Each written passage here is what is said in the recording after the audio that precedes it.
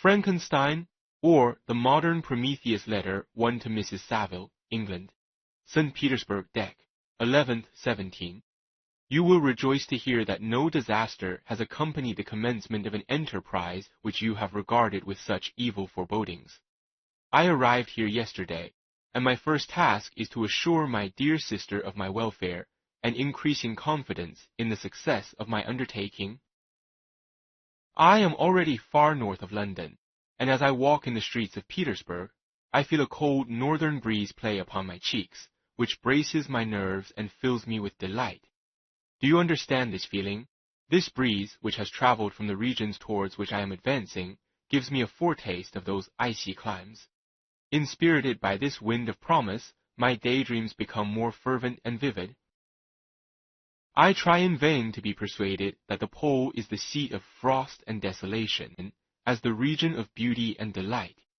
There, Margaret, the sun is forever visible, its broad disk just skirting the horizon and diffusing a perpetual splendor.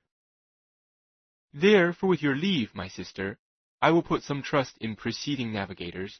Their snow and frost are banished, and sailing over a calm sea, we may be wafted to a land surpassing in wonders and in beauty every region hitherto discovered on the habitable globe. Its productions and features may be without example, as the phenomena of the heavenly bodies undoubtedly are in those undiscovered solitudes. What may not be expected in a country of eternal light? I may there discover the wondrous power which attracts the needle, and may regulate 1,000 celestial observations that require only this voyage to render their seeming eccentricities consistent forever. I shall satiate my ardent curiosity with the sight of a part of the tread a land never before imprinted by the foot of man.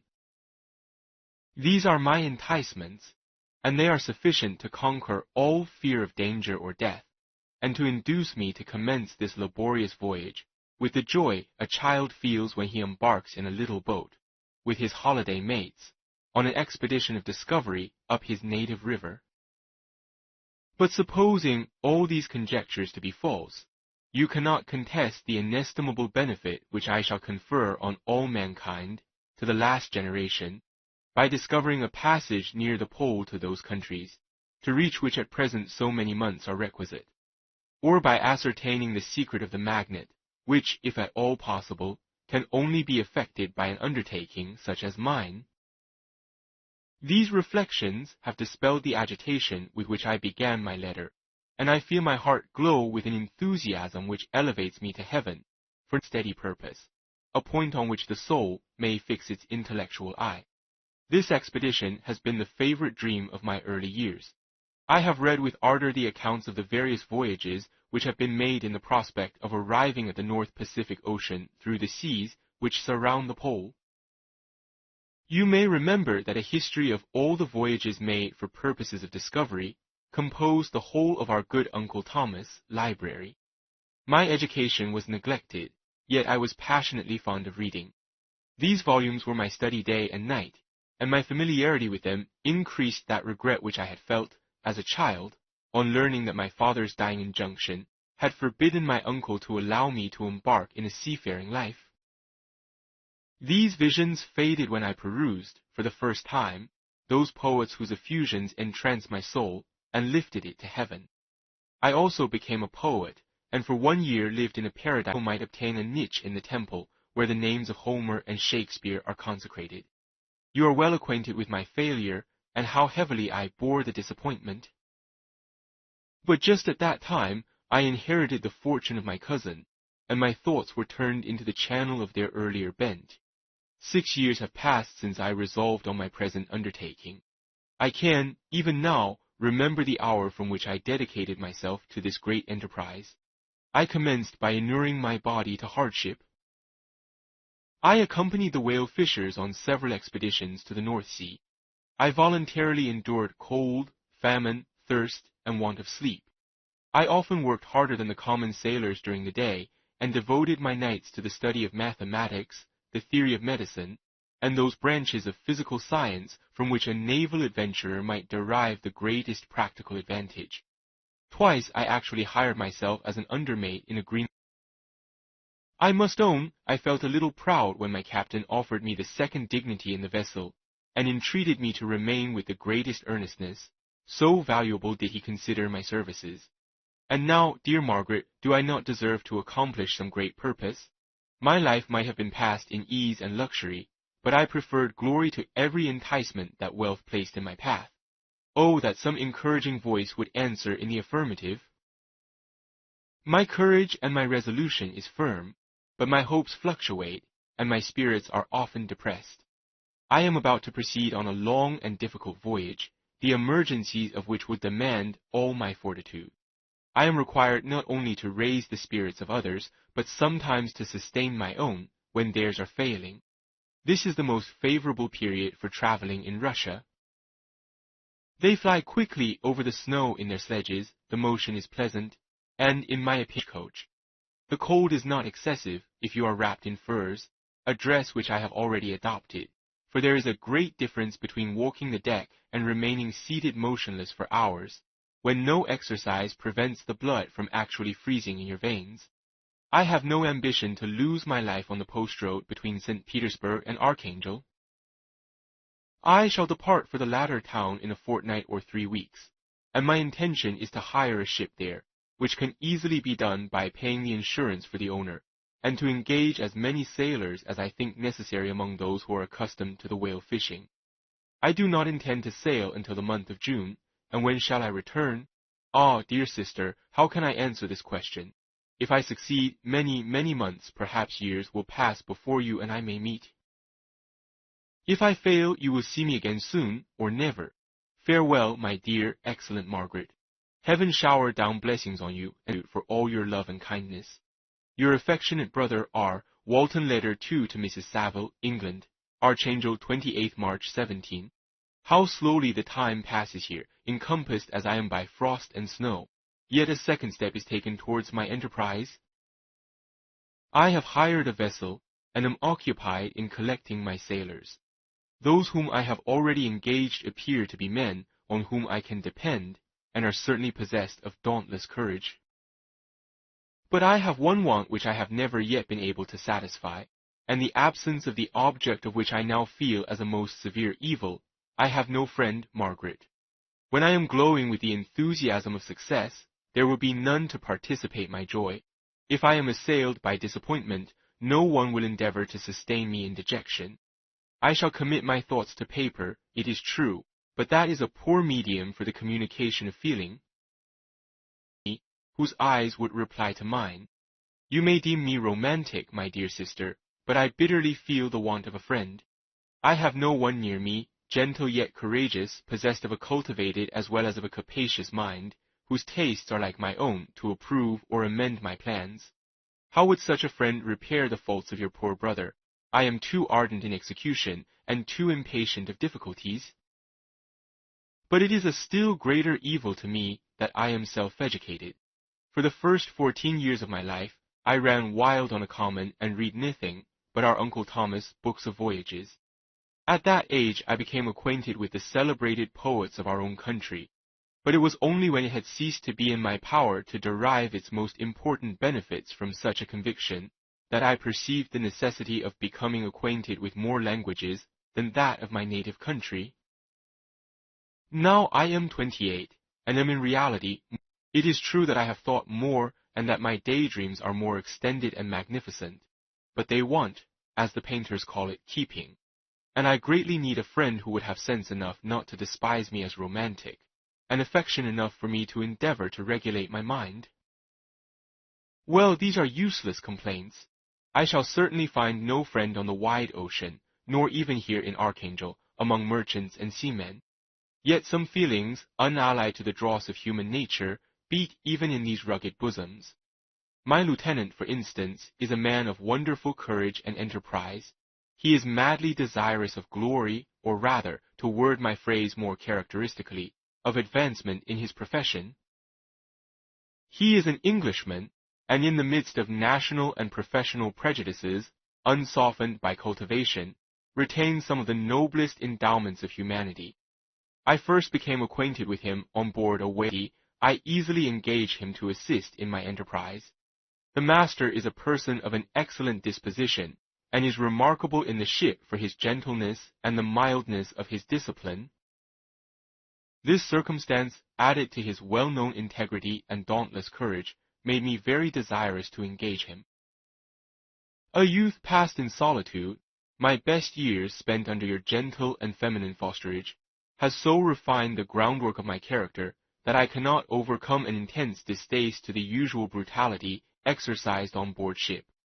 I have never believed it to be necessary, and when I heard of a mariner equally noted for his kindliness of heart and the respect and obedience paid to him by his crew, I felt myself peculiarly fortunate in being able to secure his services. I heard of him first in rather a romantic manner, from a lady who owes to him the happiness of her life. This, briefly, is his story. A lady of moderate fortune, and having amassed a considerable sum in prize money, the father of the girl consented to the match.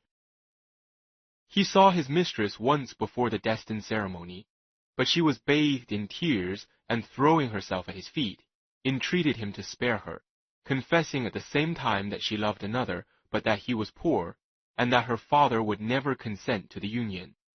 My generous friend reassured the suppliant, and on being informed of the name of her lover, instantly abandoned his pursuit. He had already bought a farm with his money, on which he had designed to pass the remainder of his life, but he bestowed the whole on his rival, together with the remains of his prize money to purchase stock, and then himself solicited the young woman's father to consent to her marriage with her lover. But the old man decidedly refused, thinking himself bound in honor to my friend, who, when he found, nor returned until he heard that his former mistress was married according to her inclinations. What a noble fellow, you will exclaim. He is so, but then he is wholly uneducated. He is as silent as a Turk, and a kind of ignorant carelessness attends him, which, while it renders his conduct the more astonishing, detracts from the interest and sympathy which otherwise he would command. Yet do not suppose, because I complain a little or because I can conceive a consolation for my toils which I may never know, that I am wavering in my resolutions. Those are as fixed as fate, and my voyage is only now delayed until the weather shall permit my embarkation. The winter has been dreadfully severe, but the spring promises well, and it is considered as a remarkably early season, so that perhaps I may sail sooner than I expected. I shall do nothing rashly. You know me sufficiently to confide in my prudence committed to my care. I cannot describe to you my sensations on the near prospect of my undertaking. It is impossible to communicate to you a conception of the trembling sensation, half pleasurable and half fearful, with which I am preparing to depart. I am going to unexplored regions, to the land of mist and snow, but I shall kill no albatross. Therefore do not be alarmed for my safety, or if I should come back to you as worn and woeful as the ancient mariner. You will smile at my illusion, but I will disclose a secret. I have often attributed my attachment to, my passionate enthusiasm for, the dangerous mysteries of ocean to that production of the most imaginative of modern poets. There is something at work in my soul which I do not understand. I am practically industrious, painstaking, a workman to execute with perseverance and labor, but besides this there is a love for the marvelous in all my projects, which hurries me out of the common pathways of men, even to the wild sea and unvisited regions I am about to explore. But to return to dearer considerations. Shall I meet you again, after having traversed immense seas and returned by the most southern cape of Africa or America? I dare not expect such success, yet I cannot bear to look on the reverse of the picture. Continue for the present to write to me by every opportunity. I may receive your letters on some occasions when I need them most to support my spirits. I love you very tenderly. Remember me with affection should you never hear from me again. Your affectionate brother, Robert Walton. Letter 3 to Mrs. Saville, England. July 7th, 17. My dear sister, I write a few lines in haste to say that I am safe and well advanced on my voyage. This letter will reach England by a merchantman now on its homeward voyage from Archangel, more forts for many years. I am, however, in good spirits. My men are bold and apparently firm of purpose. nor do the floating sheets of ice that continually pass us, indicating the dangers of the region towards which we are advancing, appear to dismay them. We have already reached a very high latitude, but it is the height of summer, and although not so warm as in England, the southern gales, which blow us speedily towards those shores which I so ardently desire to attain, breathe a degree of renovating warmth which I had not expected. No incidents have hitherto befallen us that would make a figure in a letter. 1 or 2 stiff gales and the springing of a leak are accidents which experienced navigators scarcely remember to record, and I shall be well content if nothing worse happen to us during our voyage. Adieu, my dear Margaret. Be assured that for my own sake, as well as yours, I will not rashly encounter danger, but success shall crown my endeavors. Wherefore not? Thus far I have gone, tracing a secure way over the pathless seas, the very stars themselves being witnesses and testimonies of my triumph. Why not still proceed over the untamed yet obedient element? What can stop the determined heart and resolved will of man? My swelling heart involuntarily pours itself out this, but I must finish. Heaven bless my beloved sister, R.W. Letter 4 to Mrs. Saville, England. August 5th, 17. So strange an accident has happened to us that I cannot forbear recording it, although it is very probable that you will see me before these papers can come into your possession. Last Monday, July 31st, we were nearly surrounded by ice, which closed in the ship on all sides, scarcely leaving her the sea room in which she floated. Our situation was somewhat dangerous, especially as we were compassed round by a very thick fog, hoping that some change would take place in the atmosphere and weather. About 2 o'clock the mist cleared away, and we beheld, stretched out in every direction, vast and irregular plains of ice, which seemed to have no end. Some of my comrades groaned, and my own mind began to grow watchful with anxious thoughts, when a strange sight suddenly attracted our attention and diverted our solicitude from our own situation. We perceived a low carriage, fixed on a sledge and drawn by dogs, pass on towards the north at the distance of half a mile. A being which had the shape of a man, but apparently of gigantic stature, sat in the sledge and guided the dogs. We watched the rapid progress of the traveler with our telescopes until he was lost among the distant inequalities of the ice. This appearance excited our unqualified wonder. We were, as we believed, many hundred miles from any land, but this apparition seemed to denote that it was supposed. Shut in, however, by ice, it was impossible to follow his track, which we had observed with the greatest attention. About 2 hours after this occurrence we heard the ground sea, and before night the ice broke and freed our ship.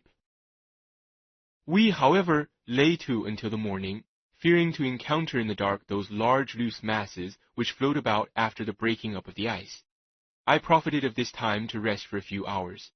In the morning, however, as soon as it was light, I went upon deck and found all the sailors busy on one side of the vessel, apparently talking to someone in the sea.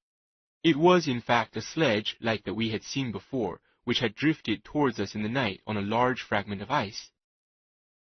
Only one dog remained alive, but there was a human being within it whom the sailors were persuading to enter the vessel. He was not, as the other travelers seemed to be, a savage inhabitant of some undiscovered island, but a European, our captain, and he will not allow you to perish on the open sea. On perceiving me, the stranger addressed me in English, although with a foreign accent. Before I come on board your vessel, said he, will you have the kindness to inform me whither you are bound? You may conceive my astonishment on hearing such a question addressed to me from a man on the brink of destruction, and to whom I should have supposed that my vessel would have been a resource which he would not have exchanged for the most precious wealth the earth can afford. I replied, however, that we were on a voyage of discovery towards the northern pole. Upon hearing this, he appeared satisfied and consented to come on board. Good God, Margaret, if you had seen the man who thus capitulated for his safety, your surprise would have been boundless. His limbs were nearly frozen, and his body dreadfully emaciated by fatigue and suffering. I never saw a man in so wretched a condition. We attempted to carry him into the fainted. We accordingly brought him back to the deck and restored him to animation by rubbing him with brandy and forcing him to swallow a small quantity. As soon as he showed signs of life, we wrapped him up in blankets and placed him near the chimney of the kitchen stove. By slow degrees he recovered and ate a little soup, which restored him wonderfully. 2 days passed in this manner before he was able to speak, and I often feared that his sufferings had deprived him of understanding.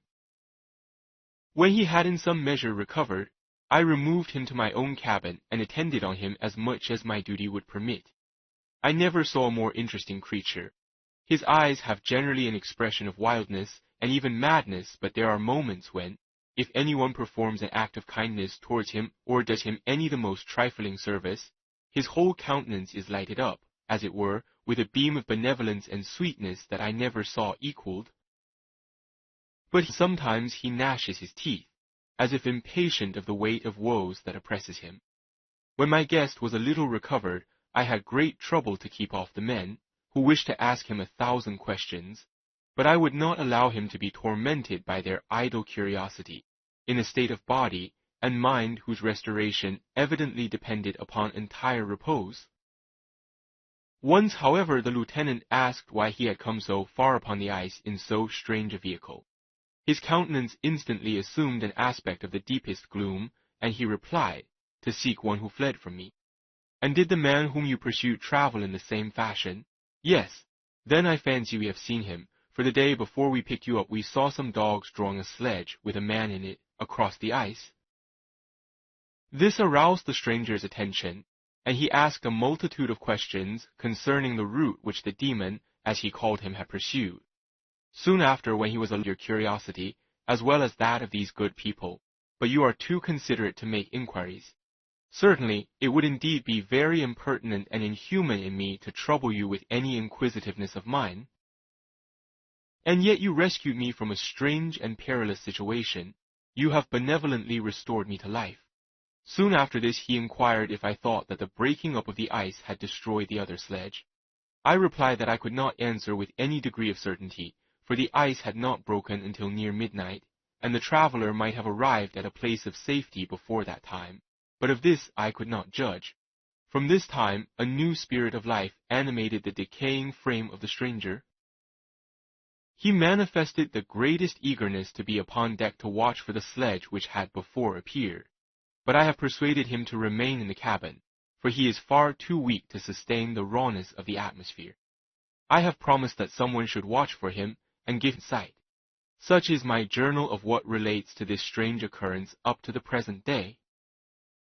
The stranger has gradually improved in health, but is very silent and appears uneasy when anyone except myself enters his cabin.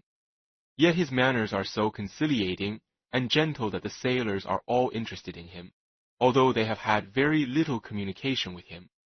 For my own part, I begin to love him as a brother, and his constant and deep grief fills me with sympathy and compassion. He must have been a noble creature in his better days, being even now in wreck so attractive and amiable. I said in one of my letters, my dear Margaret, that I should find no friend on the wide ocean.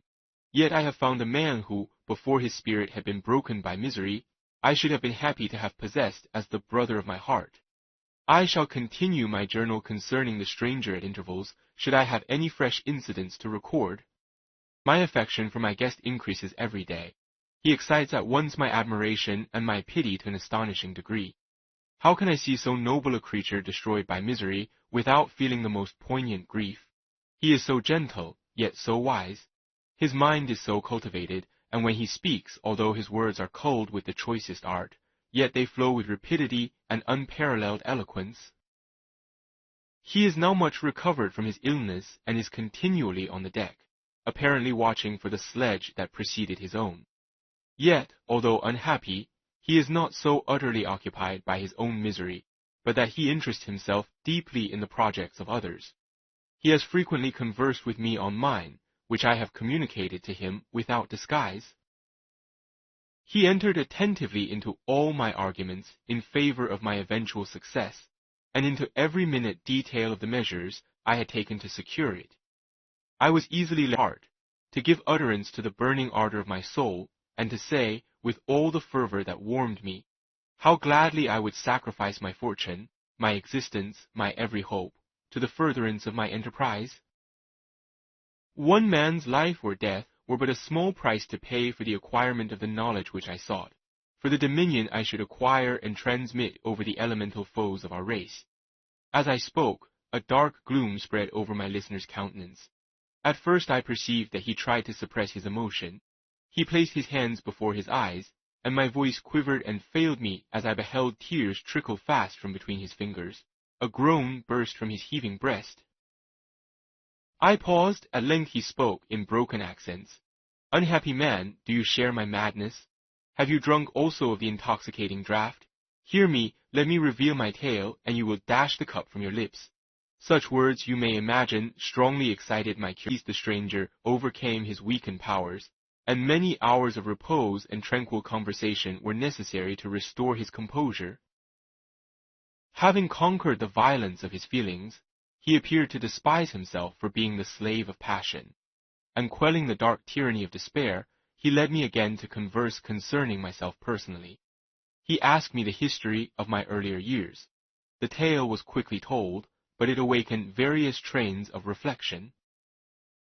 I spoke of my desire of finding a friend, of my thirst for a more intimate sympathy with a fellow mind than had ever fallen to my lot, and expressed my conviction that a man could boast of little happiness who did not enjoy this blessing.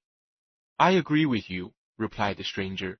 We are unfashioned creatures, but half made up if one wiser, better, dearer than ourselves. Such a friend ought to be, do not lend his aid to perfection in our weak and faulty natures. I and am entitled, therefore, to judge respecting friendship. You have hope and the world before you, and have no cause for despair. But I have lost everything and cannot begin life anew. As he said this, his countenance became expressive of a calm, settled grief that touched me to the heart. But he was silent and presently retired to his cabin. Even broken in spirit as he is, no one can feel more deeply than he does the beauties of nature. The starry sky, the sea, and every sight afforded by these wonderful regions seems still to have the power of elevating his soul from earth. Such a man has a double existence. He may suffer misery and be overwhelmed by disappointments, yet when he has retired into himself, he will be like a celestial spirit that has a halo around him, within whose circle no grief or folly ventures. Will you smile at the enthusiasm I express concerning this divine wanderer? You would not if you saw him. You have been tutored and you are therefore somewhat fastidious. But this only renders you the more fit to appreciate the extraordinary merits of this wonderful man. Sometimes I have endeavored to discover what quality it is which he possesses that elevates him so immeasurably above any other person I ever knew. I believe it to be an intuitive discernment, a quick but never failing power of judgment, a penetration into the causes of things, unequaled for clearness and precision. Add to this a facility of expression and a voice whose varied intonations are soul-subduing music. August 19th, 17. Yesterday the stranger said to me, "You may easily perceive, Captain Walton, that I have suffered great and unparalleled misfortunes. I had determined at one time that the memory of these evils should die with me, but you have won me to alter my determination. You seek for knowledge and wisdom, as I once did, and I ardently hope that the grass sting you, as mine has been. I do not know that the relation of my disasters will be useful to you. Yet, when I reflect that you are pursuing the same course, exposing yourself to the same dangers which have rendered me what I am, I imagine that you may deduce an apt moral from my tale, one that may direct you if you succeed in your undertaking, and console you in case of failure. Prepare to hear of occurrences which are usually deemed marvelous. Were we among the tamer scenes of nature, I might fear to encounter your unbelief, perhaps your ridicule. But many things will appear possible in these wild and mysterious regions, which would provoke the laughter of those unacquainted with the ever-varied powers of nature. Nor can I doubt, but that my tale conveys in its series internal evidence of the truth of the events of which it is composed. You may easily imagine that I was much gratified by the offered communication, by a recital of his misfortunes. I felt the greatest eagerness to hear the promised narrative, partly from curiosity, and partly from a strong desire to ameliorate his fate if it were in my power. I expressed these feelings in my answer. "I thank you," he replied, "for your sympathy, but it is useless. My fate is nearly fulfilled." I wait but for one event, and then I shall repose in peace. I understand your feeling, continued he, perceiving that I wished to interrupt him. But you are mistaken, my friend, if thus you will allow me to name you. Nothing can alter my destiny. Listen to my history, and you will perceive how irrevocably it is determined. He then told me that he would commence his narrative the next day when I should be at leisure. This promise drew from me the warmest thanks. I have resolved every night, when I am not imperatively occupied by my duties, to record, as nearly as possible in his own words, what he has related during the day. This manuscript will doubtless afford you the greatest pleasure, but to me, who know him, and who hear it from his own lips, with what interest and sympathy shall I read it in some future day? Even now, as I commence my task, his full-toned voice swells in my ears. His lustrous eyes dwell on me with all their melancholy sweetness.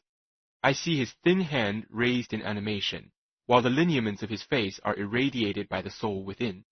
Strange and harrowing must be his story, frightful the storm which embraced the gallant vessel on its course, and wrecked it thus.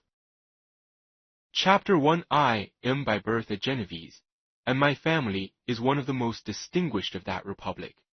My ancestors had been for many years councillors and syndics, and my father had filled several public situations with honor and reputation. He was respected by all who knew him for his integrity and indefatigable attention to public business. Occupied by the affairs of his country, a variety of circumstances had prevented his marrying early, nor was it until the decline of life that he became a husband and the father of a family. As the circumstances of his marriage illustrate his character, I cannot refrain from relating them. One of his most intimate friends was a merchant who, from a flourishing state, fell, through numerous mischances, into poverty. This man, whose name was Beaufort, was of a proud and unbending disposition, and could not bear to live in poverty and oblivion in the same country, where he had formerly been distinguished for his rank and magnificence. Having paid his debts, therefore, in the most honorable manner, he retreated with his daughter to the town of Lucerne, where he lived unknown and in wretchedness.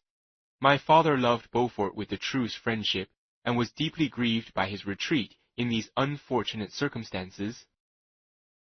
He bitterly deplored the false pride, affection that united them. He lost no time in endeavoring to seek him out, with the hope of persuading him to begin the world again through his credit and assistance. Beaufort had taken effectual measures to conceal himself, and it was 10 months before my father discovered his abode. Overjoyed at this discovery, he hastened to the house, which was situated in a mean street near the Rue. But when he entered, misery and despair alone welcomed him. Beaufort had saved but a very small sum of money from the wreck of his fortunes, but it was sufficient to provide him with sustenance for some months, and in the meantime he hoped to procure some respectable employment in a merchant's house. The interval was, consequently, spent in inaction. His grief only became more deep and rankling when he had leisure for reflection, and at length it took so fast hold of his mind that at the end of 3 months he lay on a bed of sickness, incapable of any exertion. But she saw with despair that their little fund was rapidly decreasing, and that there was no other prospect of support. But Caroline Beaufort possessed a mind of an uncommon mould, and her courage rose to support her in her adversity. She procured plain work. She plaited straw and by various means contrived to earn a pittance scarcely sufficient to support life. Several months passed in this manner. Her father grew worse. Her time was more entirely occupied in attending him. Her means of subsistence decreased, and in the 10th month her father died in her arms, leaving her an orphan and a beggar. This last blow overcame her, and she knelt by Beaufort's coffin weeping bitterly when my father entered the chamber. He came like a protecting spirit to the poor girl, who committed herself to his care, and after the interment of his friend, he conducted her to Geneva and placed her under the protection of a relation. 2 years after this event, Caroline became his wife, between the ages of my parents, but this circumstance seemed to unite them only closer in bonds of devoted affection. There was a sense of justice in my father's upright mind, which rendered it necessary that he should approve highly to love strongly. Perhaps during former years he had suffered from the late discovered unworthiness of one beloved, and so was disposed to set a greater value on tried worth. There was a show of gratitude and worship in his attachment to my mother, differing wholly from the doting fondness of age, for it was inspired by reverence for her virtues, and a desire to be the means of, in some degree, recompensing her for the sorrow she had endured, but which gave inexpressible grace to his behavior to her. Everything was made to yield to her wishes and her convenience. He strove to shelter her, as a fair exotic is sheltered by the gardener, from every rougher wind, and to surround her with all soft and benevolent mind. Her health, and even the tranquillity of her hitherto constant spirit, had been shaken by what she had gone through. During the 2 years that had elapsed previous to their marriage, my father had gradually relinquished all his public functions, and immediately after their union they sought the pleasant climate of Italy, and the change of scene and interest attendant on a tour through that land of wonders as a restorative for her weakened frame. From Italy they visited Germany and France. I, their eldest child, was born at Naples, and as an infant accompanied them in their rambles. I remained for several years their only child. Much as they were attached to each other, they seemed to draw inexhaustible stores of affection from a very mine of love to bestow them upon me. My mother's tender caresses and my father's smile of benevolent pleasure, while regarding me, are my first recollections. I was their playchild, the innocent and helpless creature bestowed on them by heaven, whom to bring up to good, and whose future lot it was in their hands to direct to happiness or misery, according as they fulfilled their duties towards me. With this deep consciousness of what they owed towards the being to which they had given life, added to the active spirit of tenderness that animated both, it may be imagined that while during every hour of my infant life I received a lesson of patience, of charity, and of self-control, I was so guided by a silken cord that all seemed but one train of enjoyment to me. For a long time I was their only care. My mother had much desire to have a daughter, but I continued their single offspring. When I was about 5 years old, while making an excursion beyond the frontiers of Italy, they passed a week on the shores of the Lake of Como. Their benevolent disposition often made them enter the cottages of the poor. This, to my a passion, remembering what she had suffered, and how she had been relieved for her to act in her turn the guardian angel to the afflicted. During one of their walks, a poor cot in the foldings of a veil attracted their notice as being singularly disconsolate, while the number of half-clothed children gathered about it spoke of penury in its worst shape. One day, when my father had gone by himself to Milan, my mother, accompanied by me, visited this abode. She found a peasant and his wife, hard-working, bent down by care and labor, distributing a scanty meal to 5 hungry babes. Among these there was one which attracted my mother far above all the rest. She appeared of a different stock. The 4 others were dark-eyed, hardy little vagrants. This child was thin and very fair. Her hair was the brightest living gold, and despite the poverty of her clothing, seemed to set a crown of distinction on her head.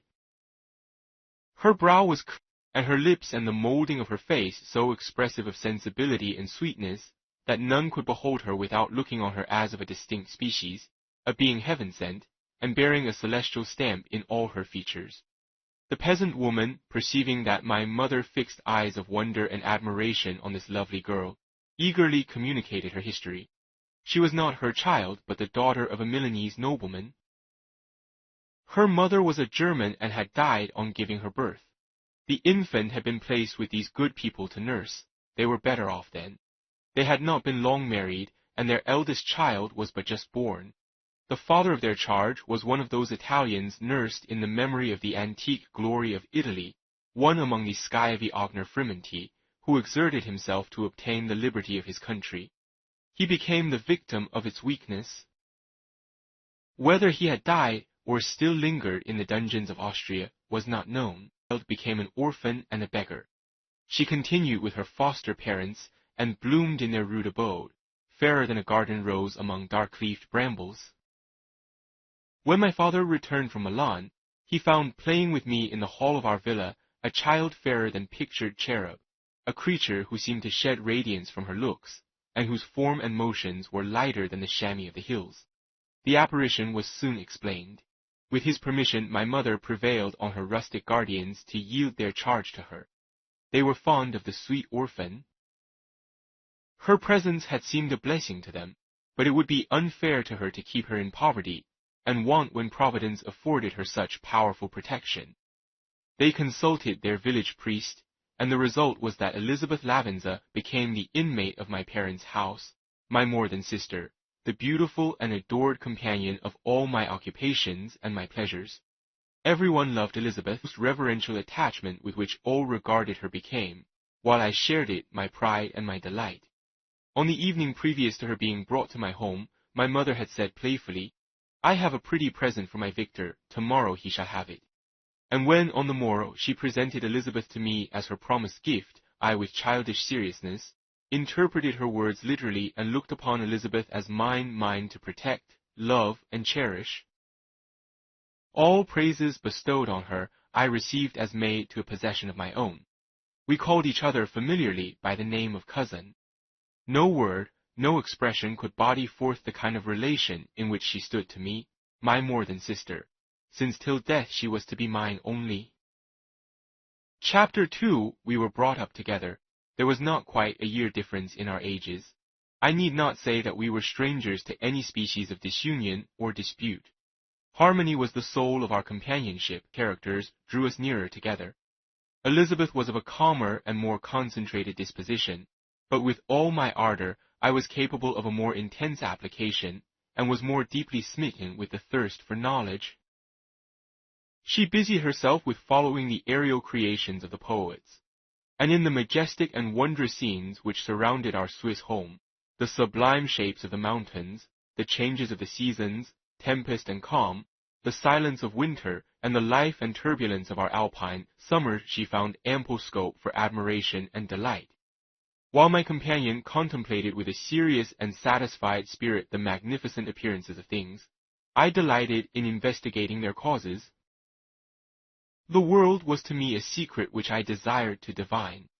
Curiosity, earnest research to learn the hidden laws of nature, gladness akin to rapture, as they were unfolded to me, are among the earliest sensations my junior by 7 years. My parents gave up entirely their wandering life and fixed themselves in their native country. We possessed a house in Geneva and a campagny on Bellerive, the eastern shore of the lake, at the distance of rather more than a league from the city. We resided principally in the latter, and the lives of my parents were passed in considerable seclusion. It was my temper to avoid a crowd and to attach myself fervently to a few. I was indifferent, therefore, to my schoolfellows in general, but I united myself in the bonds of the closest friendship to one among them. Henry Clerval was the son of a merchant of Geneva. He was a boy of singular talent and fancy. He loved enterprise, hardship, and even danger for its own sake. He was deeply read in books of chivalry and romance. He composed heroic songs, and began to write many a tale of enchantment and knightly adventure. He tried to make us act which the characters were drawn from the heroes of Roncesvalles, of the Round Table of King Arthur, and the chivalrous train who shed their blood to redeem the Holy Sepulchre from the hands of the infidels. No human being could have passed a happier childhood than myself. My parents were possessed by the very spirit of kindness and indulgence.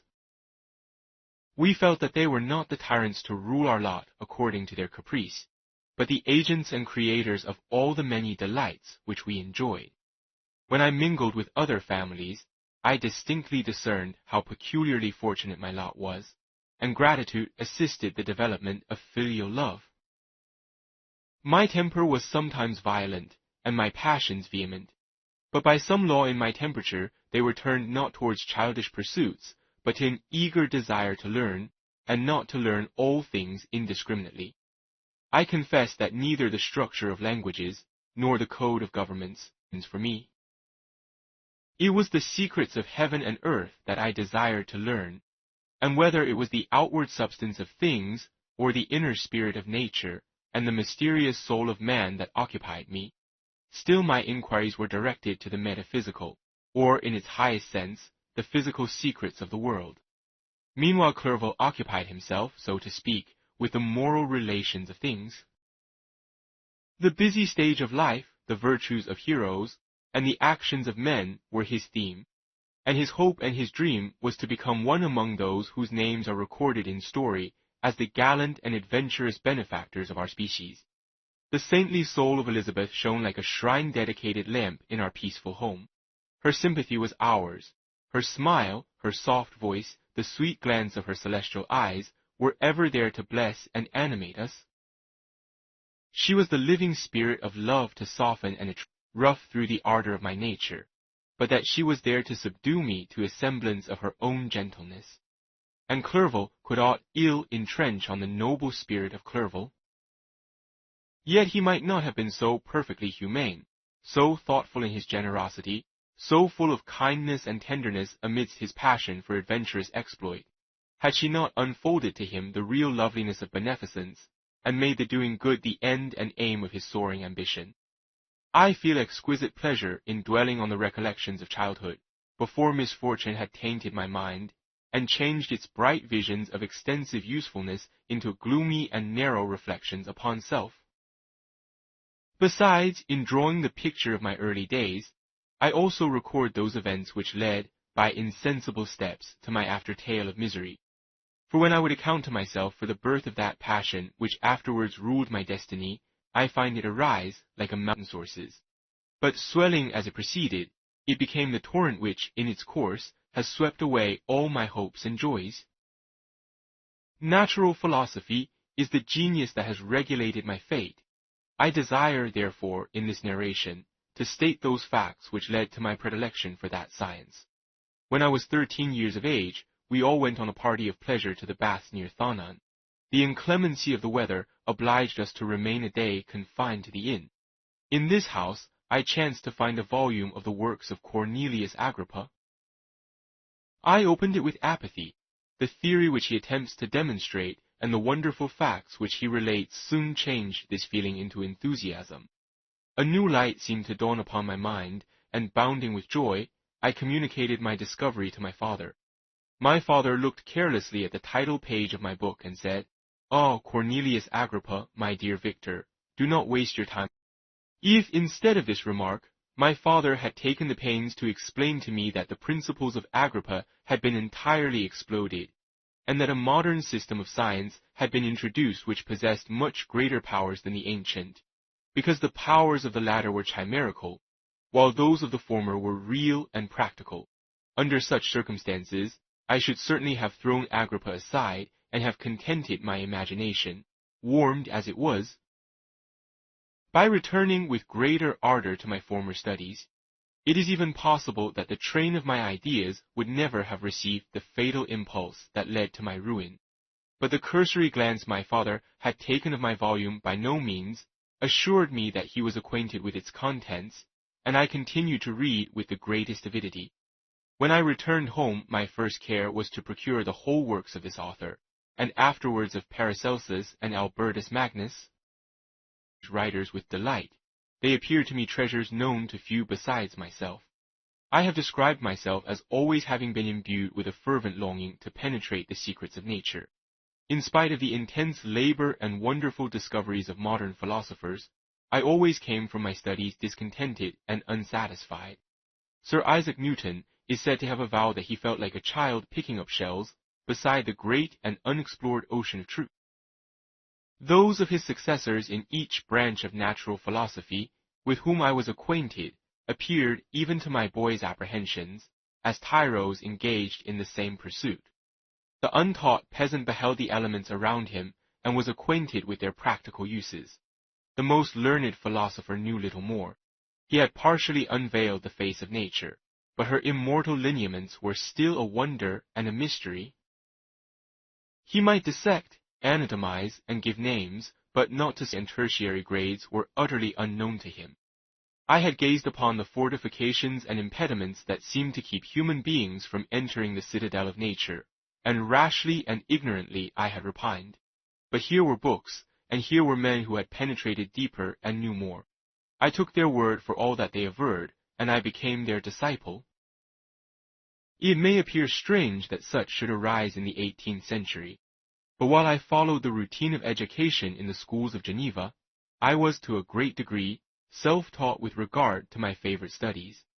My father was not scientific, and I was left to struggle with a child's blindness, added to a student's thirst for knowledge. Under the guidance of my new preceptors, I entered with the greatest diligence into the search of the philosopher's stone and the elixir of life, but the latter soon obtained my undivided attention. Wealth was an inferior object, but what good from the human frame and render man invulnerable to any but a violent death? Nor were these my only visions.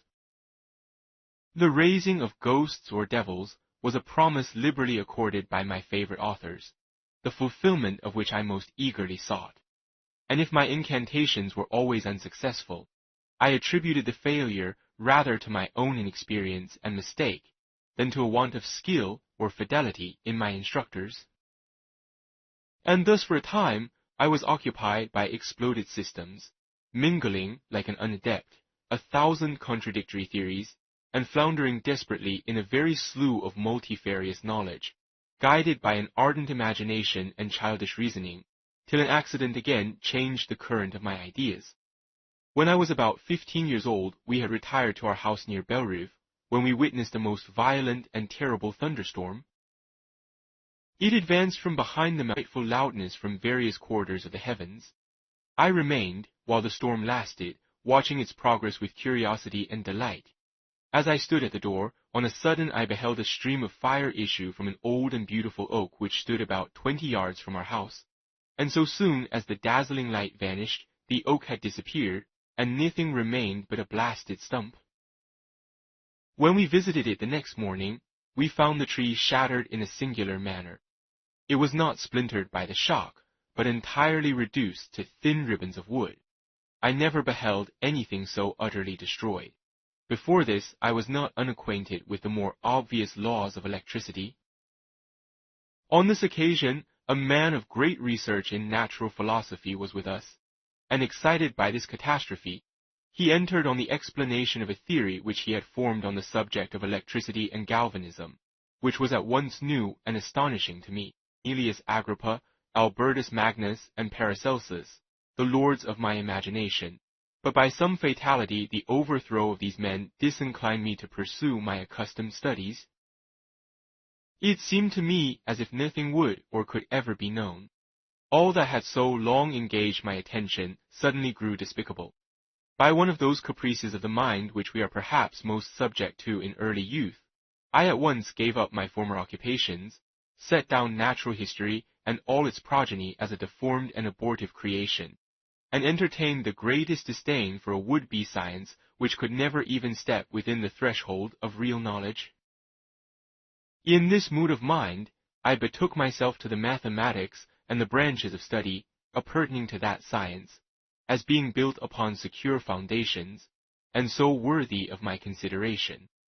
Thus strangely are our souls constructed, and by such slight When I look back, it seems to me as if this almost miraculous change of inclination and will was the immediate suggestion of the guardian angel of my life, the last effort made by the spirit of preservation to avert the storm that was even then hanging in the stars and ready to envelop me.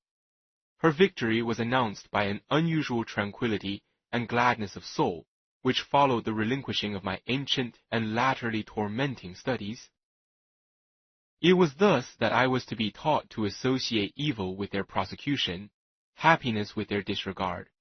It was a strong effort of the spirit of good, but it was ineffectual. Destiny was too potent, and her immutable laws had decreed my utter and terrible destruction. Chapter 3. When I had attained the age of 17, my parents resolved that I should become a student at the University of Ingolstadt. I had hitherto thought it necessary for the completion of my education that I should be made acquainted with other customs than those of my native country. My departure was therefore fixed at an early date, but before the day resolved upon could arrive, the first misfortune of my life occurred, an omen, as it were, of my future misery. Elizabeth had caught the scarlet fever. Her illness was severe, and she was in the greatest danger. During her illness, many arguments had been urged to persuade my mother to refrain from attending upon her. She had at first yielded to our entreaties, but when she heard that the life of her favorite was menaced, she could no longer control her anxiety. She attended her sickbed. Her watchful attentions triumphed over the malignity of the distemper. Elizabeth was saved, but the consequences of this imprudence were fatal to her preserver. On the third day my mother sickened. Her fever was accompanied by the most alarming symptoms. The worst event.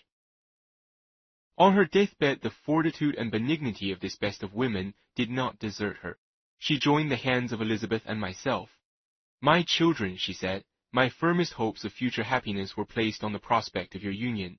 This expectation will now be the consolation of your father. Elizabeth, my love, you must supply my place to my younger children. Alas, I regret that I am taken from you, and happy and beloved as I have been, is it not hard to quit you all? But these are not thoughts befitting me. I will endeavor to resign myself cheerfully to death, and will indulge a hope of meeting you in another world." She died calmly, and her countenance expressed affection even in death.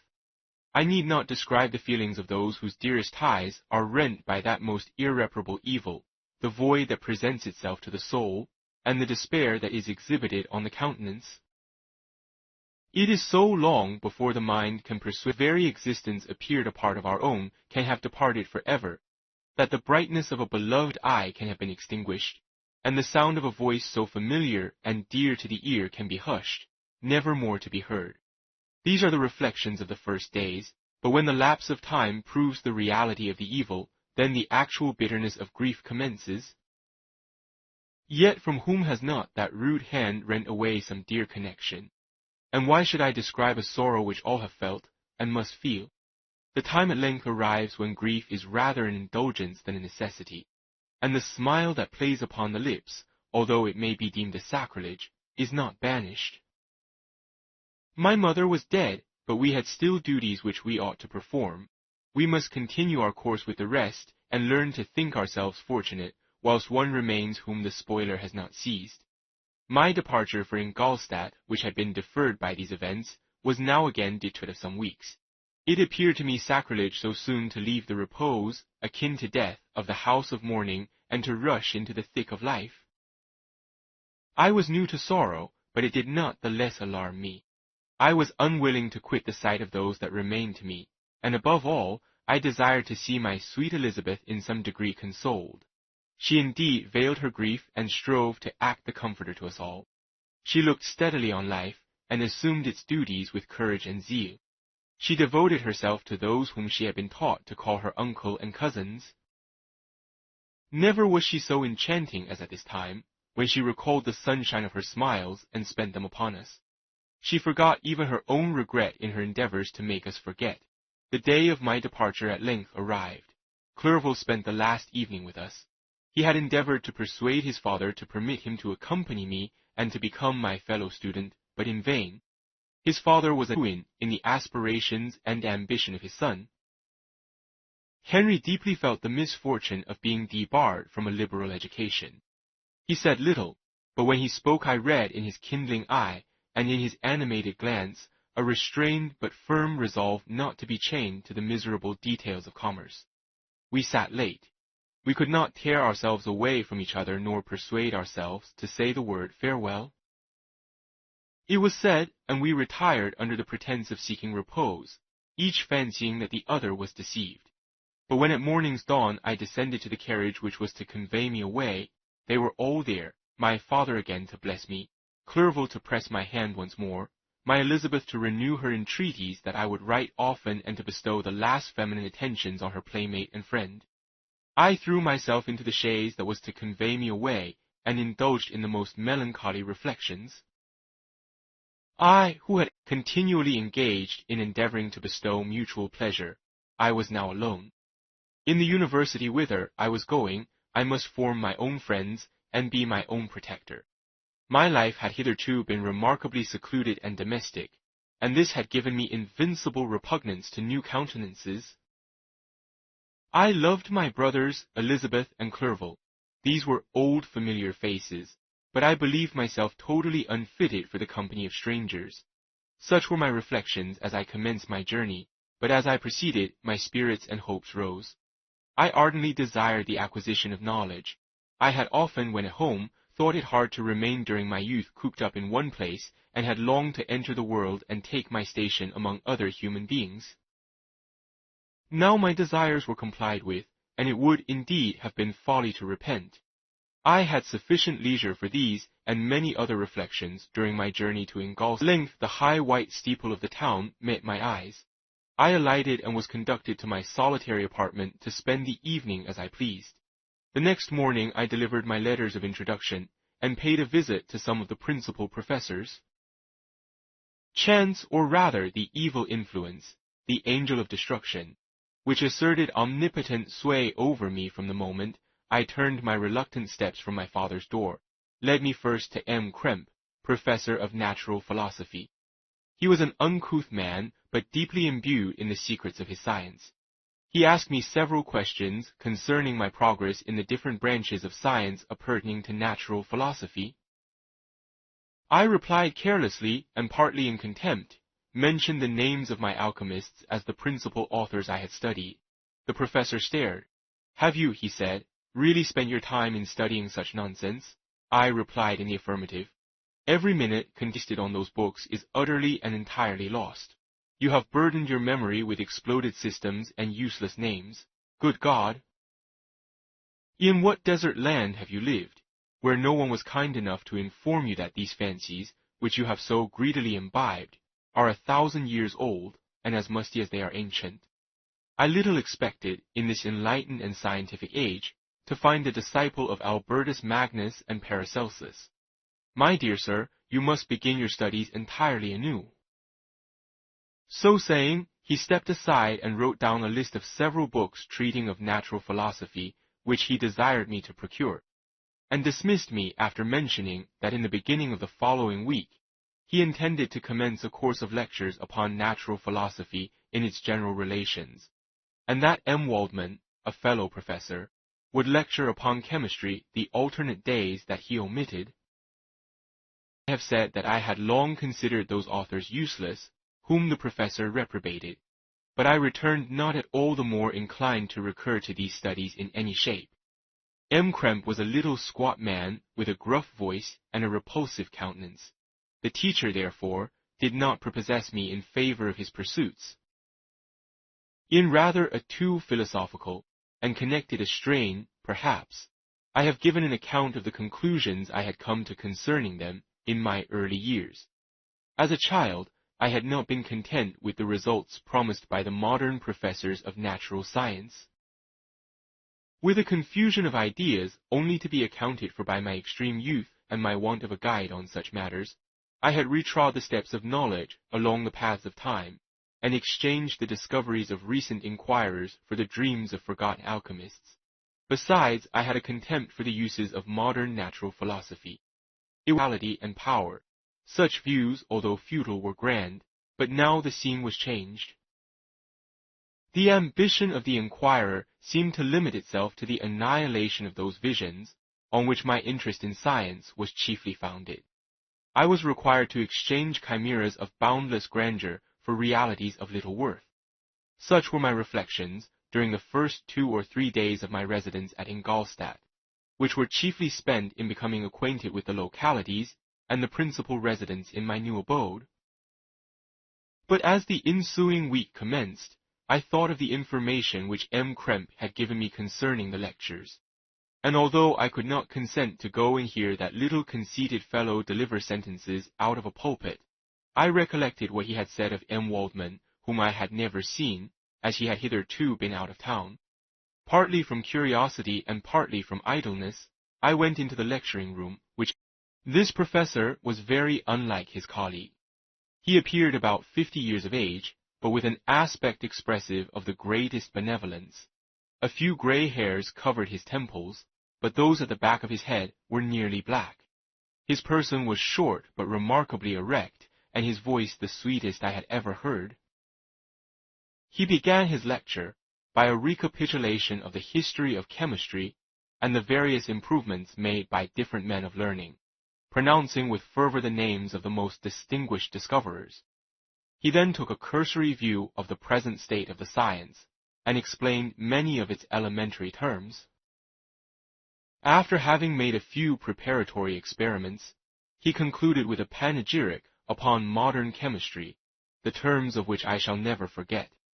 The ancient teachers of this science, said he, promised impossibilities and performed nothing. They know that metals cannot be transmuted and that the elixir of life is a chimera, but these philosophers, whose hands seem only made to dabble in dirt, and their eyes to pore over the microscope or crucible, have indeed performed miracles. They penetrate into the recesses of nature and show how she works in her hiding places. They ascend into the heavens. They have discovered how the blood circulates and the nature of the air we breathe. They have acquired new and almost unlimited powers. They can command the thunders of heaven, mimic the earthquake, and even mock the invisible world with its own shadows. Such were the professor's words, rather let me say such the words of the fate, announced to destroy me. As he went on, I felt as if my soul were grappling with a palpable enemy. One by one the various keys were touched which formed the mechanism of my being. Chord after chord was sounded, and soon my mind was filled with one thought, one conception, claimed the soul of Frankenstein. More, far more, will I achieve. Treading in the steps already marked, I will pioneer a new way, explore unknown powers, and unfold to the world the deepest mysteries of creation. I closed not my eyes that night. My internal being was in a state of insurrection and turmoil. I felt that order would thence arise, but I had no power to produce it. By degrees, after the morning's dawn, sleep came. I awoke, and my yesternight's thoughts were as a dream. There only remained a resolution to return to my ancient studies and to devote myself to a science for which I believed myself to possess a natural talent. On the same day, I paid M. Waldman a visit. His manners in private were even more mild and attractive than in public, for there was a certain dignity in his mien during his lecture, which in his own house was replaced by the greatest affability and kindness.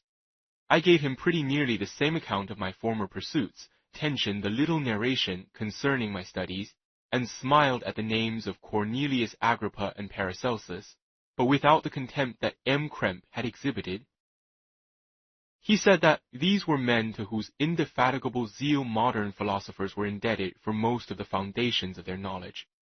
They had left to us, as an easier task, to give new names and arrange in connected classifications the facts which they in a great degree had been the instruments of bringing to light.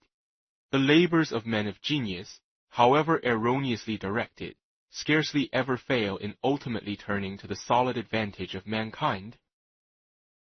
I listened to his statement, which was delivered without any presumption or affectation, and then added that his lecture had removed my prejudices against modern chemists.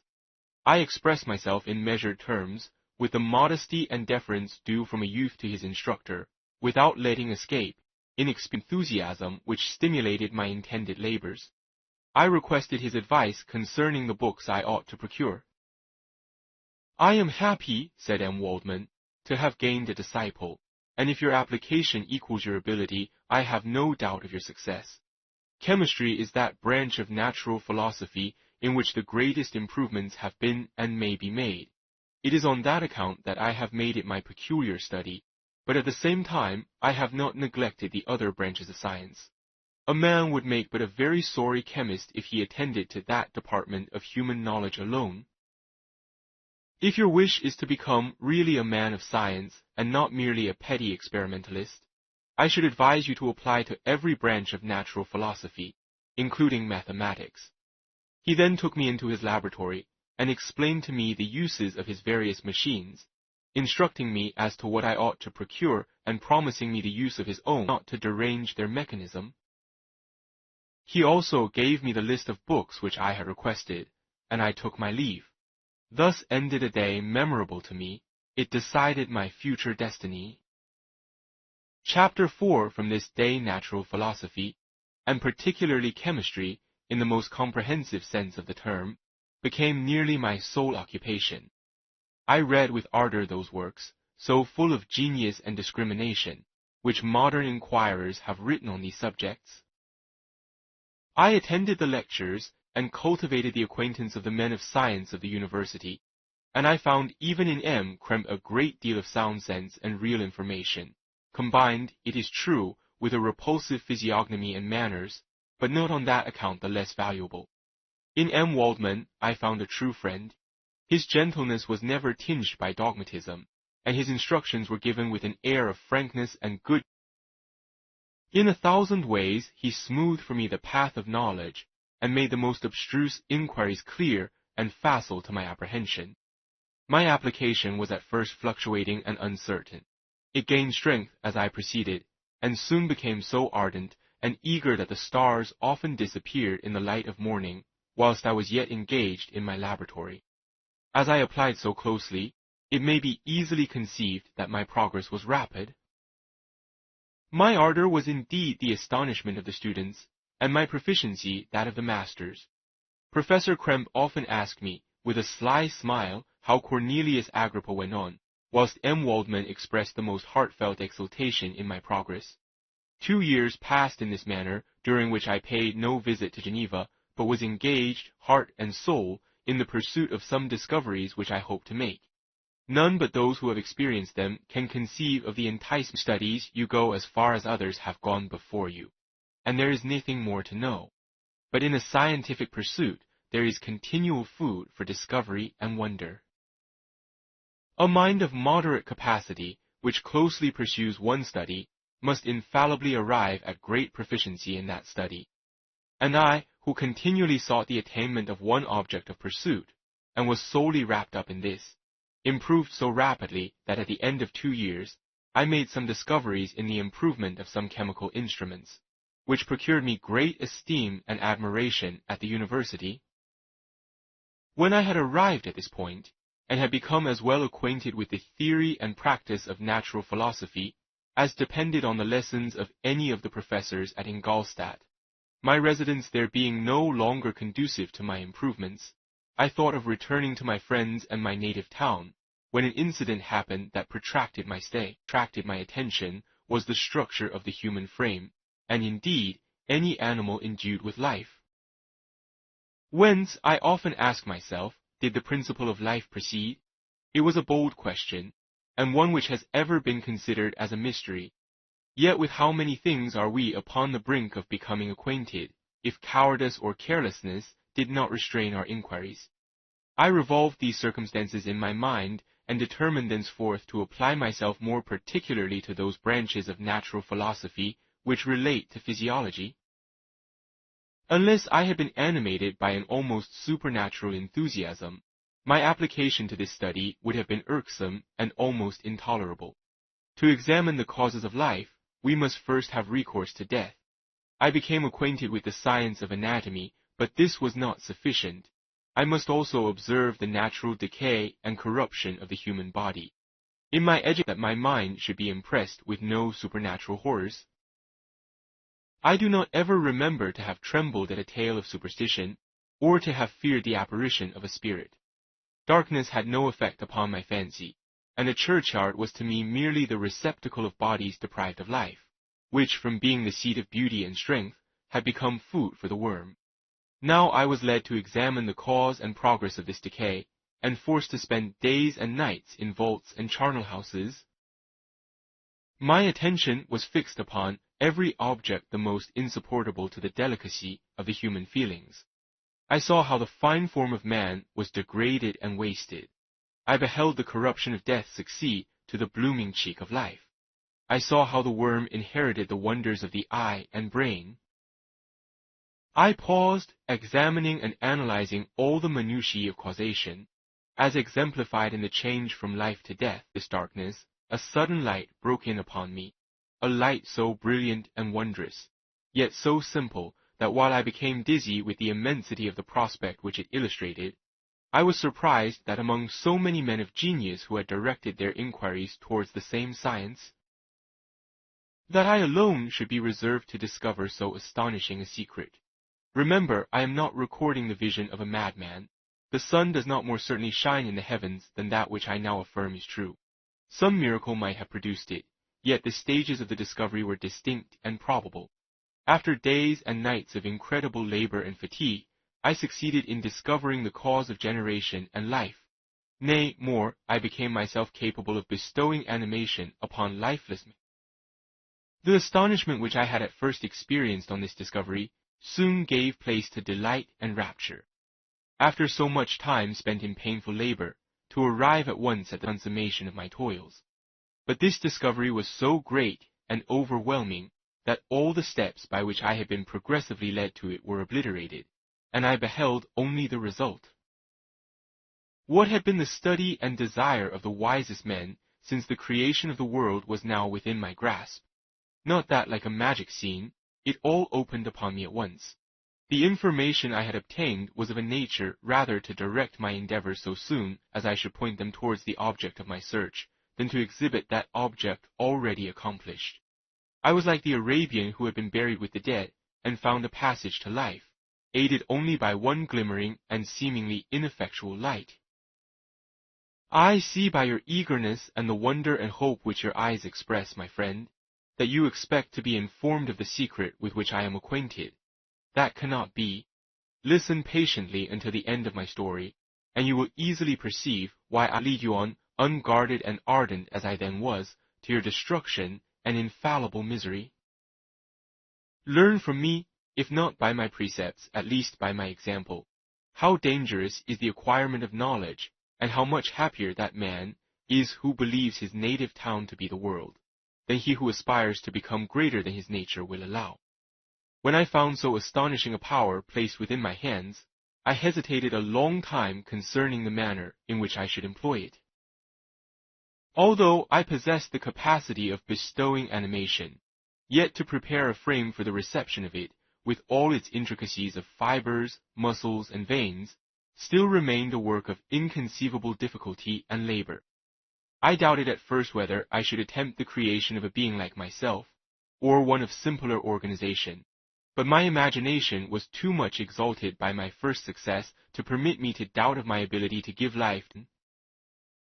The materials at present within my command hardly appeared adequate to so arduous an undertaking, but I doubted not that I should ultimately succeed.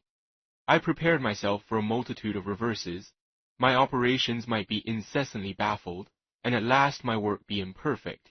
Yet when I considered the improvement which every day takes place in science and mechanics, I was encouraged to hope my present attempts would at least lay the foundations of future success. Nor could I consider the magnitude and complexity of my plan as any argument of its impracticability. It was with these feelings that I began the creation of a human being. As the minuteness of the parts formed a great hindrance to my speed, I resolved, contrary to my first intention, to make the being of a gigantic stature, that is to say, about 8 feet in height, and proportionably large. After having formed this determination and arranging my materials, I began. No one can conceive the variety of feelings which bore me onwards like a hurricane in the first enthusiasm of success. Life and death appeared to me ideal bounds which I should first break through and pour a torrent of light into our dark world. A new species would bless me as its creator and source. Many happy and excellent natures would owe their being to me. No father could claim the gratitude of his child so completely as I should deserve theirs. Pursuing these reflections, I thought that if I could bestow animation upon lifeless matter, I might in process of time, although I now found it impossible, renew life where death had apparently devoted the body to corruption. These thoughts supported my spirits, while I pursued my undertaking with unremitting ardor. My cheek had grown pale with study, and my person had become emaciated with confinement. Sometimes, on the very brink of certainty, I failed, or the next hour might realize. One secret which I alone possessed was the hope to which I had dedicated myself, and the moon gazed on my midnight labors, while, with unrelaxed and breathless eagerness, I pursued nature to her hiding places. Who shall conceive the horrors of my secret toil, as I dabbled among the unhallowed damps of the grave, or tortured the living animal to animate the lifeless clay? My limbs now tremble, and my eyes swim with the remembrance.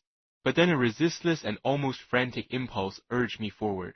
I seemed to have lost all soul or sensation, but for this one pursuit. It was indeed but a passing trance that only made me feel with renewed acuteness so soon as, the unnatural stimulus ceasing to operate, I had returned to my old habits. I collected bones from charnel houses and disturbed, with profane fingers, the tremendous secrets of the human frame. In a solitary chamber, or rather cell, at the top of the apartments by a gallery and staircase, I kept my workshop of filthy creation. My eyeballs were starting from their sockets in attending to the details of my employment. The dissecting room and the slaughterhouse furnished many of my materials, and often did my human nature turn with loathing from my occupation. Whilst still urged on by an eagerness which perpetually increased, I brought my work near to a conclusion. The summer months passed while I was thus engaged, heart and soul, in one pursuit. It was a most beautiful season.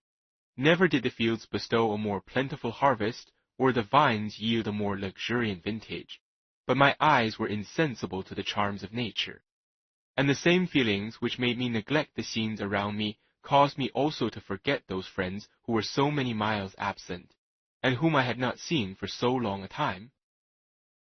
I knew my silence disquieted them, and I that while you are pleased with yourself, you will think of us with affection, and we shall hear regularly from you. You must pardon me if I regard any interruption in your correspondence as a proof that your other duties are equally neglected. I knew well, therefore, what would be my father's feelings, but I could not tear my thoughts from my employment, loathsome in itself, but which had taken an irresistible hold of my imagination. I wished, as it were, to procrastinate all that related to my feelings of affection, until the great object which swallowed up every habit of my nature should be completed. I then thought that my father would be unjust if he ascribed my neglect to vice or faultiness on my part, but I am now convinced that he was justified in conceiving that I should not be altogether free from blame. A human being in perfection ought always to preserve a calm and peaceful mind, and never to allow passion or a transitory desire to think that the pursuit of knowledge is an exception to this rule.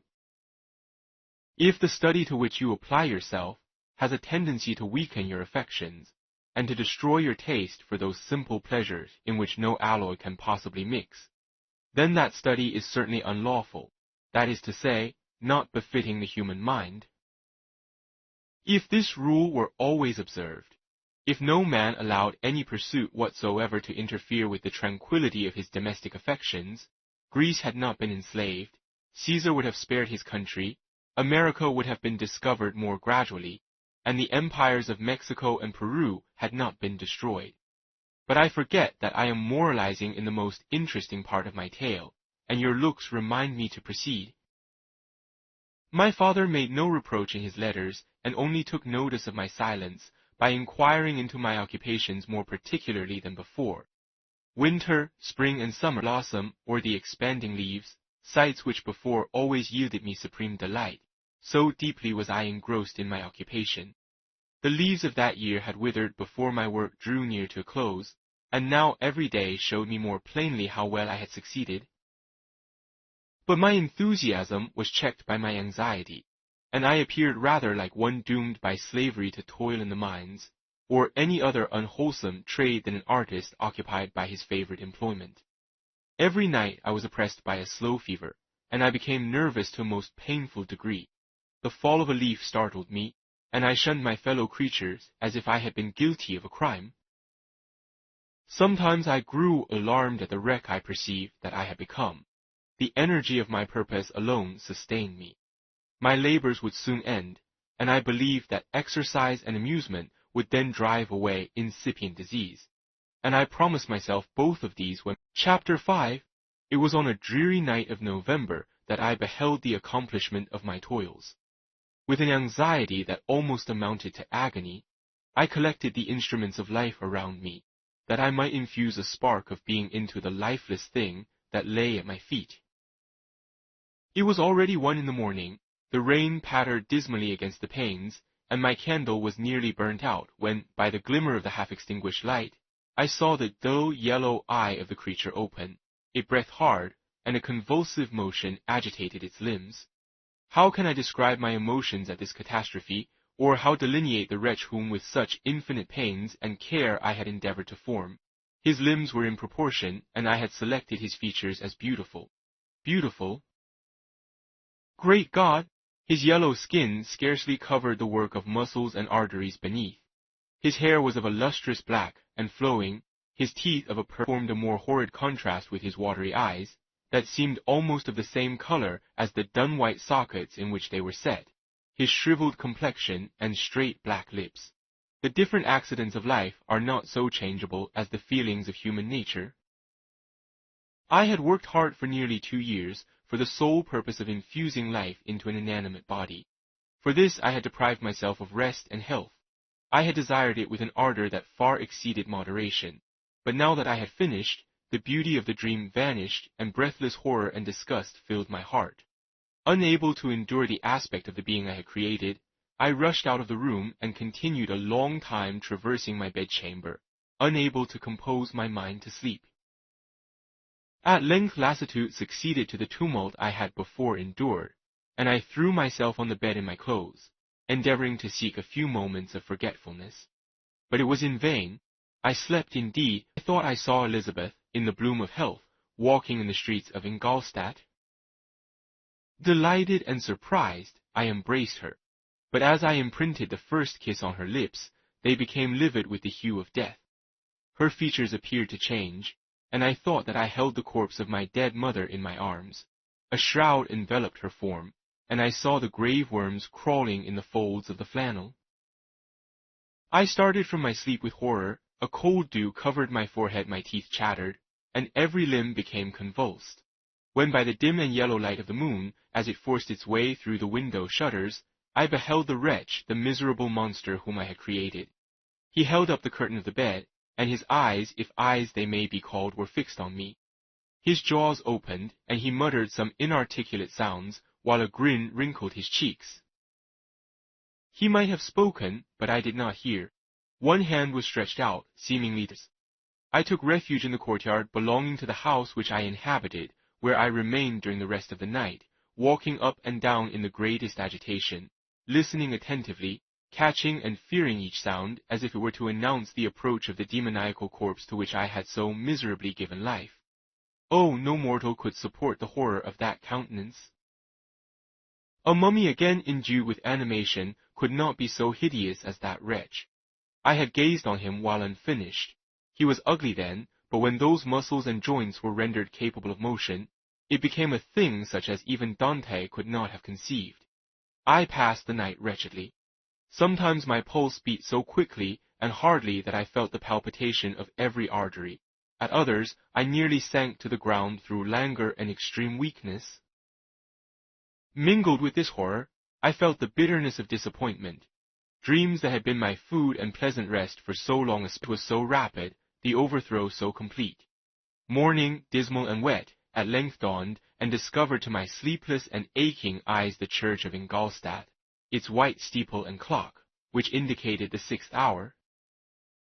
The porter opened the gates of the court, which had that night been my asylum, and I issued into the streets, pacing them with quick steps, as if I sought to avoid the wretch whom I feared every turning of the street would present to my view. I did not dare return to the apartment which I inhabited, but felt impelled to hurry on, although drenched by the rain which poured from a black and comfortless sky. I continued walking in this manner for some time, endeavoring by bodily exercise to ease the load that weighed upon my mind. I traversed the streets without any clear conception of where I was or what I was doing. My heart palpitated in the sickness of fear, and I hurried on with irregular steps. On a lonely road doth walk in fear and dread, and having once turned round walks on and turns no more his head, because he knows a frightful fiend doth close behind him tread. Coleridge's Ancient Mariner. Continuing thus, I came at length opposite to the inn at which the various diligences and carriages usually stopped. Here I paused, I knew not why, but I remained some minutes with my eyes fixed on a coach that was coming towards me from the other end of the street. As it drew nearer, I observed that it was the Swiss diligence. It stopped just where I was standing, and on the door being opened, I perceived Henry Clerval, who on seeing me instantly sprung out. "My dear Frankenstein," exclaimed he, "how glad I am to see you! How fortunate that you should be here at the very moment of my alighting!" Nothing could equal my delight on seeing Clerval. His presence brought back to my thoughts my father, Elizabeth, and all those scenes of home so dear to my recollection. I grasped his hand. I felt suddenly, and for the first time during many months, calm and serene joy. I welcomed my friend, therefore, in the most cordial manner, and we walked towards my college. Clerval continued talking for some time about our mutual friends, and his own good fortune in being permitted to come to Ingolstadt. "You may easily believe," said he, "how great was the difficulty to persuade my father that all necessary knowledge was not comprised in the noble art of bookkeeping. And indeed, I believe I left him incredulous to the last, for his constant answer to my unwearied entreaties was the same as that of the Dutch schoolmaster in the Vicar of Wakefield. I have 10,000 florins a year without Greek. I eat heartily without Greek." But his affection for me at length overcame his dislike of learning, and he has permitted me to undertake a voyage of discovery to the land of knowledge. It gives me the greatest delight to see you, Elizabeth. Very well and very happy, only a little uneasy that they hear from you so seldom. By the by, I mean to lecture you a little upon their account myself.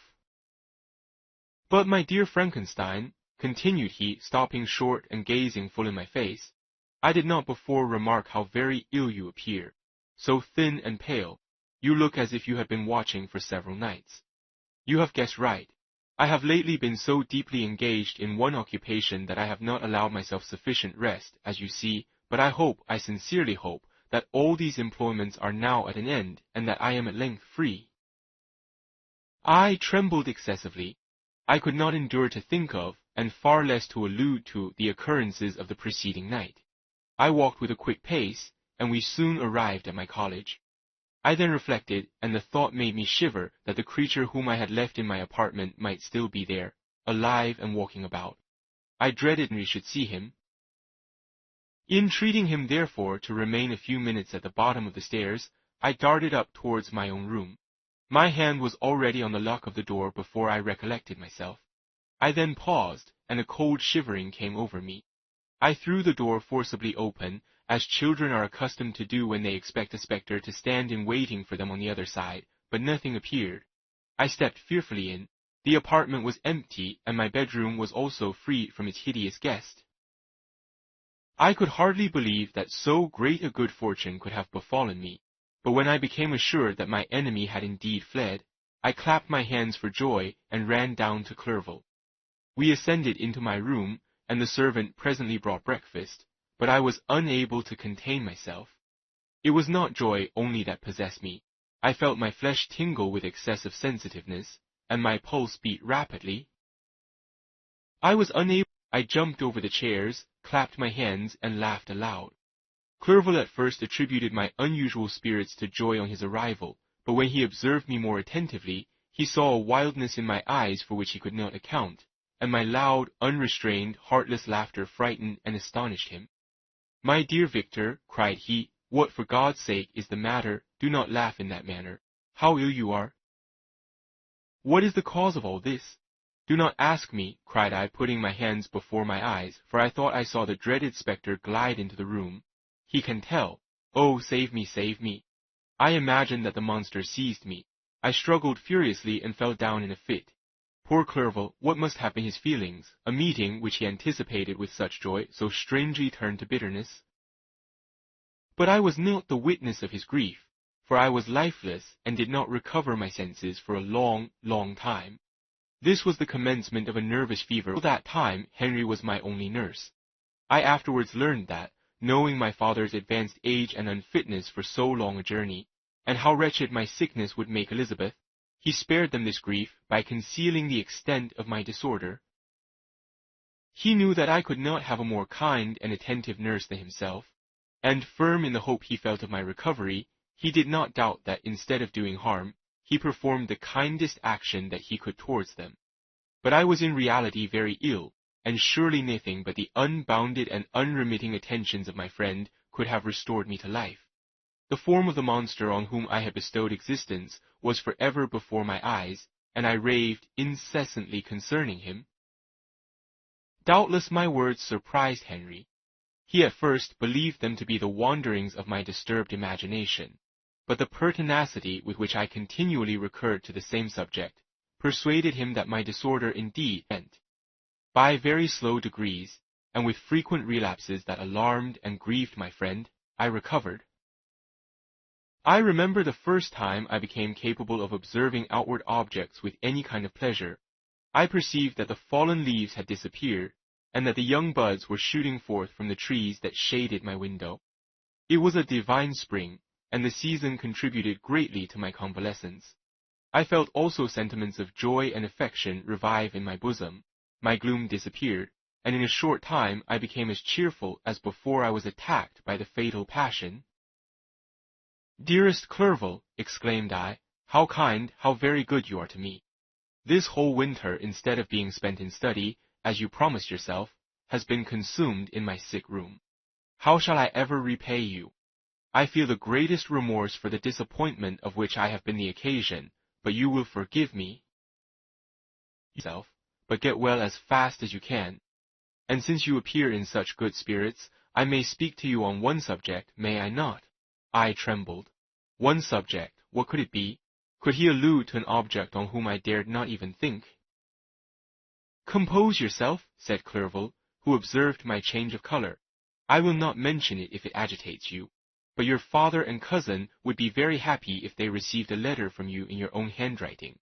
They hardly know how ill you have been and are uneasy at your long silence. Is that all, my dear Henry? How could you suppose that my first thought would not fly towards those dear friends whom I love and who are so deserving of my love? If this is your present temper, my friend, you will perhaps be glad to see a letter that has been lying here some days for you. It is from your cousin, I believe." Chapter 6. Clerval then put the following letter into my hands. It was from my own ill, very ill, and even the constant letters of dear kind Henry are not sufficient to reassure me on your account. You are forbidden to write, to hold a pen, yet one word from you, dear Victor, is necessary to calm our apprehensions. For a long time I have thought that each post would bring this line, and my persuasions have restrained my uncle from undertaking a journey to Ingolstadt. I have prevented his encountering the inconveniences and perhaps dangers of so long a journey. Yet how often have I regretted not being able to perform it myself. I figure to myself that the task of attending on your sickbed has devolved on some mercenary old nurse, who could never guess your wishes nor minister to them with the care and affection of your poor cousin. Yet that is over now. Clerval writes that indeed you are getting better. I eagerly hope that you will confirm this intelligence soon in your own handwriting. Get well and return to us, who love you dearly. Your father's health is vigorous, and he asks but to see you, but to be assured that you are well, and not a care will ever cloud his benevolent countenance. How pleased you would be to remark the improvement of our Ernest. He is now 16 and full of activity and spirit. He is desirous to be a true Swiss and to enter into foreign service, but we cannot part with him, at least until his elder brother returns to us.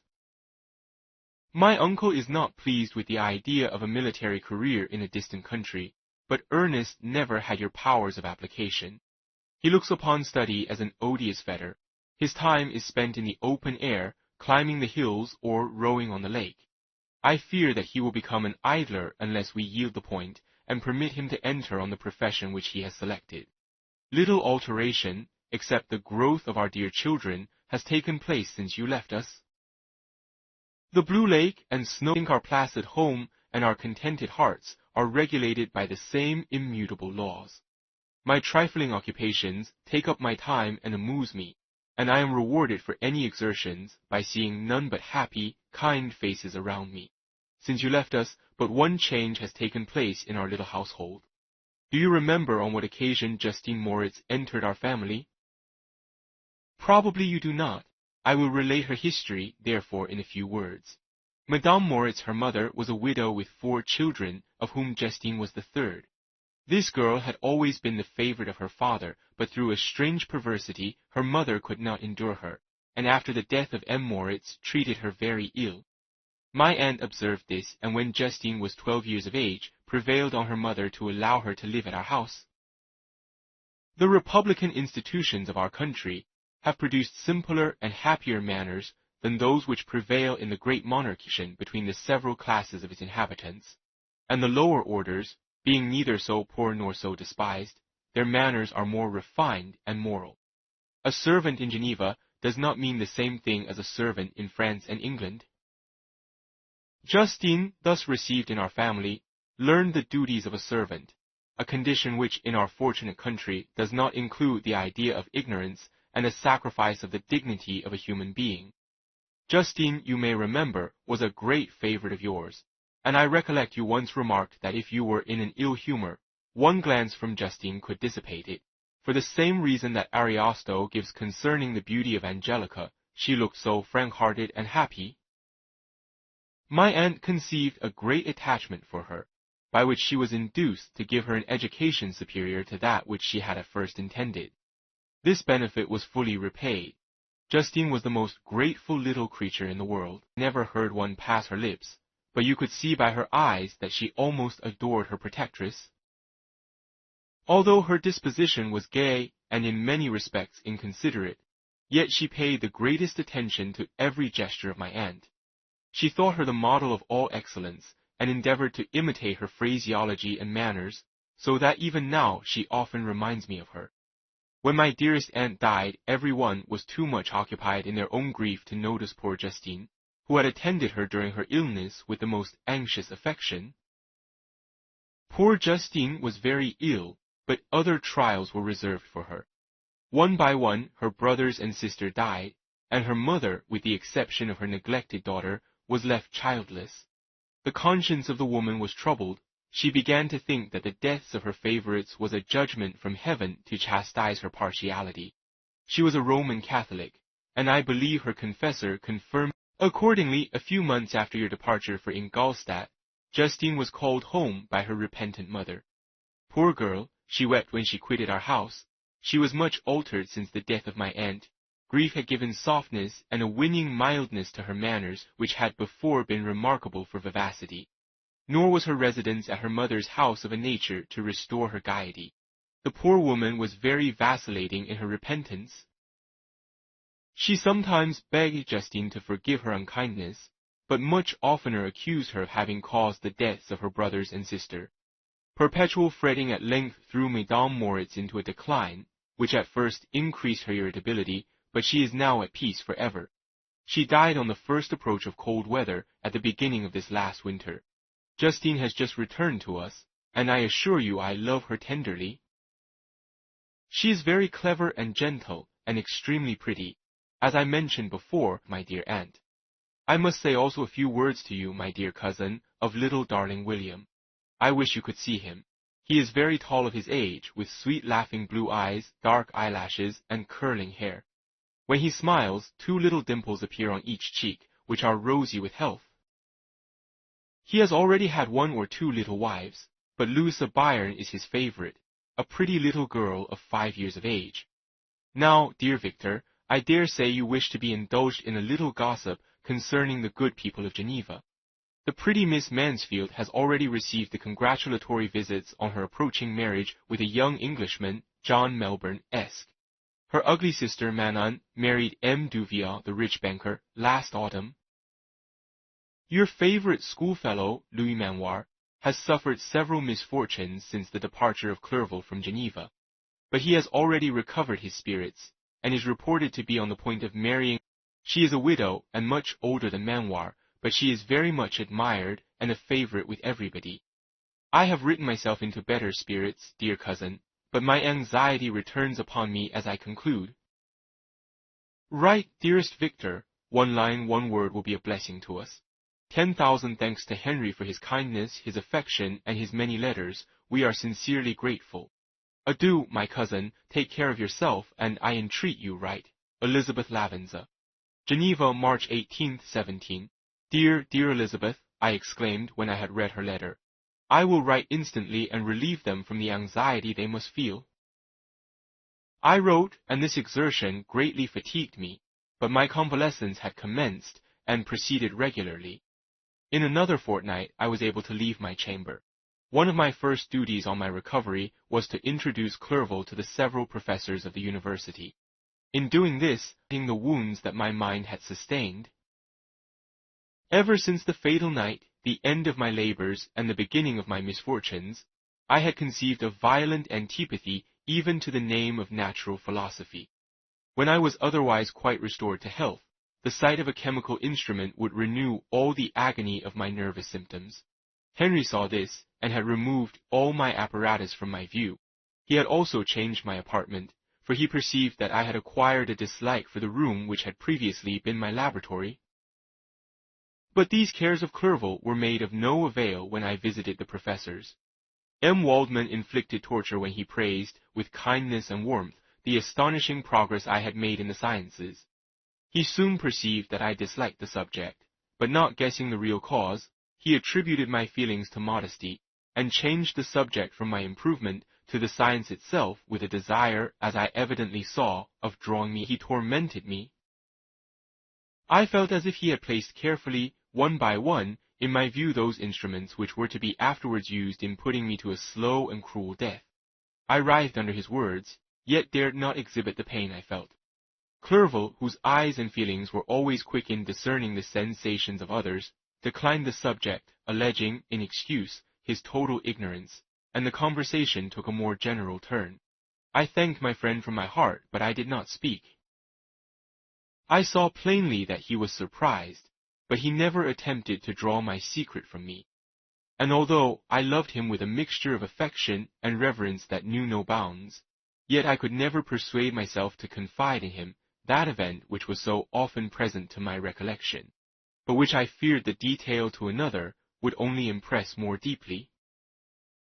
M. Krempe was not equally docile, and in my condition at that time, of blunt encomiums gave me even more pain than the benevolent approbation of M. Waldman. D.N. the fellow, cried he. Why, M. Clerval, I assure you he has outstripped us all. Ay, stare if you please, but it is nevertheless true. A youngster who but a few years ago believed in Cornelius Agrippa as firmly as in the gospel, has now set himself at the head of the university, and if he is not soon pulled down, we shall all be out of countenance. Ay, continued he, observing my face expressive of suffering, M. Frankenstein is modest, an excellent quality in a young man. Young men should be diffident of themselves, you know, M. Clerval. I was myself when young, but that wears out in a very short time. M. Krempe had now commenced an eulogy on himself, which happily turned the conversation from a subject that was so annoying to me. Clerval had never sympathized in my tastes for natural science, and his literary pursuits differed to the university with the design of making himself complete master of the Oriental languages, and thus he should open a field for the plan of life he had marked out for himself. Resolved to pursue no inglorious career, he turned his eyes toward the east, as affording scope for his spirit of enterprise. The Persian, Arabic, and Sanskrit languages engaged his attention, and I was easily induced to enter on the same studies. Idleness had ever been irksome to me, and now that I wished to fly from reflection, and hated my former studies, I felt great relief in being the fellow pupil with my friend, and found not only instruction but consolation in the works of the Orientalists. I did not, like him, attempt a critical knowledge of their dialects, for I did not contemplate making any other use of them than temporary amusement. I read merely to understand their meaning, and they well repaid my labors. Their melancholy is soothing, never experienced in studying the authors of any other country. When you read their writings, life appears to consist in a warm sun and a garden of roses, in the smiles and frowns of a fair enemy, and the fire that consumes your own heart. How different from the manly and heroical poetry of Greece and Rome! Summer passed away in these occupations, and my return to Geneva was fixed for the latter end of autumn. But being delayed by several accidents, winter and snow arrived, the roads were deemed impassable, and my journey was retarded until the ensuing spring. I felt this delay very bitterly, for I longed to see my native town and my beloved friends. My return had only been delayed so long, from an unwillingness to leave Clerval in a strange place, before he had become acquainted with any of its inhabitants. The winter, however, was spent cheerfully, and although the spring was uncommonly late, when it came, the month of May had already commenced, and I expected the letter daily which was to fix the date of my departure, when Henry proposed a pedestrian tour in the environs of Ingolstadt, that I might bid a personal farewell to the country I had so long inhabited. I acceded with pleasure to this proposition. I was fond of exercise, and Clerval had always been my favorite companion in the ramble of this nature that I had taken among the scenes of my native country. We passed a fortnight in these perambulations. My health and spirits had long been restored, and they gained additional strength from the salubrious air I breathed, the natural incidents of our progress, and the conversation of my friend. Study had before secluded me from the intercourse of my fellow creatures, and rendered me unsocial, but Clerval called forth the better feelings of my heart. He again taught me to love the aspect of nature, and the cheerful faces of children. Excellent friend, and endeavor to elevate my mind until it was on a level with your own. A selfish pursuit had cramped and narrowed me, until your gentleness and affection warmed and opened my senses. I became the same happy creature who, a few years ago, loved and beloved by all, had no sorrow or care, when happy, inanimate nature had the power of bestowing on me the most delightful sensations. A serene sky and verdant fields filled me with ecstasy. The present season was indeed divine. The flowers of spring bloomed in the hedges, while those of summer were already in bud. I was undisturbed by thoughts which during the preceding year had pressed upon me, notwithstanding my endeavors to throw them off with an invincible burden. Henry rejoiced in my gaiety, and sincerely sympathized in my feelings. He exerted himself to amuse me, while he expressed the sensations that filled his soul. The resources of his mind on this occasion were truly astonishing. His conversation, in imitation of the Persian and Arabic writers, he invented tales of wonderful fancy and passion. At other times he repeated my favorite poems, or drew me out into arguments which he supported with great ingenuity. We returned to our college on a Sunday afternoon. The peasants were dancing, and everyone we met appeared gay and happy. My own spirits were high, and I bounded along with feelings of unbridled joy and hilarity. Chapter 7. On my return, I found the following letter from my father. My dear Victor, you have probably waited impatiently for a letter to fix the date of your return to us, and I was at first tempted to write only a few lines, merely mentioning the day on which I should expect you. But that would be a cruel kindness, and I dare not do it. What would be your surprise, my son, when you expected a happy and glad welcome, to behold, on the contrary, tears and wretchedness? And how, Victor, can I render you callous to our joys and griefs? And how shall I inflict pain on my long-absent son? I wish to prepare you for the woeful news, but I know it is impossible. Even now your eye skims over the page to seek the words which are to convey to you the horrible tidings. William is dead, that sweet child, whose smiles delighted and warmed my heart, who was so gentle, yet so gay. Victor, he is murdered. I will not attempt to console you, but will simply relate the circumstances of the transaction. Last Thursday, May 7th, I, my niece, and your 2 brothers went to walk in Plainpalais. The evening was warm and serene, and we prolonged our walk farther than usual. It was already dusk before we thought of returning, and then we discovered that William and Ernest, who had gone on before, were not to be found. We accordingly rested on a seat until they should return. Presently Ernest came, and inquired if we had seen his brother. He said that he had been playing with him, that we vainly sought for him, and afterwards waited for a long time, but that he did not return. This account rather alarmed us, and we continued to search for him until night fell, when Elizabeth conjectured that he might have returned to the house. He was not there. We returned again with torches, for I could not rest when I thought that my sweet boy had lost himself, and was exposed to all the damps and dews of night. Elizabeth also suffered extreme anguish.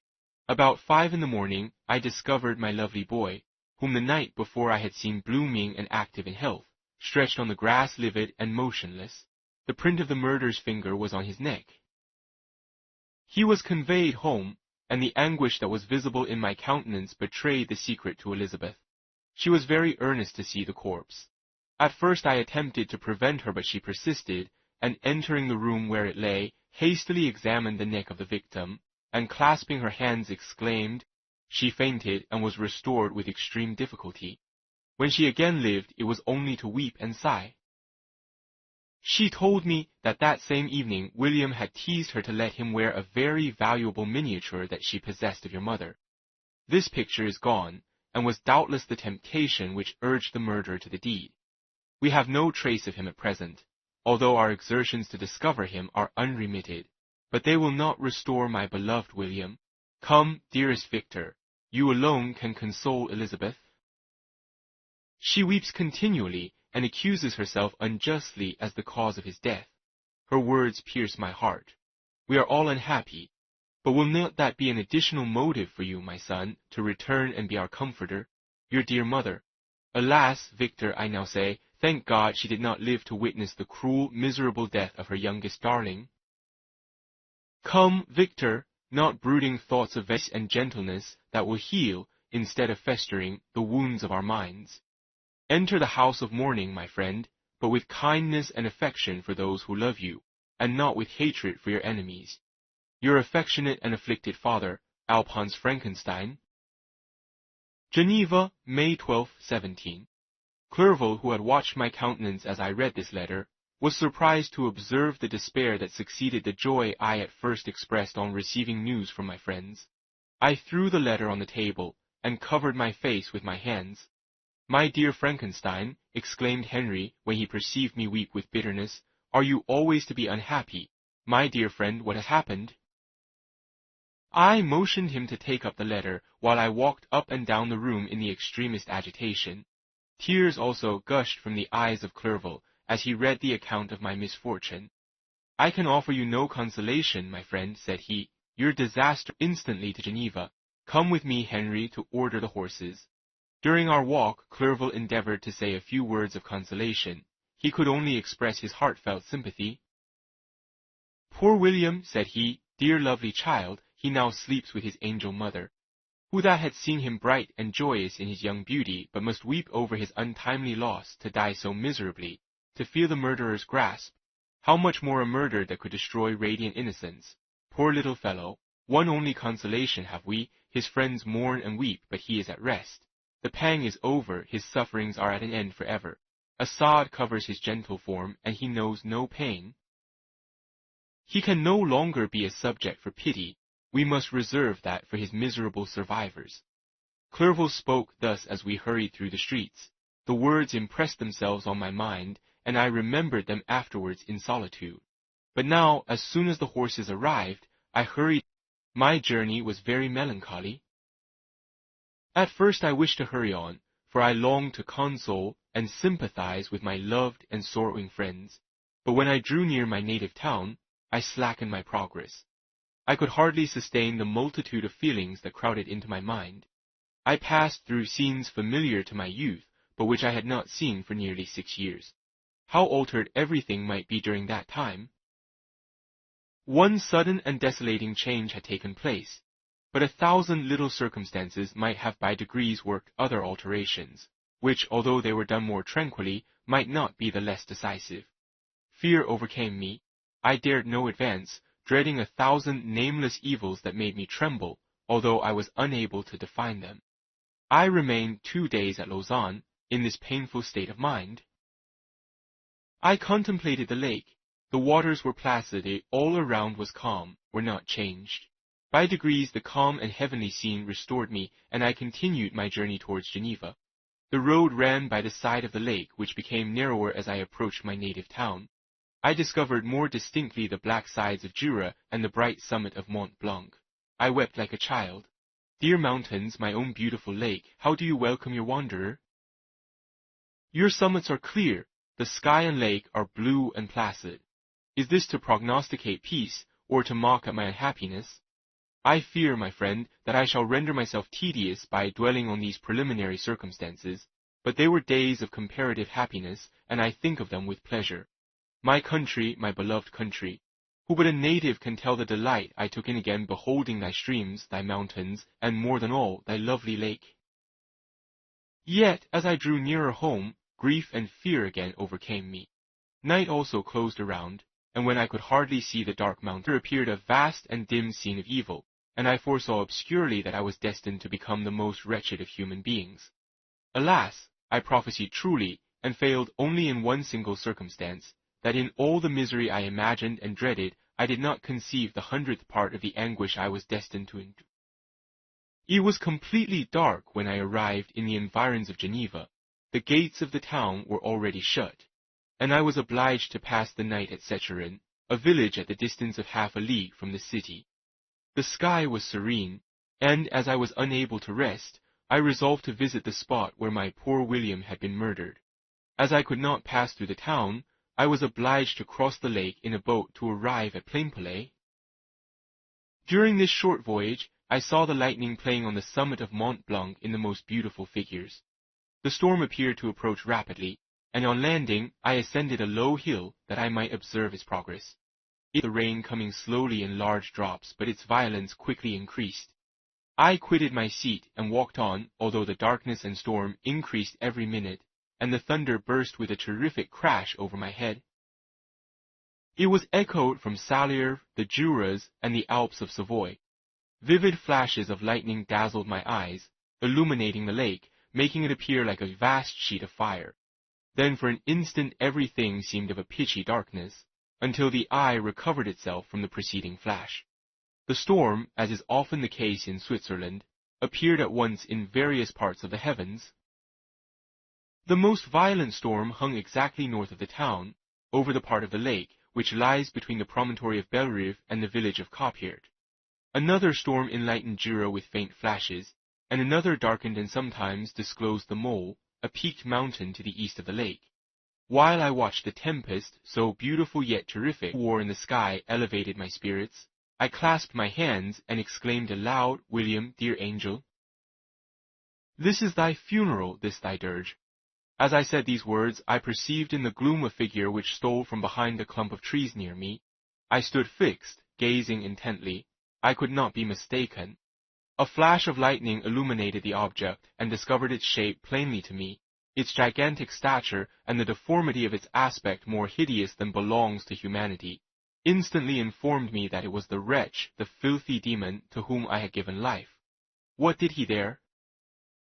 Could he be, I shuddered at the conception, the murderer of my brother? No sooner did that idea cross my imagination than I became convinced of its truth. My teeth chattered, and I was forced to lean against a tree for support. The figure passed me quickly, and I lost it in the gloom. Nothing in human shape could have destroyed the fair child. He was the murderer. It was an irresistible proof of the fact. I thought of pursuing the devil, but it would have been in vain, for another flash discovered him to me hanging among the rocks of the nearly perpendicular ascent of Mont Salers, a hill that bounds Plainpalais on the south. He soon reached the summit and disappeared. I remained motionless. The thunder ceased, but the rain still continued, and the scene was enveloped in an impenetrable darkness. I revolved in my mind the events which I had until now sought to forget, the whole train of my progress toward the creation, the appearance of the works of my own hands at my bedside, its departure.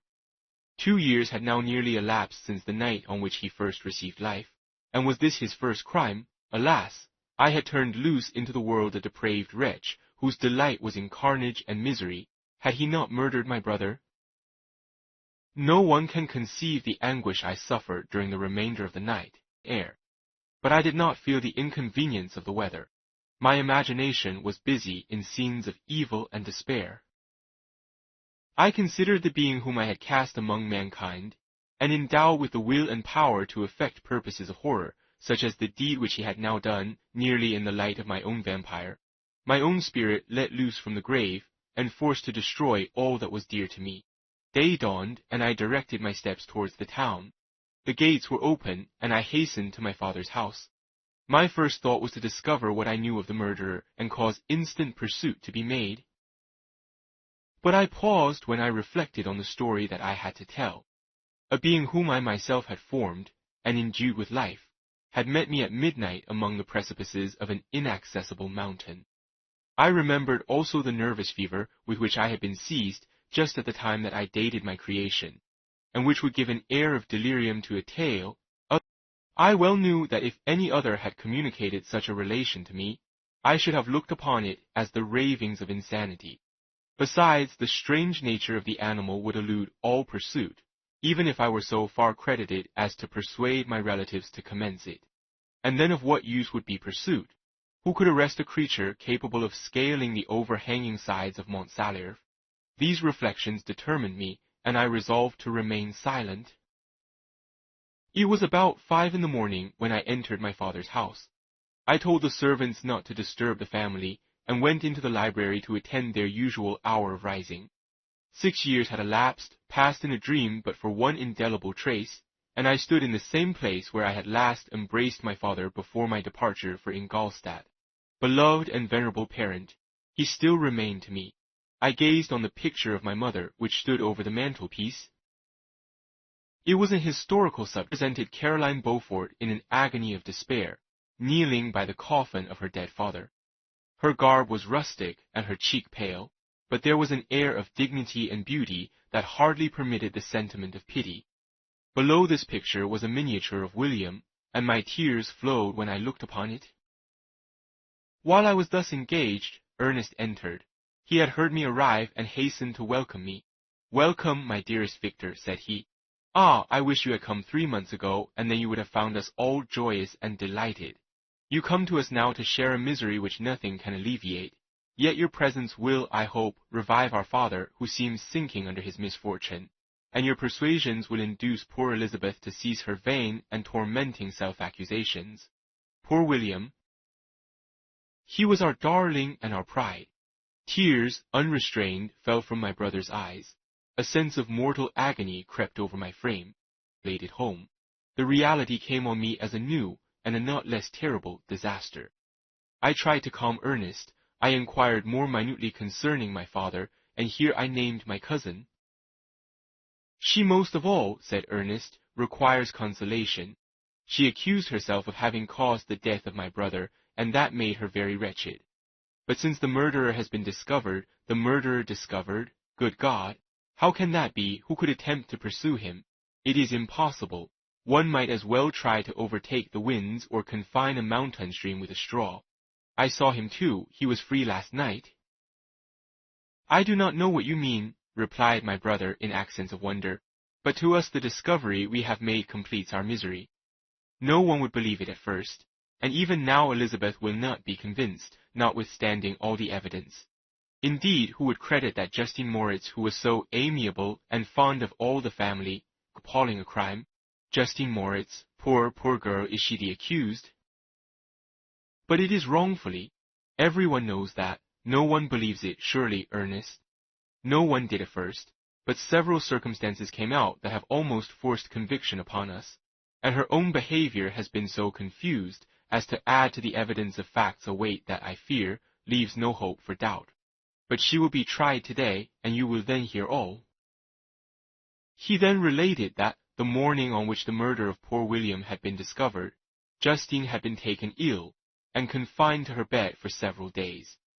During this interval, one of the servants, happening to examine the apparel she had worn on the night of the murder, had discovered in her pocket the picture of my mother, which had been judged to be the temptation of the murderer.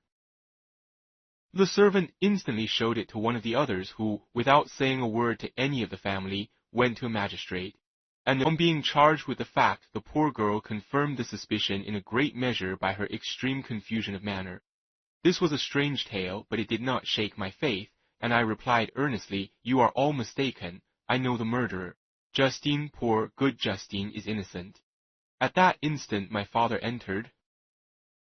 I saw unhappiness deeply impressed on his countenance, but he endeavored to welcome me cheerfully, and after we had exchanged our mournful greeting, would have introduced some other topic than that of our disaster, had not Ernest exclaimed, "Good God, Papa, Victor says that he knows who was the murderer of poor William." "We do also, unfortunately," replied my father, "for indeed I had rather have been forever ignorant than have discovered so much depravity and ingratitude in one I valued so highly. My dear father, you are mistaken. Justine is innocent.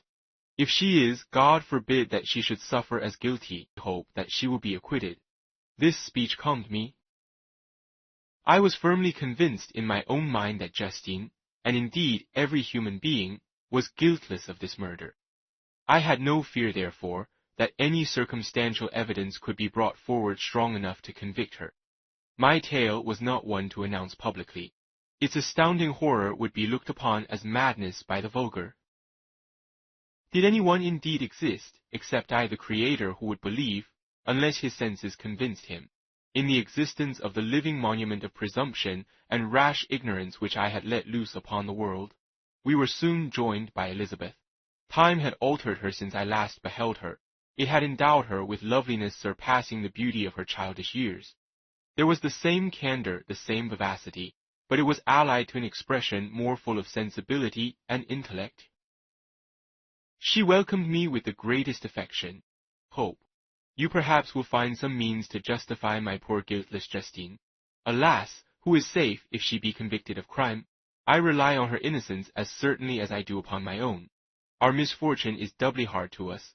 We have not only lost that lovely darling boy, but this poor girl, whom I sincerely love, is to be torn away by even a worse fate. If she is condemned, I never shall know joy more. But she will not, I am sure she will not, and then I shall be happy again, even after the sad death of my little William.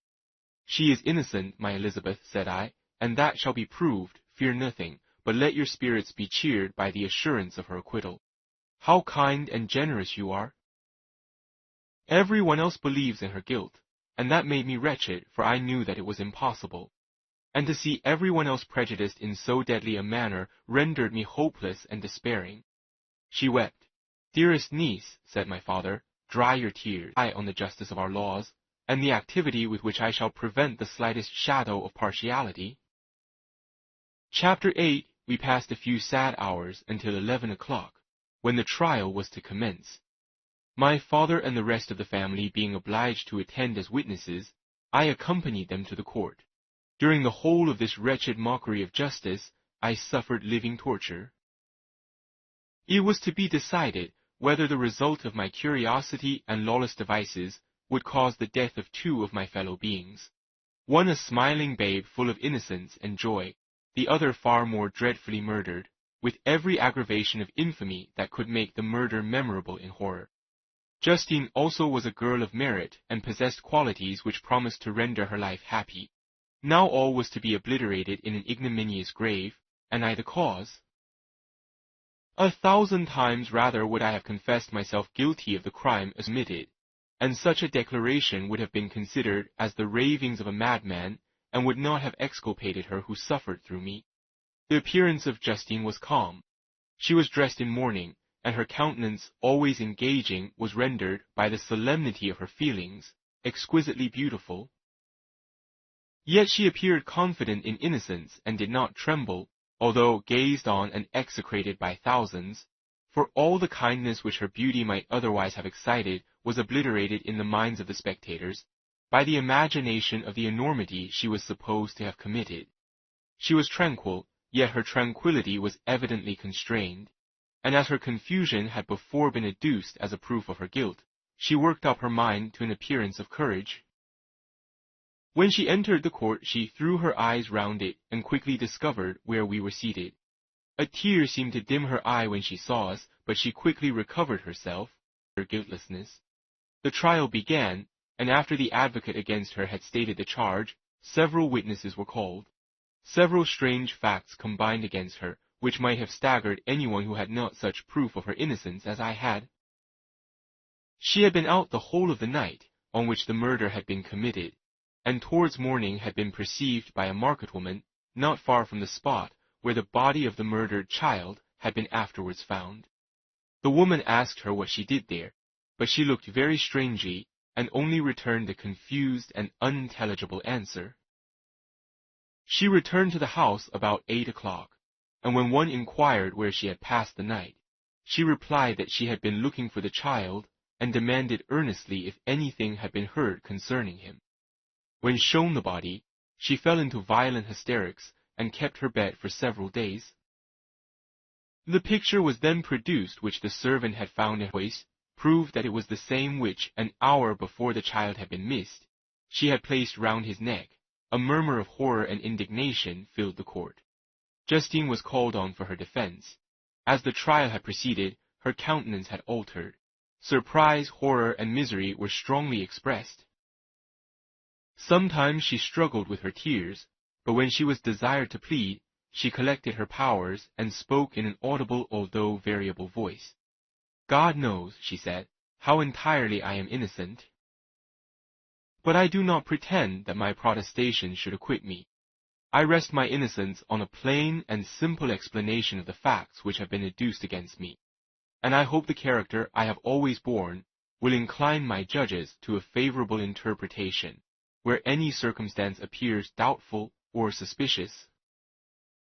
She then related that, by the permission of Elizabeth, she had passed the house of an aunt at Chairn, a village situated at about a league from Geneva.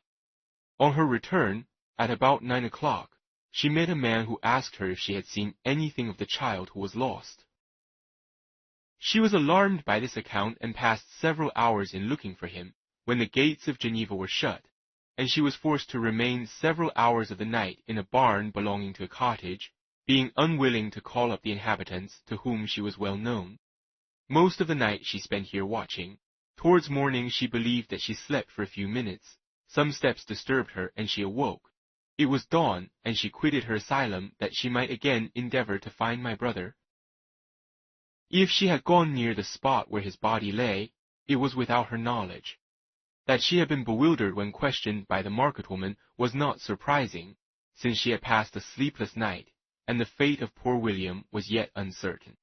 Concerning the picture, she continued the unhappy victim, how heavily and fatally this one circumstance weighs against me, but I have no power of explaining it.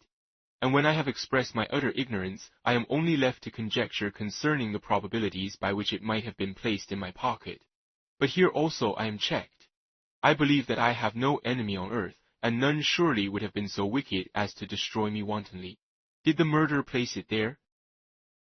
I know of no opportunity afforded him for so doing, or, if I had, why should he have stolen the jewel to part with it again so soon? I commit my cause to the justice of my judges, yet I see no room for hope.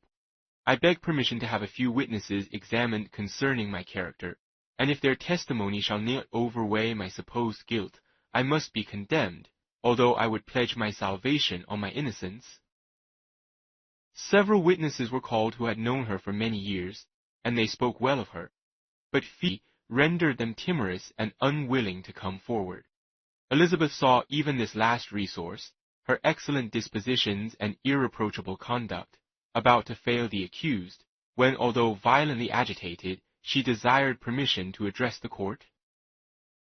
I am, said she, the cousin of the unhappy child who was murdered, or rather his sister, for I was educated by and have lived with his parents ever since and even long before his birth. It may therefore be judged indecent in me to come forward on this occasion, but when I see a fellow creature about to perish through the cowardice of her pretended friends, I wish to be allowed to speak, that I may say what I know of her character. I am well acquainted with the accused. I have lived in the same house with her, at one time for 5 and at another for nearly 2 years. During all that period, she appeared to me the most amiable and benevolent of human creatures. She nursed Madame Frankenstein's greatest affection and care, and afterwards attended her own mother during a tedious illness, in a manner that excited the admiration of all who knew her, after which she again lived in my uncle's house, where she was beloved by all the family. She was warmly attached to the child who is now dead, and acted towards him like a most affectionate mother. For my own part, I do not hesitate to say that, notwithstanding all the evidence produced against her, I believe and rely on her perfect innocence. She had no temptation for such an action. As to the bauble on which the chief proof rests, if she had earnestly desired it, I should have willingly given it to her. So much do I esteem and value her. A murmur of approbation followed Elizabeth's simple and powerful appeal, but it was excited by her generous interference, and not in favor of poor Justine, on whom the public indignation was turned with renewed violence, charging her with the blackest ingratitude. My own agitation and anguish was extreme during the whole trial. I believed in her innocence, I knew it. Could the demon who had, I did not for a minute doubt, murdered my brother also in his hellish sport, have betrayed the innocent to death and ignominy? I could not sustain the horror of my situation, and when I perceived that the popular voice and the countenances of the judges had already condemned my unhappy victim, I rushed out of the court in agony. The tortures of the accused did not equal mine. She was sustained by innocence, but the fangs of remorse tore my bosom and would not forego their hold. I passed a night of unmingled wretchedness. In the morning I went to the court. My lips and throat were parched. I dared not ask the fatal question, but I was known, and the officer guessed the cause of my visit. The ballots had been thrown, they were all black, and Justine was condemned. I cannot pretend to describe or experienced sensations of horror, and I have endeavored to bestow upon them adequate expressions, but words cannot convey an idea of the heart-sickening despair that I then endured. The person to whom I addressed myself added that Justine had already confessed her guilt. That evidence, he observed, was hardly required in so glaring a case, but I am glad of it, and indeed none of our judges like to condemn a criminal upon circumstantial evidence, be it ever so decisive. This was strange and unexpected intelligence. What could it mean? Had my eyes deceived me? And was I really as mad as the whole world would believe me to be if I disclosed the object of my suspicions? I hastened to return home, and Elizabeth eagerly demanded the result. My cousin, replied I, it is decided as you may have expected. All judges had rather that 10 innocent should suffer than that one guilty should escape. But she has confessed. This was a diss upon Justine's innocence. Alas, said she, how shall I ever again believe in human goodness? Justine, whom I loved and esteemed as my sister, how could she put on those smiles of innocence only to betray? Her mild eyes seemed incapable of any severity or guile, and yet she has committed a murder. Soon after we heard that the poor victim had expressed a desire to see my cousin.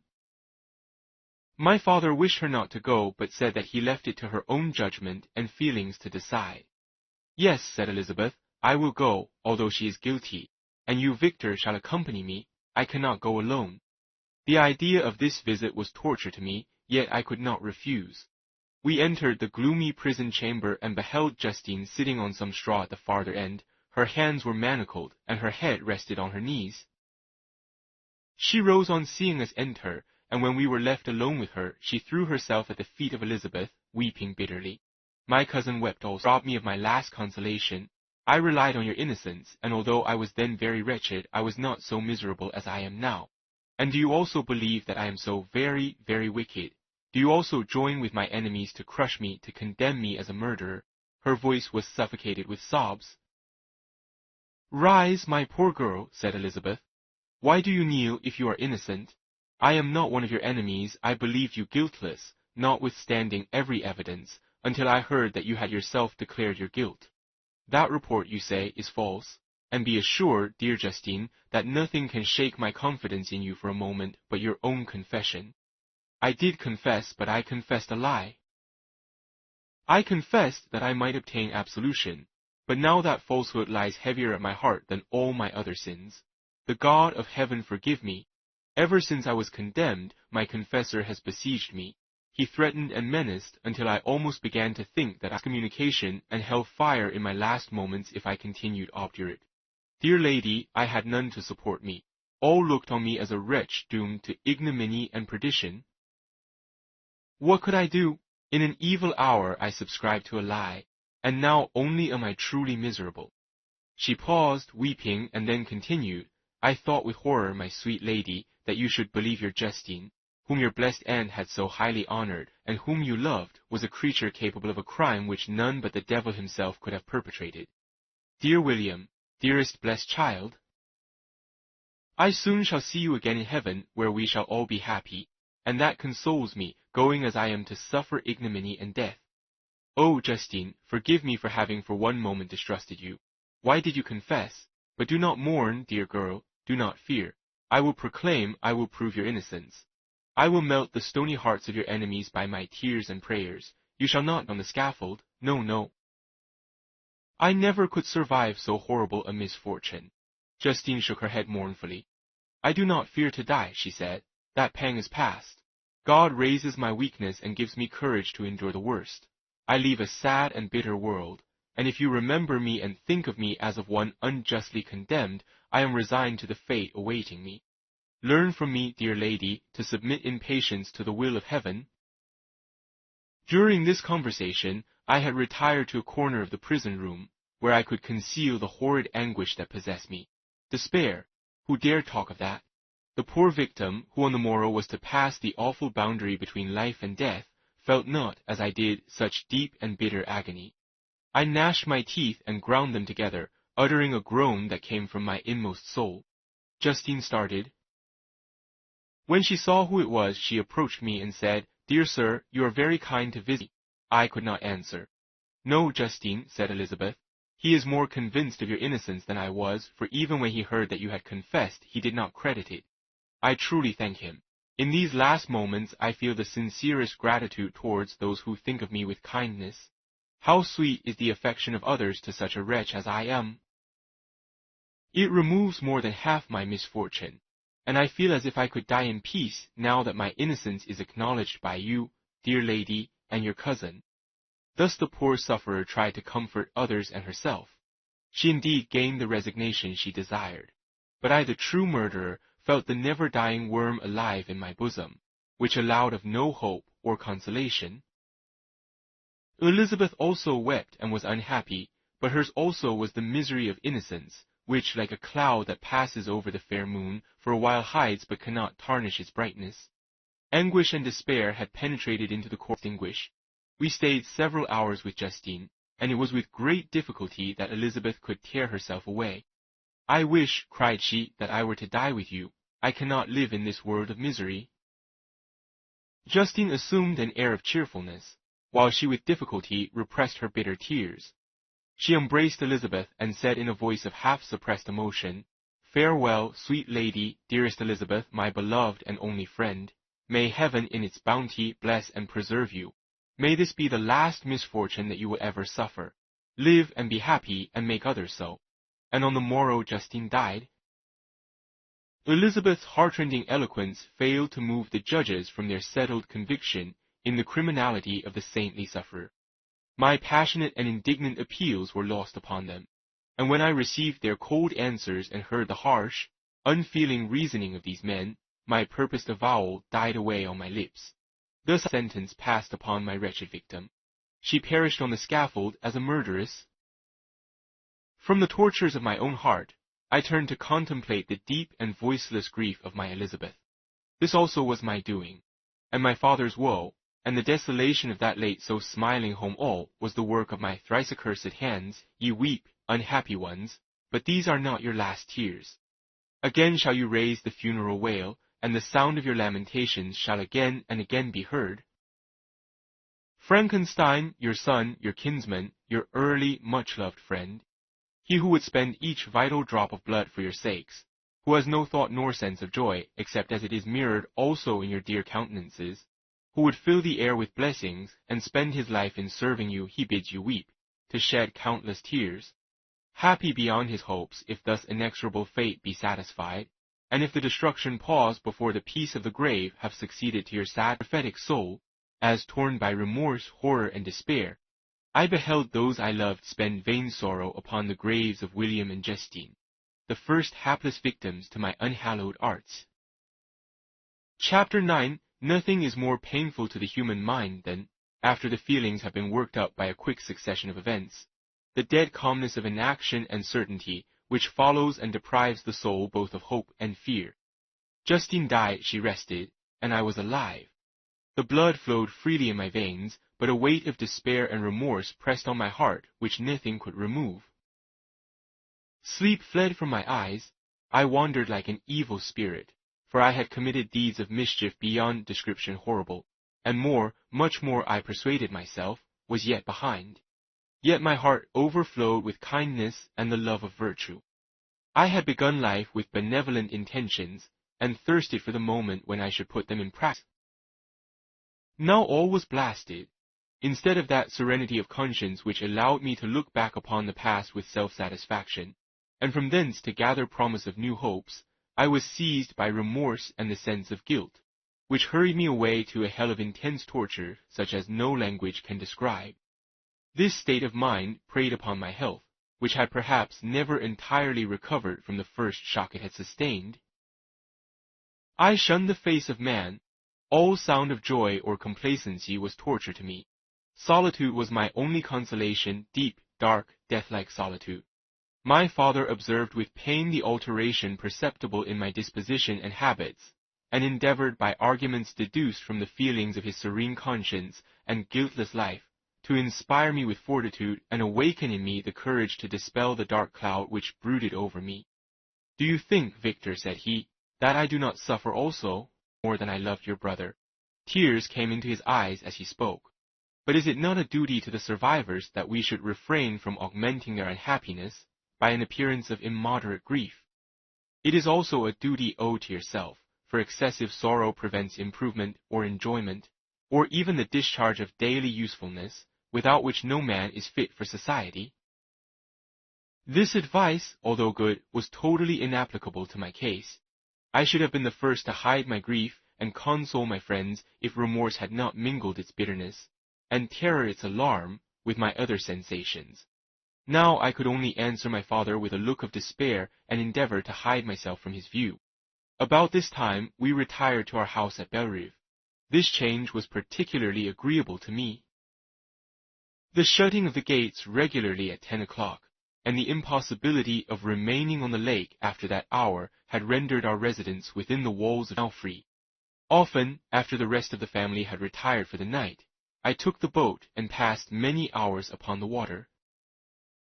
Sometimes, with my sails set, I was carried by the wind, and sometimes, after rowing into the middle of the lake, I left the boat to pursue its own course, and gave way to my own miserable reflections. I was often tempted, when all was at peace around me, and I the only unquiet thing that wandered restless in a scene so beautiful and heavenly, if I except some bat, or the frogs, whose harsh and interrupted croaking was heard only when I approached the shore. Often, I say, I was tempted to plunge into the silent lake, that the waters might close over me and my calamities forever. But I was restrained when I thought of the heroic and suffering Elizabeth, whom I tenderly loved, and whose existence was bound up in mine. I thought also of my father and survived exposed and unprotected to the malice of the fiend whom I had let loose among them. At these moments I wept bitterly and wished that peace would revisit my mind, only that I might afford them consolation and happiness. But that could not be. Remorse extinguished every hope. I had been the author of unalterable evils, and I lived in daily fear lest the monster whom I had created should perpetrate some new wickedness. I had an obscure feeling that all was not over, and that he would still commit some signal crime, which by its enormity should almost efface the recollection of the past. There was always scope for fear so long as anything I loved remained behind. My abhorrence of this fiend cannot be conceived. When I thought of him, I gnashed my teeth, my eyes became inflamed, and I ardently wished to extinguish that life which I had so thoughtlessly bestowed. When I reflected on his crimes and malice, my hatred and revenge burst all bounds of moderation. Could I, when there, have precipitated him to their base? I wished to see him again, that I might wreak the utmost extent of abhorrence on his head, and avenge the deaths of William and Justine. Our house was the house of mourning. My father's health was deeply shaken by the horror of the recent events. Elizabeth was sad and desponding. She no longer took delight in her ordinary occupations. All pleasure seemed to her sacrilege toward the dead. Eternal woe and tears, she then thought, was the just tribute she should pay to innocence so blasted and destroyed. She was no longer that happy creature who in earlier youth wandered with me on the banks of the lake and talked with ecstasy of our future prospects. The first of those sorrows which are sent to wean us from the earth had visited her, and its dimming influence quenched her dearest smiles. When I reflect, my dear cousin, said she, on the miserable death of Justine Moritz, I no longer see the world and its works as they before appeared. Looked upon the accounts of vice and injustice that I read in books, or heard from others as tales of ancient days, or imaginary evils. At least they were remote and more familiar to reason than to the imagination. But now misery has come home, and men appear to me as monsters thirsting for each other's blood. Yet I am certainly unjust. Everybody believed that poor girl to be guilty, and if she could have committed the crime for which she suffered, assuredly she would have been the most depraved of human creatures. for the sake of a few jewels, to have murdered the son of her benefactor and friend, a child whom she had nursed from its birth, and appeared to love as if it had been her own. I could not consent to the death of any human being, but certainly I should have thought such a creature unfit to remain in the society of men. But she was innocent. I know, I feel she was innocent. You are of the same opinion, and that confirms me. Alas, victor themselves of certain happiness. I feel as if I were walking on the edge of a precipice, towards which thousands are crowding and endeavoring to plunge me into the abyss. William and Justine were assassinated, and the murderer escapes. He walks about the world free and perhaps respected. But even if I were condemned to suffer on the scaffold for the same crimes, I would not change places with such a wretch. I listened to this discourse with the extremest agony. I not indeed, but in effect, was the true murderer. Elizabeth read my anguish in my countenance, and kindly taking my hand, said, "My dearest friend, you must calm yourself. These events have affected me, God knows how deeply, but I am not so wretched as you are. There is an expression of despair, and sometimes of revenge, in your countenance that makes me tremble. Dear Victor, banish these dark passions. Remember the friends around you who center all their hopes in you. Have we lost the power of rendering you happy? Ah, peace and beauty, your native country, we may reap every tranquil blessing. What can disturb our peace?" And could not such words from her whom I fondly prized before every other gift of fortune suffice to chase away the fiend that lurked in my heart? Even as she spoke I drew near to her, as if in terror, lest at that very moment the destroyer had been near to rob me of her. Thus not the tenderness of friendship, nor the beauty of earth, nor of heaven, could redeem my soul from woe. The very accents of love were ineffectual. I was encompassed by a cloud which no beneficial influence could penetrate. The wounded deer dragging its fainting limbs to some untrodden brake, there to gaze upon the arrow which had pierced it, and to die, was but a type of me. Sometimes I could cope with the sullen despair that overwhelmed me, but sometimes the whirlwind passions of my soul drove me to seek, by bodily exercise and by change of place, some relief from my intolerable. During an access of this kind that I suddenly left my home, and bending my steps towards the near alpine valleys, sought in the magnificence, the eternity of such scenes, to forget myself and my ephemeral because human sorrows. My wanderings were directed towards the valley of Chamonix. I had visited it frequently during my boyhood. 6 years had passed since then. I was a wreck, but naught had changed in those savage and enduring scenes. I performed the first part of my journey on horseback. I afterwards hired a mule, as the more sure-footed and least liable to receive injury on these rugged roads. The weather was fine. It was about the middle of the month of August, nearly 2 months after the death of Justine, that miserable epoch from which I dated all my woe. The weight upon my spirit was sensibly lightened as I plunged yet deeper in the ravine of Arve. The immense mountains and precipices that overhung me on every side, the sound of the river raging around spoke of a power mighty as omnipotence, and I ceased to fear or to bend before any being less almighty than that which had created and ruled the elements, here displayed in their most terrific guise. Still, as I ascended higher, the valley assumed a more magnificent and astonishing character. Ruined castles hanging on the precipices of piny mountains, the impetuous Arve, and cottages every here and there peeping forth from among the trees, formed a scene of singular beauty. But it was augmented and rendered sublime by the mighty Alps, whose white and shining pyramids and domes towered above all, as belonging to another earth, the habitations of another race of beings. I passed the bridge of Palisier, where the ravine which the river forms opened before me, and I began to ascend the mountain that overhangs it. Soon after, I entered the valley of Chamonix. This valley is more wonderful and sublime, through which I had just passed. The high and snowy mountains were its immediate boundaries, but I saw no more ruined castles and fertile fields. Immense glaciers approached the road. I heard the rumbling thunder of the falling avalanche and marked the smoke of its passage. Mont Blanc, the supreme and magnificent Mont Blanc, raised itself from the surrounding aiguilles, and its tremendous dome overlooked the valley. A tingling, long-lost sense of pleasure often came across me during this journey. Some turn in the road, some new object suddenly perceived and recognized, reminded me of days gone by, and were associated with the light-hearted gaiety of boyhood. The very winds whispered in soothing accents, and maternal nature bade me weep no more. Then again the kindly influence ceased to act. I found myself fettered again to grief and indulging in all the misery of reflection. Then I spurred on my animal, striving so to forget the world, my fears. I alighted and threw myself on the grass, weighed down by horror and despair. At length I arrived at the village of Chamonix. Exhaustion succeeded to the extreme fatigue both of body and of mind which I had endured. For a short space of time, I remained at the window watching the pallid lightnings that played above Mont Blanc and listening to the rushing of the Arve, which pursued its noisy way beneath.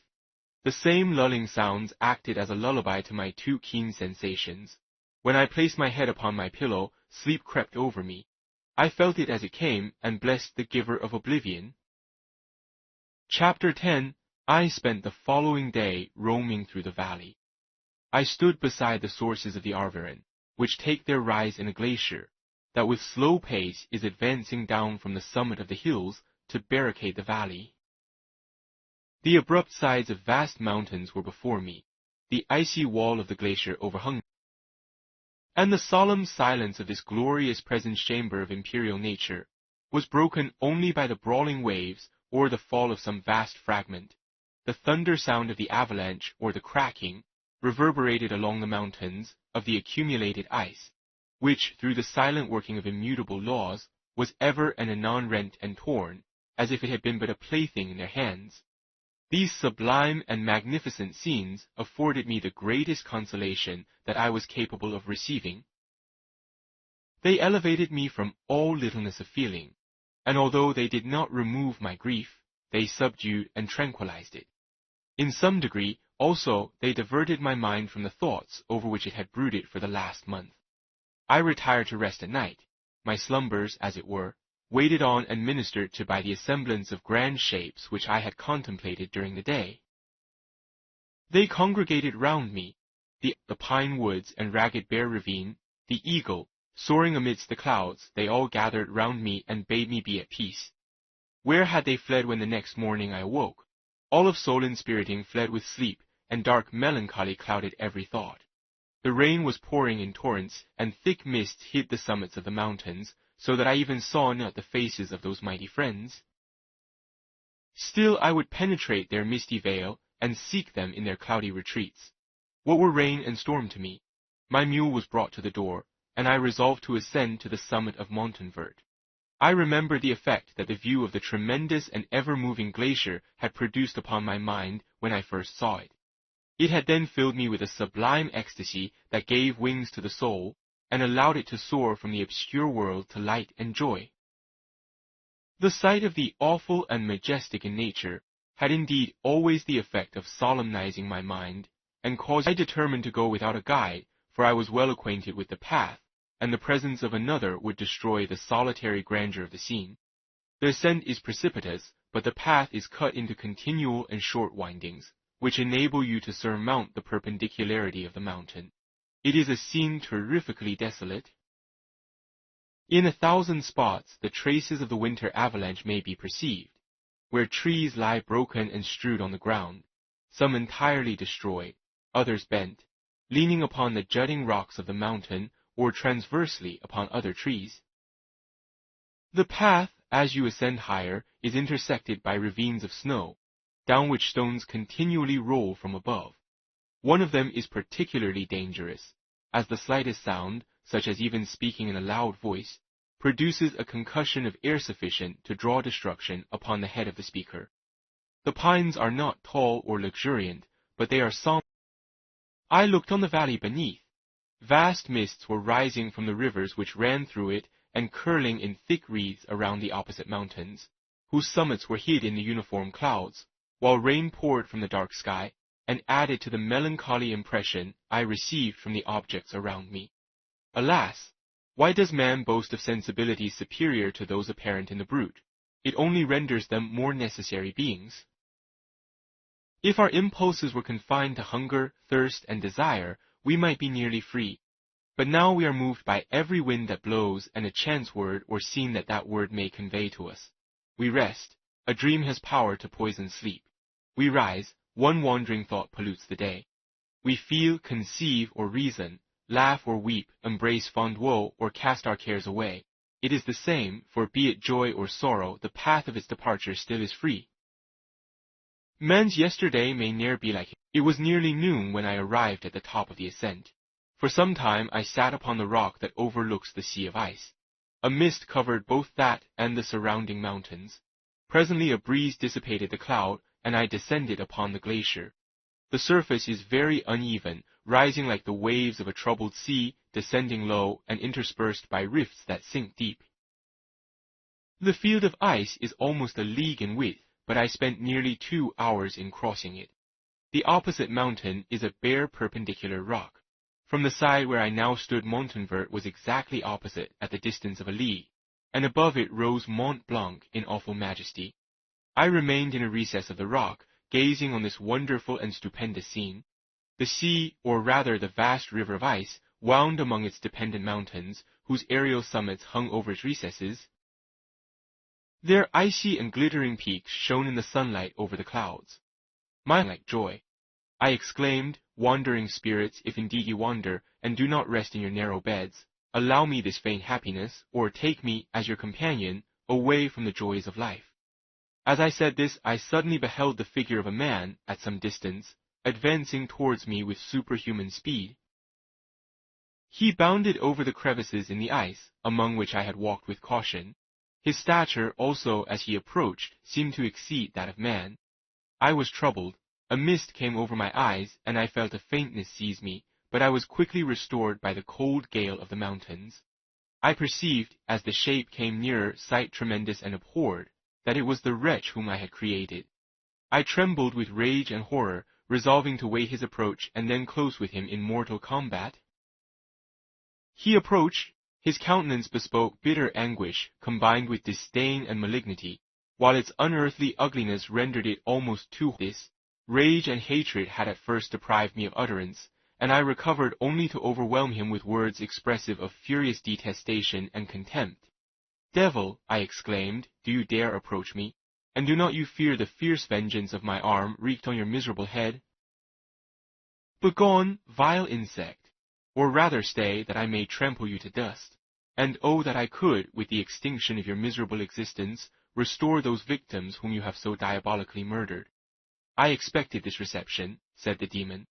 "All men hate the wretched. How then must I be hated, who am miserable beyond all living things? Yet you, my Creator, detest and spurn me, thy creature, to whom thou art bound by ties only dissoluble by the annihilation of one of us. You purpose to kill me. How dare you sport thus with life? Do your duty towards me, and I will do mine towards you and the rest of mankind. If you will comply with my conditions, I will leave the maw of death, until it be satiated with the blood of your remaining friends. Abhorred monster, fiend that thou art, the tortures of hell are too mild a vengeance for thy crimes. Wretched devil!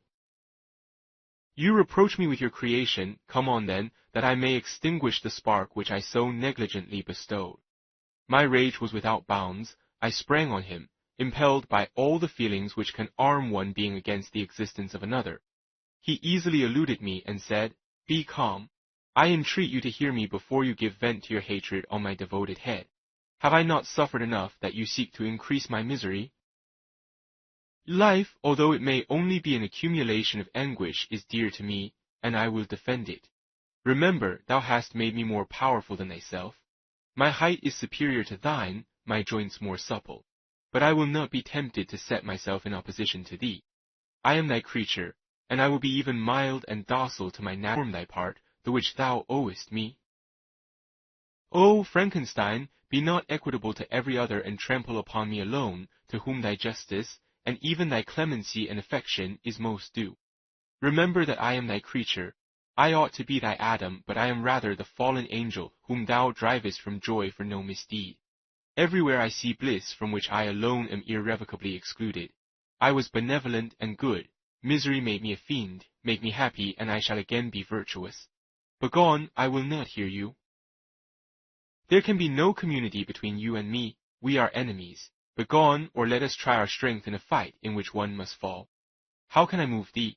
Will no entreaties cause thee to turn a favorable eye upon thy creature, who implores thy goodness and compassion? Believe me, Frankenstein, I was benevolent. My soul glowed with love and humanity. But am I not alone, miserably alone? You, my creator, abhor me. What hope can I gather from you? They spurn and hate me. The desert mountains and dreary glaciers are my refuge. I have wandered here many days. The caves of ice, which I only do not fear, are a dwelling to me, and the only one which man does not grudge. These bleak skies I hail, for they are kinder to me than your fellow beings. If the multitude of mankind knew of my existence, they would do as you do, and arm themselves for my destruction. Shall I not then hate them who abhor me? I will keep no terms with my enemies. I am miserable, and they shall share my wretchedness. Yet it is in your power to recompense me, and deliver them from an evil which it only remains for you to make so great, that not only you and your family, but thousands of others, shall be swallowed up in the whirlwinds of its rage. Let your compassion be moved, and do not disdain me. Listen to my tale. When you have heard that, abandon or commiserate me, as you shall judge that I deserve. But hear me. The guilty are allowed their own defense before they are condemned. Listen to me, Frankenstein. You accuse me of murder, and yet you would, with a satisfied conscience, destroy your own creature. Oh, praise the eternal justice of man. Yet I ask you not to spare me. Listen to me, and then, if you can, and if you will, destroy the work of your hands. Why do you call to my remembrance, I rejoined, circumstances of which I shudder to reflect, that I have been the miserable origin and author? Cursed be the day, abhorred devil, in which you first saw light. Cursed, although I curse myself, be the hands that formed you. You have made me wretched beyond expression. You have left me no power to consider whether I am just to you or not. Begone, relieve me from the sight of your detested form. Thus I relieve thee, my creator, he said, and placed his hated hands before my eyes, which I flung from me with violence. Thus I take from thee a sight which you abhor. Still thou canst listen to that I once possessed. I demand this from you. Hear my tale. It is long and strange, and the temperature of this place is not fitting to your fine sensations. Come to the hut upon the mountain. The sun is yet high in the heavens. Before it descends to hide itself behind your snowy precipices and illuminate another world, you will have heard my story and can decide. On you it rests, whether I quit forever the neighborhood of man and lead a harmless life, or become the scourge of your fellow creatures and the author of your own speedy ruin. As he said this, he led the way across the ice. I followed. My heart was full, and I did not answer him, but as I proceeded, I weighed the various arguments that he had used and determined at least to listen to his tale. I was partly urged by curiosity, and compassion confirmed my resolution. I had hitherto supposed him to be the murderer of my brother, and I eagerly sought a confirmation, or for the first time also, I felt what the duties of a creator towards his creature were, and that I ought to render him happy before I complained of his wickedness. These motives urged me to comply with his demand. We crossed the ice, therefore, and ascended the opposite rock. The air was cold, and the rain again began to descend. We entered the hut, the fiend with an air of exultation, I with a heavy heart and depressed spirits. But I consented to listen, and seating myself by the fire which my odious companion had lighted, he thus began his tale. Chapter 11. It is with considerable difficulty that I remember the original era of my being. All the events of that period appear confused and indistinct. A strange multiplicity of sensations seized me, and I saw, felt, heard, and smelt at the same time, and it was indeed a long time before I learned to distinguish between the operations of my various senses. By degrees, so that I was obliged to shut my eyes. Darkness then came over me and troubled me, but hardly had I felt this when, by opening my eyes, as I now suppose, the light poured in upon me again. I walked, and I believe descended, but I presently found a great alteration in my sensations. Before, dark and opaque bodies had surrounded me, impervious to my touch or sight, but I now found that I could wander on at liberty, with no obstacles which I could not either surmount or avoid. The light became more and more oppressive to me, and the heat wearying me as I walked, I sought a place where I could receive shade. This was the forest near Ingolstadt, and here I lay by the side of a brook resting from my fatigue, until I felt tormented by hunger and thirst. This roused me from my nearly dormant state, and I ate some berries which I found hanging on the trees or lying on the ground. I slaked my thirst at the brook, and then lying down was overcome by sleep. I felt cold also, and half frightened, as it were, instinctively, finding myself so desolate. Before I had quitted your apartment on a sensation of cold, I had covered myself with some clothes, but these were insufficient to secure me from the dews of night. I was a poor, helpless, miserable wretch. I knew and could distinguish nothing, but feeling pain invade me on all sides, I sat down and wept. Soon a gentle light stole over the heavens and gave me a sensation of pleasure. I started up and beheld a radiant form rise from among the trees. The moon I gazed with a kind of wonder. It moved slowly, but it enlightened my path, and I again went out in search of berries. I was still cold when under one of the trees I found a huge cloak with which I covered myself and sat down upon the ground. No distinct ideas occupied my mind. All was confused. I felt light and hunger and thirst and darkness. Innumerable sounds rang in my ears. The only object that I could distinguish was the bright moon, and I fixed my eyes on that with pleasure. Several changes of day and night passed, and the orb of night had greatly lessened, when I began to distinguish my sensations from each other. I gradually saw plainly the clear stream that supplied me with drink, and the trees that shaded me with their foliage. I was delighted when I first discovered that a pleasant sound, which often saluted my ears, proceeded from the throats of the little winged animals who had often intercepted the light from my eyes. I began also to observe, with greater accuracy, the forms that surrounded me, and to perceive the boundaries of the radiant roof of light which canopied me. Sometimes I tried to imitate the pleasant songs of the birds, but was unable. Sometimes I wished to express my sensations in my own mode, but the uncouth and inarticulate sounds which broke from me frightened me into silence again. The moon had disappeared from itself, while I still remained in the forest. My sensations had by this time become distinct, and my mind received every day additional ideas. My eyes became accustomed to the light and to perceive objects in their right forms. I distinguished the insect from the herb, and by degrees, one herb from another. I found that the sparrow uttered none but harsh notes, whilst those of the blackbird and thrush were sweet and enticing. One day, when I was oppressed by cold, I found a fire which had been left by some wandering beggars, and was overcome with delight at the warmth I experienced from it. In my joy, I thrust my hand into the live embers, but quickly drew it out again with a cry of pain. How strange, I thought, that the same cause should produce such opposite effects. I examined the materials of the fire, and to my joy found it to be composed of wood. I quickly collected some branches, but they were wet and would not burn. I was pained at this, and sat wood which I had placed near the heat dried and itself became inflamed. I reflected on this, and by touching the various branches, I discovered the cause and busied myself in collecting a great quantity of wood, that I might dry it and have a plentiful supply of fire. When night came on and brought sleep with it, I was in the greatest fear lest my fire should be extinguished. I covered it carefully with dry wood and leaves, and placed wet branches upon it, and then spreading my cloak, I lay on the ground and sank into sleep. It was morning when I awoke, and my first care was to visit the fire. I uncovered it, and a gentle breeze quickly fanned it into a flame.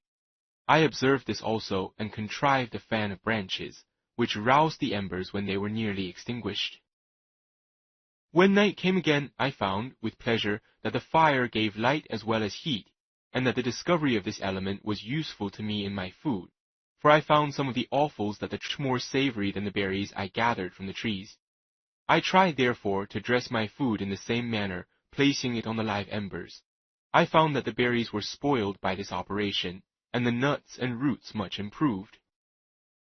Food, however, became scarce, and I often spent the whole day searching in vain for a few acorns to assuage the pangs of hunger. When I found this, I resolved to quit the place that I had hitherto inhabited, to seek for one where the few wants I experienced would be more easily satisfied. In this emigration, I exceedingly lamented the loss of the fire, which I had obtained through accident, and knew not how to reproduce it. I gave several hours to the serious consideration of this difficulty, but I was obliged to relinquish all attempt to supply it, and wrapping myself up in my cloak, I struck across the wood towards the setting sun. I passed 3 days in these rambles and at length discovered the open country, and the fields were of one uniform white. The appearance was disconsolate, and I found my feet chilled by the cold, damp substance that covered the ground.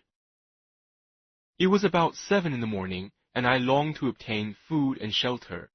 At length I perceived a small hut on a rising ground, which had doubtless been built for the convenience of some shepherd. This was a new sight to me, and I examined the structure with great curiosity. Finding the door open, I entered.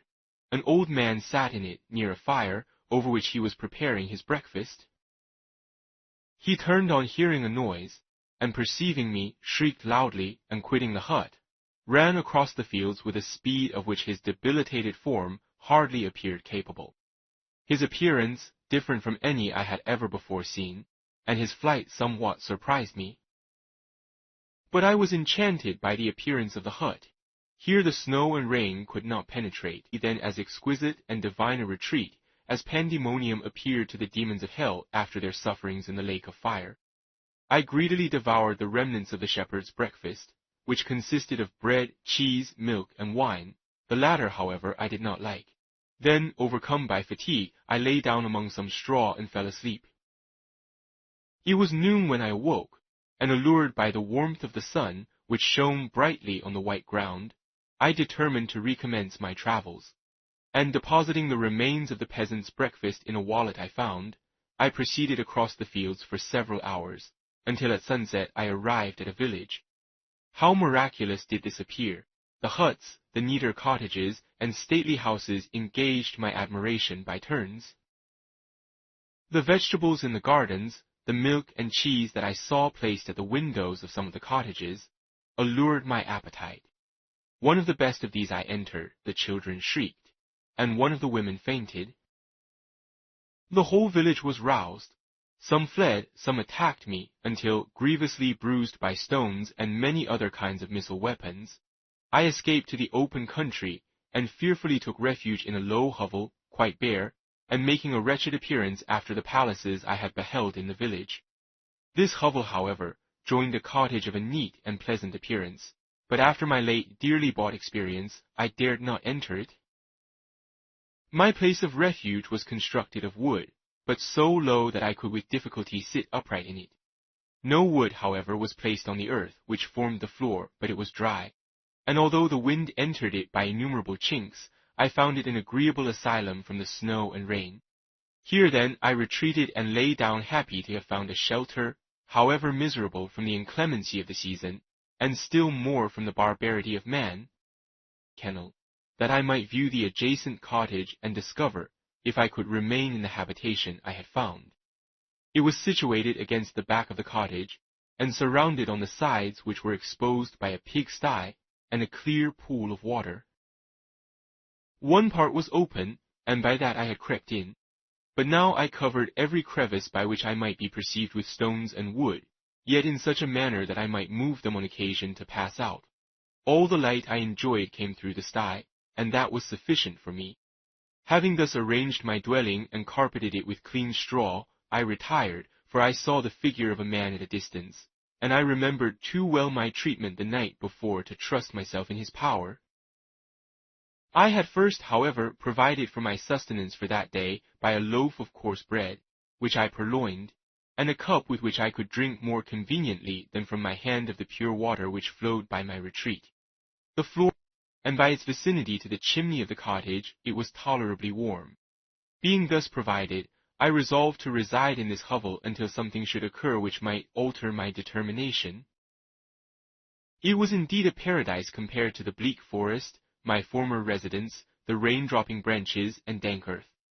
I ate my breakfast with pleasure, and was about to remove a plank to procure myself a little water when I heard a step, and looking through a small chink, I beheld a young creature, with a pail on her head, passing before my hovel. The girl was young and of gentle demeanor, unlike what I have since found cottagers and farmhouse servants to be. Yet she was meanly dressed, a coarse blue petticoat and a linen jacket being her only garb. Her fair hair was plaited but not adorned. She looked patient yet sad. I lost sight of her, and in about a quarter of an hour she returned bearing the pail, which was now partly filled with milk. As she walked along, seeming whose countenance expressed a deeper despondence. Uttering a few sounds with an air of melancholy, he took the pail from her head and bore it to the cottage himself. She followed, and they disappeared. Presently I saw the young man again, with some tools in his hand, cross the field behind the cottage, and the girl was also busy, sometimes in the house and sometimes in the yard. On examining my dwelling, I found that one of the windows of the cottage had formerly occupied a part of it, but the panes had been filled up with wood. In one of these was a small and almost imperceptible chink, through which the eye could just penetrate. Through this crevice a small room was visible, whitewashed and clean but very bare of furniture. In one corner, near a small fire, sat an old man, leaning his head on his hands in a disconsolate attitude. The young girl was occupied in arranging the cottage, but presently she took something out of a drawer which employed, who, taking up an instrument, began to play and to produce sounds sweeter than the voice of the thrush or the nightingale. It was a lovely sight, even to me, poor wretch who had never beheld aught beautiful before. The silver hair and benevolent countenance of the aged cottager won my reverence, while the gentle manners of the girl enticed my love. He played a sweet mournful air which I perceived drew tears from the eyes of his amiable companion, of which the old man took no notice, until she sobbed audibly. He then pronounced a few sounds, and the fair creature, leaving her work, knelt at his feet. He raised her and smiled with such kindness and affection that I felt sensations of a peculiar and overpowering nature.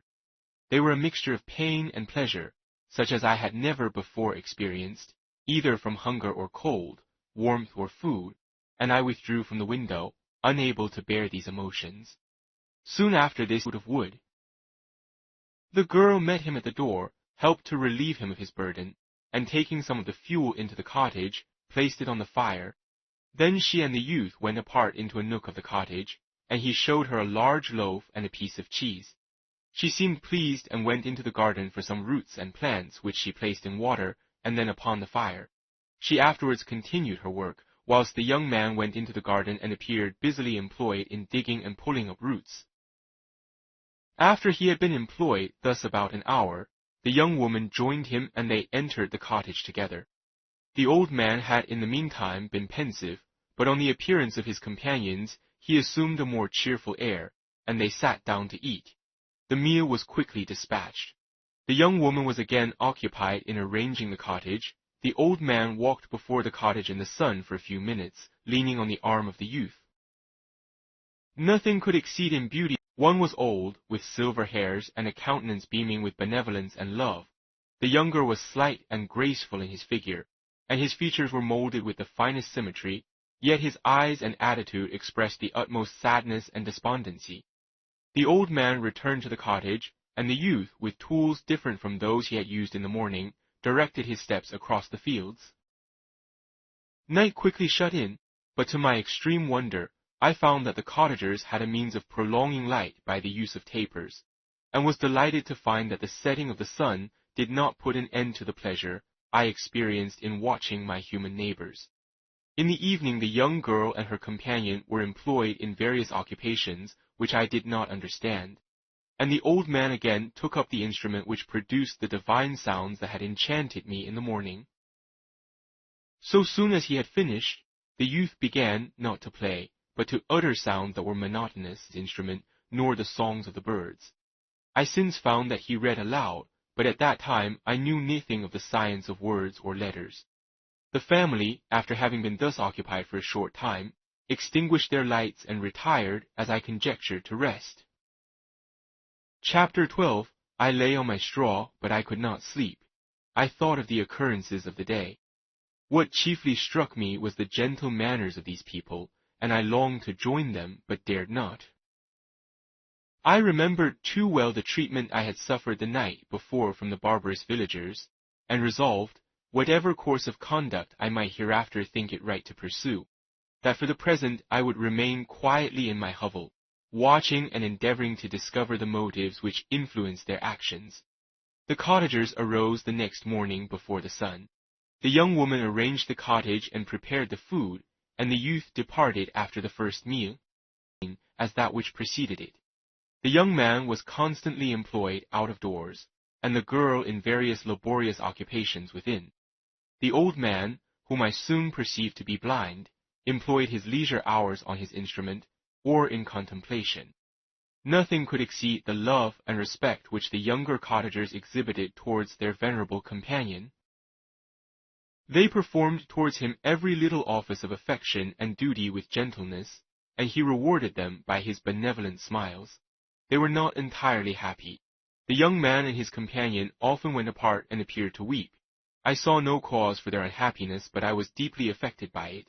If such lovely creatures were miserable, it was less strange that I, an imperfect and solitary being, should be wretched. Yet why were these gentle beings unhappy? They possessed a delightful house, for such it was in my eyes, and every luxury. They had a fire to warm them, they were dressed in excellent clothes, and still more they enjoyed one another's company and speech, interchanging each day looks of affection and kindness. What did their tears imply? Did they really express pain? I was at first unable to solve these questions, but perpetual attention and time explained to me many appearances which were at first enigmatic. A considerable period elapsed before I discovered one of the causes of the uneasiness of this amiable family. It was poverty, and they suffered that evil in a very distressing degree. Their nourishment consisted entirely of the vegetables of their garden and the milk of one cow, which gave very little during the winter, when its masters could scarcely procure food to support it. They often, I believe, suffered the pangs of hunger very poignantly, especially the two younger cottagers, for several times they placed food before the old man when they reserved none for themselves. I had been accustomed during the night to steal a part of their store for my own consumption, but when I found that in doing this I inflicted pain on the cottagers, I abstained and satisfied myself with berries, nuts, and roots which I gathered from a neighboring wood. I discovered also another means through which I was enabled to assist their labors. I found that the youth spent a great part of each day in collecting wood for the family fire, and during the night I often took his tools, the use of which I quickly discovered, and brought home firing sufficient for the consumption of several days. I remember the first time that I did this, the young woman, when she opened the door in the morning, appeared greatly astonished on seeing a great pile of wood on the outside. She uttered some words in a loud voice, and the youth joined her, who also expressed surprise. I observed with pleasure that he did not go to the forest that day, but spent it in repairing the cottage and cultivating the garden. Later moment, I found that these people possessed a method of communicating their experience and feelings to one another by articulate sounds. I perceived that the words they spoke sometimes produced pleasure or pain, smiles or sadness, in the minds and countenances of the hearers. This was indeed a godlike science, and I ardently desired to become acquainted with it, but I was baffled in every attempt I made for this purpose. Their pronunciation was quick, and the words they uttered not having any apparent connection with visible objects, I was unable to discover any clue by which I could unravel the mystery of their reference. By great application, however, and after having remained during the space of several revolutions of the moon in my hovel, I discovered the names that were given to some of the most familiar objects of discourse. I learned and applied the words fire, milk, bread, and wood. I learned also the names of the cottagers themselves, but the old man had only one, which was father. The girl was called sister or Agatha, and the youth Felix, brother or son. I cannot describe the delight I felt when I learned the ideas appropriated to each of these sounds, and was able to pronounce them. I distinguished several other words without being able as yet to understand or apply them, such as good, dearest, unhappy. I spent the winter in this manner. The gentle manners and beauty of the cottagers greatly endeared them to me. When they were unhappy, I felt depressed. When they rejoiced, I sympathized in their joys. I saw few human beings besides them, and if any other happened to enter the cottage, their harsh manners and rude gait only enhanced to me the superior accomplishments of my friends. The old man, I could perceive, often endeavored to encourage his children, as sometimes I found that he called them, to cast off their melancholy. He would talk in a cheerful pleasure even upon me. Agatha listened with respect. Her eyes sometimes filled with tears, which she endeavored to wipe away unperceived. But I generally found that her countenance and tone were more cheerful after having listened to the exhortations of her father. It was not thus with Felix. He was always the saddest of the group, and even to my unpracticed senses, he appeared to have suffered more deeply than his friends. But if his countenance was more sorrowful, his voice was more cheerful than that of his sister, especially when he addressed the old man. I could mention innumerable instances which, although slight, marked the dispositions of these amiable cottagers. In the midst of poverty and want, Felix carried with pleasure to his sister the first little white flower that peeped out from beneath the snowy ground.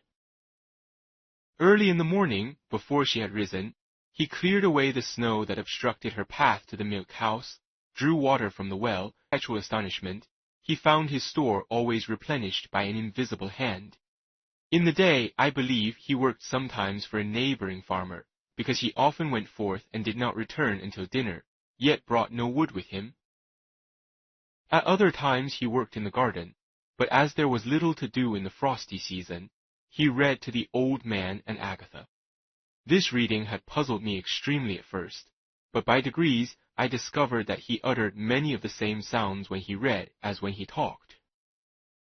I conjectured, therefore, that he found on the paper signs for speech which he understood, and I ardently longed to comprehend these also.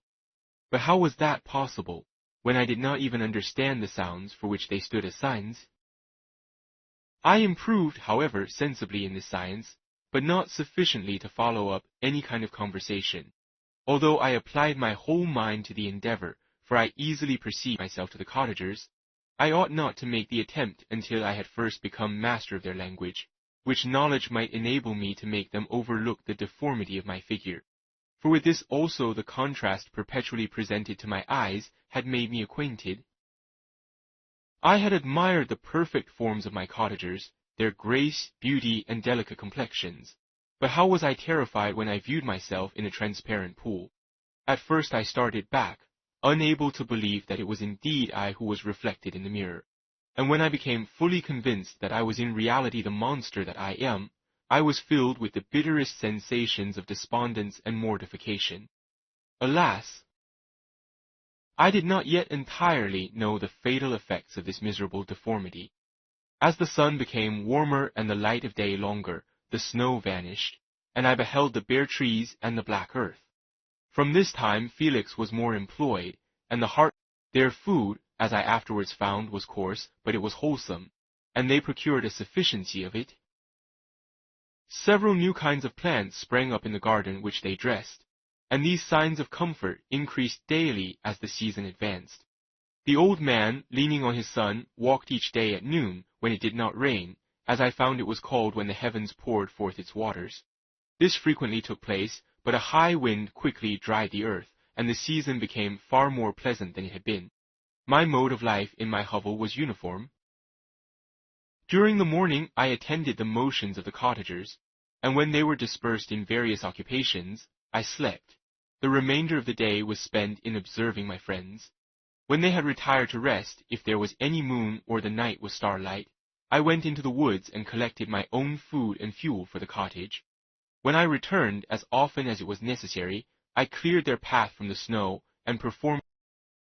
I afterwards found that these labors, performed by an invisible hand, greatly astonished them, and once or twice I heard them, on these occasions, utter the words good spirit, wonderful, but I did not then understand the signification of these terms. My thoughts now became more active, and I longed to discover the motives and feelings of these lovely creatures. I was inquisitive to know why Felix appeared so miserable and Agatha so sad. I thought, foolish wretch, that it might be in my power to restore happiness to these deserving people. When I slept or was absent, the forms of the venerable blind father, the gentle Agatha, and the excellent Felix flitted before me. I looked upon them as superior beings who would be the arbiters of my future destiny. I formed in my imagination 1,000 pictures of presenting myself to them, and their reception of me. I imagined that they would be disgusted until I should first win their favor and afterwards their love. These thoughts exhilarated me, and led me to apply with fresh ardor to the acquiring the art of language. My organs were indeed harsh but supple, and although my voice was very unlike the soft music of their tones, yet I pronounced such words as I understood with tolerable ease. It was as the ass and the lapdog, yet surely the gentle ass whose intentions were affectionate, although his manners were rude, deserved better treatment than blows and execration. The pleasant showers and genial warmth of spring greatly altered the aspect of the earth. Men who before this change seemed to have been hid in caves dispersed themselves, and were employed in various arts of cultivation. The birds sang in more cheerful notes, and the leaves began to bud forth on the trees. Happy, happy earth! Fit habitation for gods, which, so short a time before, was bleak, damp, and unwholesome. The past was blotted from my memory, the present was tranquil, and the future gilded by bright rays of hope and anticipations of joy. Chapter 13. I now hasten to the more moving part of my story. I shall relate events that impress me with feelings which, from what I had been, have made me what I am. Spring advanced rapidly, the weather became fine, and the skies cloudless. It surprised me that what before was desert and gloomy should now bloom with the most beautiful flowers and verdure. My senses were gratified and refreshed by 1,000 scents of delight and 1,000 sights of beauty. It was on one of these days, when my cottagers periodically rested from labor, the old man played on his guitar, and the children listened to him, that I observed the countenance of Felix was melancholy beyond expression. He sighed frequently, and once his father paused in his music, and I conjectured by his manner that he inquired the cause with cheerful accent, and the old man was recommencing his music when someone tapped at the door. It was a lady on horseback, accompanied by a countryman as a guide. The lady was dressed in a dark suit and covered with a thick black veil. Agatha asked a question, to which the stranger only replied by pronouncing, in a sweet accent, the name of Felix. Her voice was musical, but unlike that of either of my friends. On hearing this word, Felix came up hastily to the lady, who, when she saw him, threw up her veil, and I beheld a countenance of angelic beauty and expression. Her hair of a shining raven black, and curiously braided. Her eyes were dark, but gentle, although animated. Her features of a regular proportion, and her complexion wondrously fair, each cheek tinged with a lovely pink. Felix seemed ravished with delight when he saw her. Every trait of sorrow vanished from his face, and it instantly expressed I believed it capable. His eyes sparkled, as his cheek flushed with pleasure, and at that moment I thought him as beautiful as the stranger. She appeared affected by different feelings. Wiping a few tears from her lovely eyes, she held out her hand to Felix, who kissed it rapturously and called her, as well as I could distinguish, his sweet Arabian. She did not appear to understand him, but smiled. He assisted her to dismount, and dismissing her guide, conducted her into the cottage. Some conversation took place between him and his father, and the young stranger knelt at the old man's feet and would have kissed his hand, but he raised her and embraced her affectionately. I soon perceived that although the stranger uttered articulate sounds and appeared to have a language of her own, she was neither understood by nor herself understood the cottagers. They made many signs which I did not comprehend, but I saw that her presence diffused as the sun dissipates the morning mists. Felix seemed peculiarly happy, and with smiles of delight welcomed his Arabian. Agatha, the ever-gentle Agatha, kissed the hands of the lovely stranger, and pointing to her brother, made signs which appeared to me to mean that he had been sorrowful until she came. Some hours passed thus, while they, by their countenances, expressed joy, the cause of which I did not comprehend. Presently I found, by the frequent recurrence of some sound, which the stranger repeated after them, that she was endeavoring to learn their language, and the idea instantly occurred to me that I should make use of the same instructions to the same end. The stranger learned about 20 words at the first lesson. Most of them indeed were those which I had before understood, but I profited by the others. As night came on, Agatha and the Arabian retired early. When they separated, Felix kissed the hand of the stranger and said, "Good night," conversing with his father, and by the frequent repetition of her name, I conjectured that their lovely guest was the subject of their conversation. I ardently desired to understand them, and bent every faculty towards that purpose, but found it utterly impossible. The next morning Felix went out to his work, and after the usual occupations of Agatha were finished, the Arabian sat at the feet of the old man, and taking his guitar, played some airs so entrancingly beautiful that they at once drew tears of sorrow and delight from my eyes. She sang, and her voice flowed in a rich cadence, swelling or dying away like a nightingale of the woods.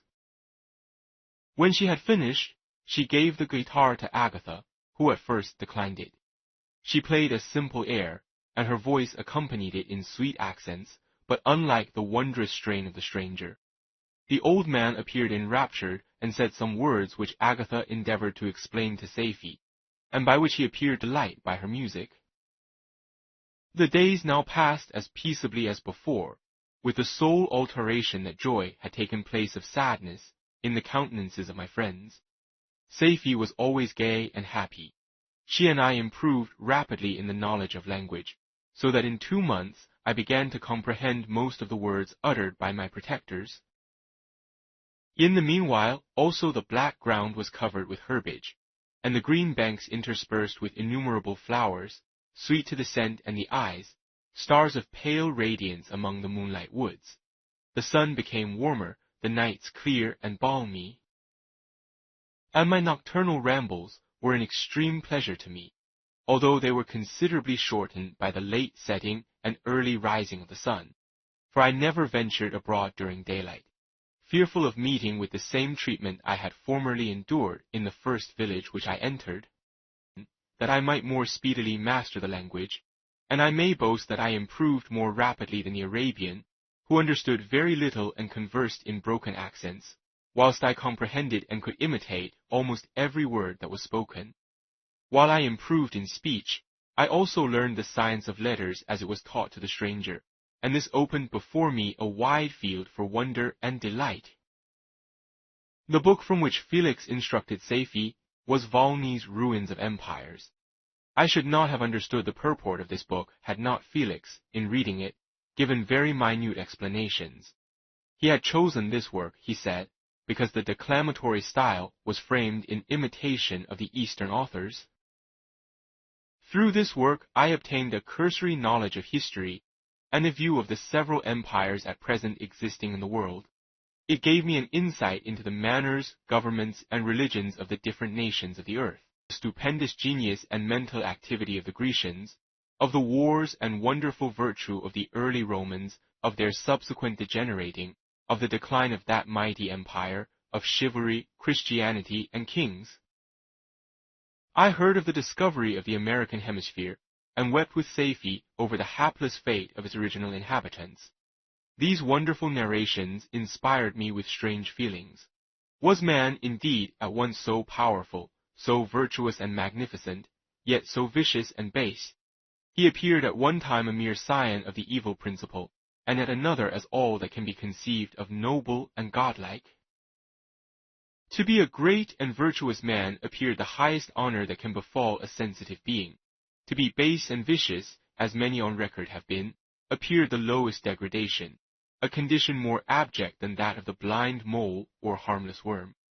For a long time I could not conceive even why there were laws and governments, but when I heard details of vice and bloodshed, my wonder ceased, and I turned away with disgust and loathing. Every conversation of the cottagers now opened new wonders to me. While I listened to the instructions which Felix bestowed upon the Arabian, the strange system of human society was explained to me.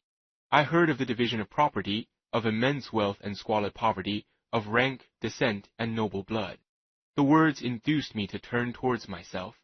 I learned that the possessions most esteemed by your fellow creatures were high and unsullied descent united with riches. A man might be respected with only one of these advantages, but without either he was considered, except in very rare instances, as a vagabond and a slave, doomed to waste his powers for the profits of the chosen few. And what was I? Of my creation and creator I was absolutely ignorant, but I knew that I possessed no money, no friend, endued with a figure hideously deformed and loathsome.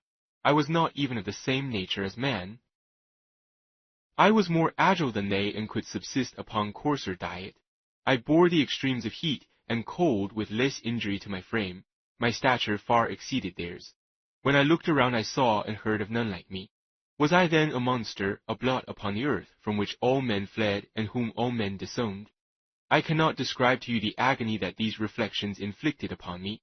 I tried to dispel them, but sorrow only increased with knowledge. Oh, that I had for ever remained in my native wood, nor known nor felt beyond the sensations of hunger, thirst, and heat. Of what a strange nature is knowledge! It clings to the mind when it has once seized on it like a lichen on the rock. I wish sometimes to shake off all thought and feeling, but I learned that there was but one means to overcome the sensation of pain, and that was death, a state which I feared, yet desired virtue and good feelings, and loved the gentle manners and amiable qualities of my cottagers. But I was shut out from intercourse with them, except through means which I obtained by stealth, when I was unseen and unknown, and which rather increased than satisfied the desire I had of becoming one among my fellows. The gentle words of Agatha and the animated smiles of the charming Arabian were not for me. The mild exhortations of the old man and the lively conversation of the loved Felix were not for me. Miserable, unhappy wretch! Other lessons were impressed upon me even more deeply. I heard of the difference of sexes, and the birth and growth of children, how the father doted on the smiles of the infant, and the lively sallies of the older child, how all the life and cares of the mother were wrapped up in the precious charge, how the mind of youth expanded and gained knowledge of brother, sister, and human being to another in mutual bonds. But where were my friends and relations? No father had watched my infant days, no mother had blessed me with smiles and caresses, or if they had, all my past life was now a blot, a blind vacancy in which I distinguished nothing. From my earliest remembrance I had been as I then was in height and proportion. I had never yet seen a being resembling me or who claimed any intercourse with me. What was I? The question again recurred, to be answered only with groans. I will soon explain to what these feelings tended, but allow me now to return to the cottagers, whose story excited in me such various feelings of indignation, delight, and wonder, but which all terminated in additional love and reverence for my protectors, for so I loved, in an innocent, half-painful self-deceit, to call them. Chapter 14. Some time elapsed before I learned failed to impress itself deeply on my mind, unfolding as it did a number of circumstances, each interesting and wonderful to one so utterly inexperienced as I was. The name of the old man was de Lacy. He was descended from a good family in France, where he had lived for many years in affluence, respected by his superiors and beloved by his equals. His son was bred in the service of his country, and Agatha had ranked with ladies of the highest distinction. A few months before my arrival, they had lived in a large and luxurious city called Paris, surrounded by friends and possessed of every enjoyment which virtue, refinement of intellect, or taste, accompanied by a moderate fortune, could afford. The father of Saifi had been the cause of their ruin. He was a Turkish merchant and had inhabited Paris for many years, when for some reason which I could not learn, he became obnoxious to the government. He was seized and cast into jail to join him. He was tried and condemned to death. The injustice of his sentence was very flagrant. All Paris was indignant, and it was judged that his religion and wealth, rather than the crime alleged against him, had been the cause of his condemnation. Felix had accidentally been present at the trial. His horror and indignation were uncontrollable when he heard the decision of the court. He made at that moment a solemn vow to deliver him, and then looked around for the means. After many fruitless attempts to gain admittance to the prison, he found a strongly grated window in an unguarded part of the building, which lighted the dungeon of the unfortunate Mohammedan, who, loaded with chains, waited in despair the execution of the barbarous sentence. Felix visited the grate at night, and made known to the prisoner his intentions in his favor. The Turk, amazed and delighted, endeavored to kindle the zeal of his deliverer by promises of reward and wealth. Yet when he saw the lovely Saifi, who was allowed to visit her father, and who by her gestures expressed her lively gratitude, the youth could not help owning to his own mind that the captive possessed a treasure which would fully reward his toil and hazard.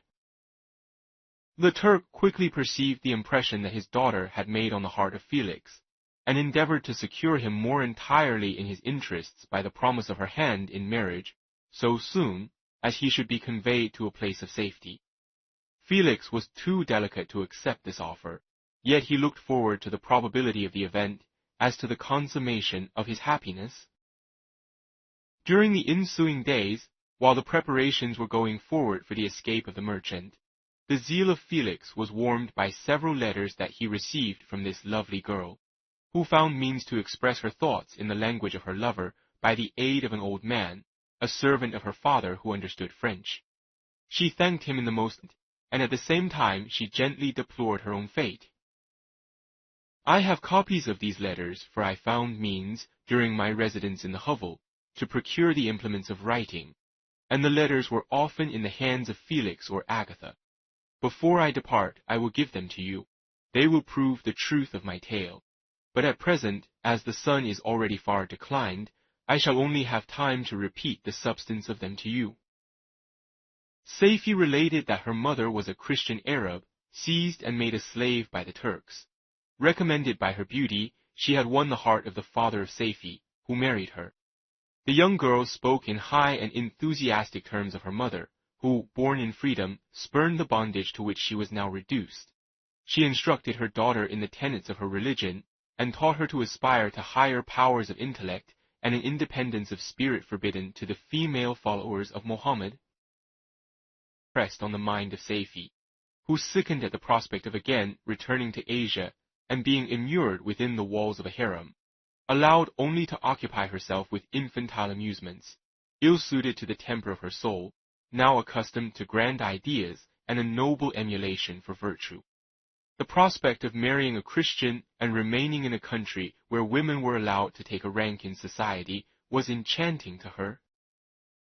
The day for the execution of the Turk was fixed, but on the night previous to it he quitted his prison, and before morning was distant many leagues from Paris. Felix had procured passports in the name of his father, sister, and himself. He had previously communicated his plan to the former, who aided the deceit by quitting his house under the pretense of a journey and concealed himself with his daughter in an obscure part of Paris. Felix conducted the fugitive through France to Lyon, and across Mont Saint wait a favorable opportunity of passing into some part of the Turkish dominions. Saifi resolved to remain with her father until the moment of his departure, before which time the Turk renewed his promise that she should be united to his deliverer, and Felix remained with them in expectation of that event. And in the meantime he enjoyed the society of the Arabian, who exhibited towards him the simplest and tenderest affection. They conversed with one another through the means of an interpreter, and sometimes with the interpretation of looks, and Saifi sang to him the divine airs of her native country. The Turk allowed this intimacy to take place and encouraged the hopes of the youthful lovers, while in his heart he had formed far other plans. He loathed the idea that his daughter should be united to a Christian, but he feared the resentment of Felix if he should appear lukewarm, for he knew that he was still in the Italian state which they inhabited. He revolved 1,000 plans by which he should be enabled to prolong the deceit until it might be no longer necessary, and secretly to take his daughter with him when he departed. His plans were facilitated by the news which arrived from Paris. The government of France were greatly enraged at the escape of their victim, and spared no pains to detect and punish his deliverer. The plot of Felix was quickly discovered, and de Lacy and Agatha were thrown into prison. The news reached Felix and roused him from his dream of pleasure. His blind and aged father and his gentle sister lay in a noisome dungeon, while he enjoyed the free air and the society of her whom he loved. This idea was torture to him. He quickly arranged with the Turk that if the latter should find a favorable opportunity for escape before Felix could return to Italy, Saifi should remain as a boarder at a convent at Leghorn, sent to Paris, and delivered himself up to the vengeance of the law, hoping to free de Lacy and Agatha by this proceeding. He did not succeed. They remained confined for 5 months before the trial took place, the result of which deprived them of their fortune, and condemned them to a perpetual exile from their native country. They found a miserable asylum in the cottage in Germany, where I discovered them. Felix soon learned that the treacherous Turk, for whom he and his family endured such unheard of oppression, on discovering that his deliverer was thus reduced to poverty and ruin, became a traitor to good feeling and honor, and had quitted Italy with his daughter, insultingly sending Felix a pittance of money to aid him, as he said, in some plan of future maintenance. Such were the events that preyed on the heart of Felix and rendered him, when I first saw him, the most miserable of his family. He could have endured poverty, he gloried in it, but the ingratitude of the Turk and the loss of his beloved Saifi were misfortunes more bitter and irreparable. The arrival of the Arabian now infused new life into his soul. When the news reached Leghorn that Felix was deprived of his wealth and rank, the merchant commanded his daughter to think no more of her lover, but to prepare to return to her native country. The generous nature of Saifi was outraged by this command. She attempted to expostulate with her father, but he left her angrily, reiterating his tyrannical mandate. A few days after, the Turk entered his daughter's apartment, and told her hastily that he had reason to believe that his residence at Leghorn had been divulged, and that he should speedily be delivered up to the French government. He had consequently hired a vessel to convey him to Constantinople, for which city he should sail in a few hours. He intended to leave his daughter at her leisure with the greater part of his property, which had not yet arrived at Leghorn. When alone, Saifi resolved in her own mind the plan of conduct that it would become her to pursue in this emergency. A residence in Turkey was abhorrent to her. Her religion and her feelings were alike averse to it. By some papers of her father which fell into her hands she heard of the exile of her lover, and learnt the name of the spot where he then resided. She hesitated some time, but at length she formed her determination. Taking with her some jewels that belonged to her and a sum of money, she quitted Italy with an attendant, a native of Leghorn, but who understood the common language of Turkey, and departed for Germany. She arrived in safety at a town about 20 leagues from the cottage of the Lacy, where her attendant fell dangerously ill. Saifi nursed her with the most devoted affection, but the poor girl died, and the Arabian country, and utterly ignorant of the customs of the world. She fell, however, into good hands. The Italian had mentioned the name of the spot for which they were bound, and after her death the woman of the house in which they had lived took care that Saifi should arrive in safety at the cottage of her lover. Chapter 15. Such was the history of my beloved cottagers. It impressed me deeply. I learned, from the views of social life which it developed, to admire their virtues and to deprecate the vices of mankind. As yet I looked upon crime as a distant evil. Benevolence and generosity were ever present before me, inciting within me a desire to become an actor in the busy scene where so many admirable qualities were called forth and displayed. But in giving an account of the progress of my intellect, I must not omit a circumstance which occurred in the beginning of the month of August of the same year, where I collected my own food and brought home firing for my protectors. I found on the ground a leathern portmanteau containing several articles of dress and some books. I eagerly seized the prize and returned with it to my hovel. Fortunately, the books were written in the language, the elements of which I had acquired at the cottage. They consisted of Paradise Lost, a volume of Plutarch's Lives, and the Sorrows of Werther. The possession of these treasures gave me extreme delight. I now continually studied and exercised my mind upon these histories, whilst my friends were employed in their ordinary occupations. I can hardly describe to you the effect of these books. They produced in me an infinity of new images and feelings, that sometimes raised me to ecstasy, but more frequently sunk me into the lowest dejection. In the Sorrows of Werther, besides the interest of its simple and affecting story, so many opinions are canvassed into me obscure subjects that I found in it a never-ending source of speculation and astonishment. The gentle and domestic manners it described, combined with lofty sentiments and feelings, which had for their object something out of self, accorded well with my experience among my protectors and with the wants which were forever alive in my own bosom. But I thought Werther himself a more divine being than I had ever beheld or imagined. His character contained no pretension, but it sank deep. The disquisitions upon death and suicide were calculated to fill me with wonder. I did not pretend to enter into the merits of the case, yet I inclined towards the opinions of the hero, whose extinction I wept, without precisely understanding it. As I read, however, I applied much personally to my own feelings and condition. I found myself similar yet at the same time strangely unlike to the beings concerning whom I read, and to whose conversation I sympathized with and partly understood them, but I was unformed in mind. I was dependent on none and related to none. The path of my departure was free, and there was none to lament my annihilation. My person was hideous and my stature gigantic. What did this mean? Who was I? What was I? Whence did I come? What was my destination? These questions continually recurred, but I was unable to solve them. The volume of Plutarch's Lives which I possessed contained the histories of the first founders of the ancient republics. This book had a far different effect upon me from the Sorrows of Werther. I learned from Werther's imagination's despondency and gloom, but Plutarch taught me high thoughts.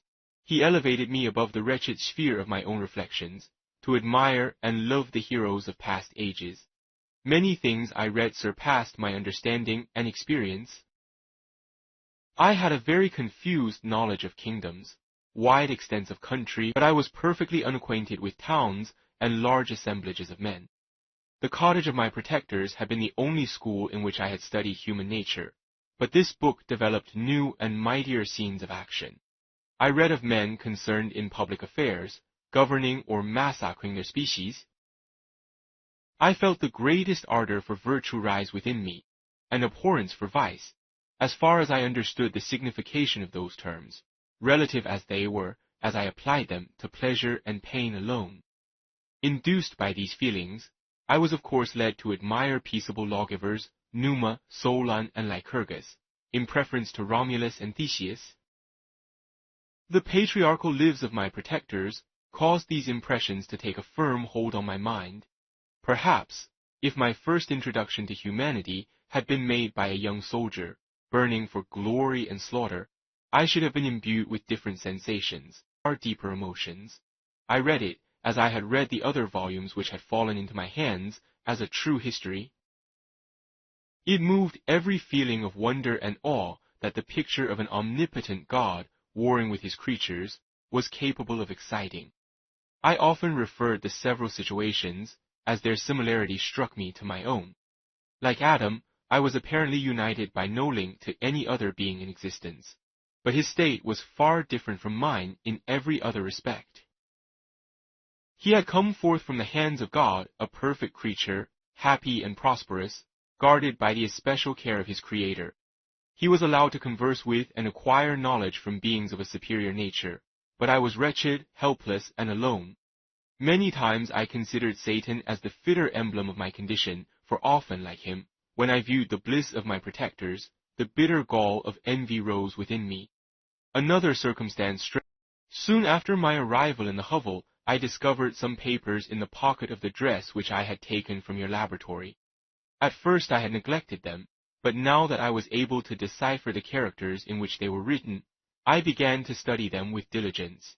It was your journal of the 4 months that preceded my creation.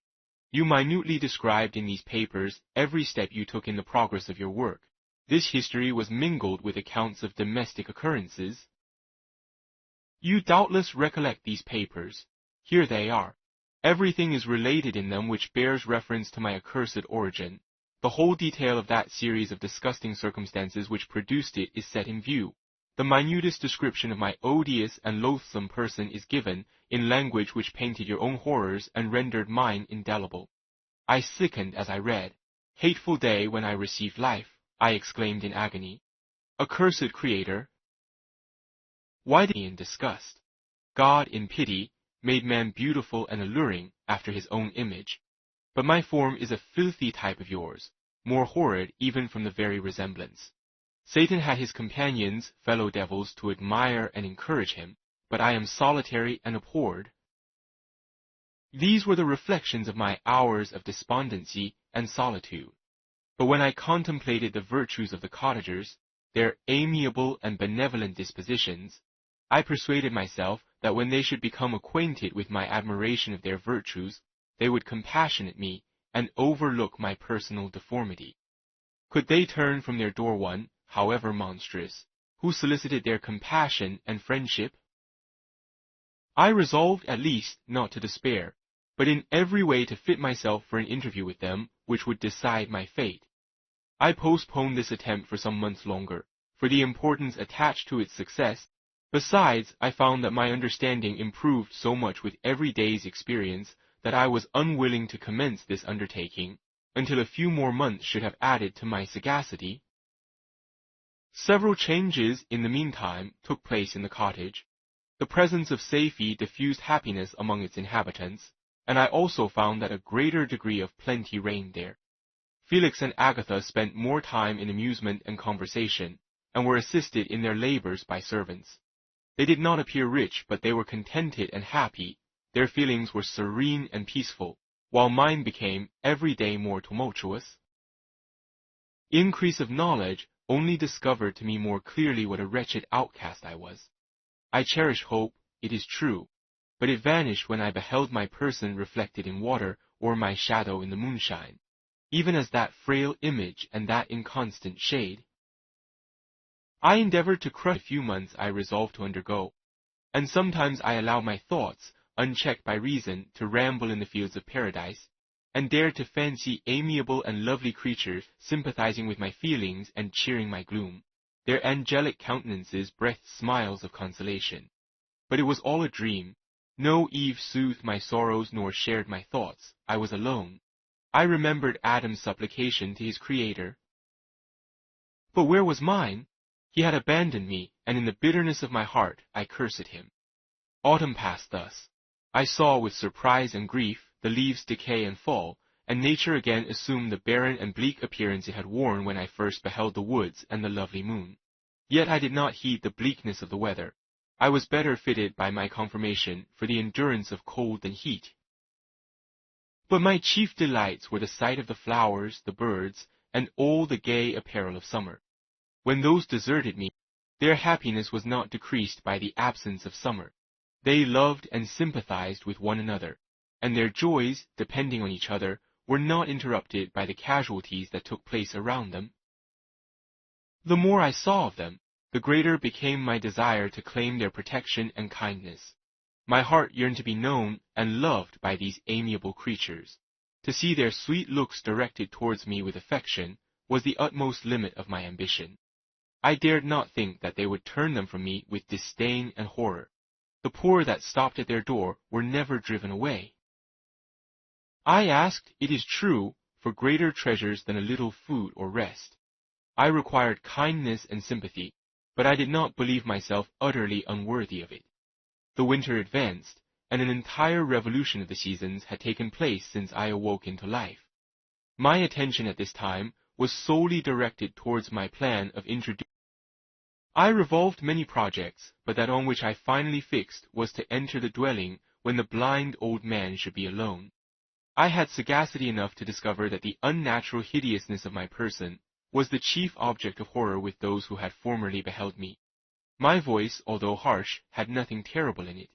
I thought, therefore, that if in the absence of his children I could gain the good will and mediation of the old de Lacy, I might by his means be tolerated by my younger protectors.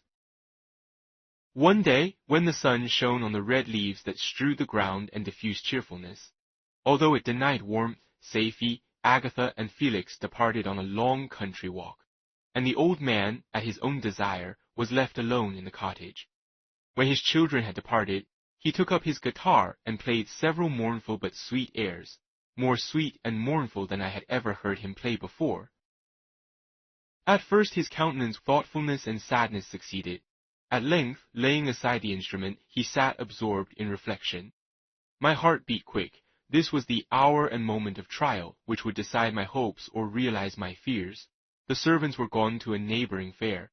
All was silent in and around the cottage. It was an excellent opportunity. Yet when I proceeded to execute my plan, my limbs failed me and I sank to the ground. Again I rose, and exerting all the firmness of which I was master, removed the planks which I had placed before my hovel to conceal my retreat. The fresh air revived me, and with renewed determination I approached the door of their cottage. I knocked. "Who is there?" said the old man. "Come in." I entered. "Pardon this intrusion," said I. "I am a traveler in want of a little rest. You would greatly oblige me if you would allow me to remain a few minutes before the fire." "Enter," said the Lacey, "and I will try in what manner I can to relieve you from home, and as I am blind, I am afraid I shall find it difficult to procure food for you. Do not trouble yourself, my kind host. I have food. It is warmth and rest only that I need."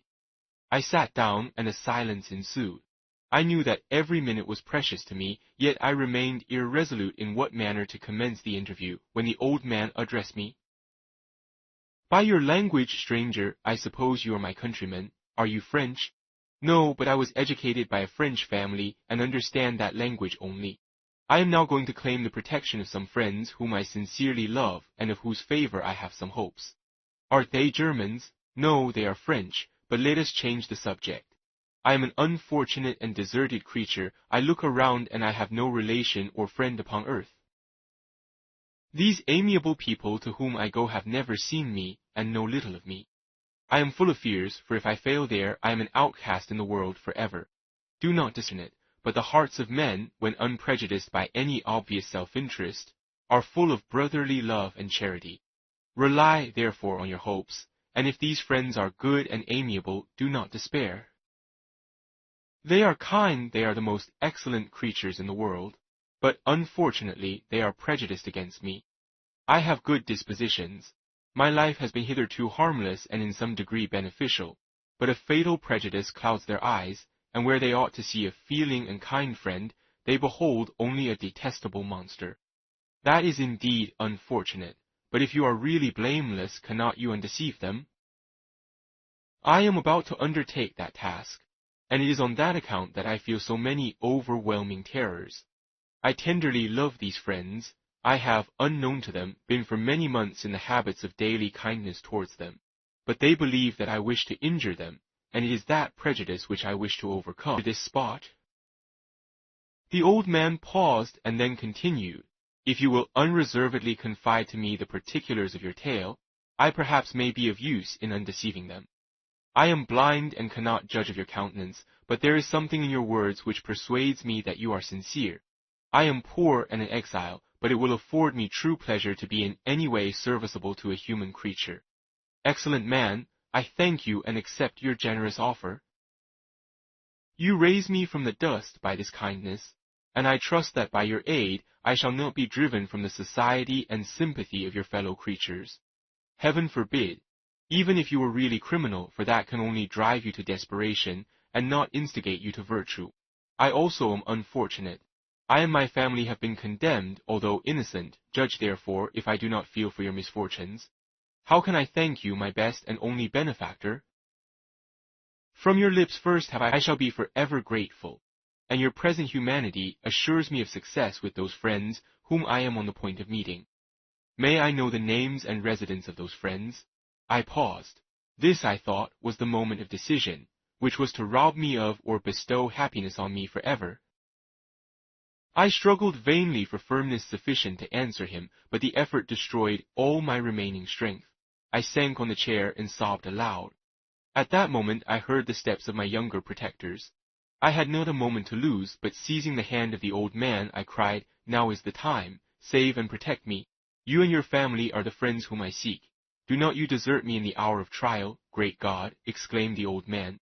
"Who are you?"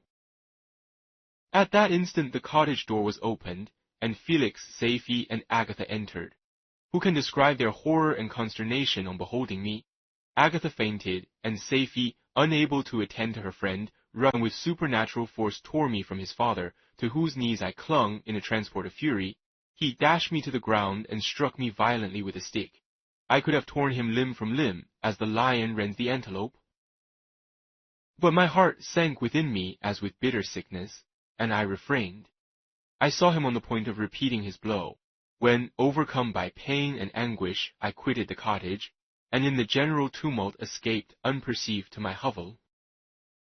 Chapter 16. Cursed Creator. Why did I live? Why in that instant did I not extinguish the spark of existence which you had so wantonly bestowed? I know not. Despair had not yet taken possession of me. My feelings were those of rage and revenge.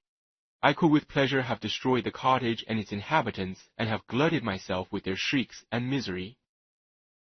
When night came, I quitted my retreat, and wandered in the wood, and now no longer restrained anguish in fearful howlings.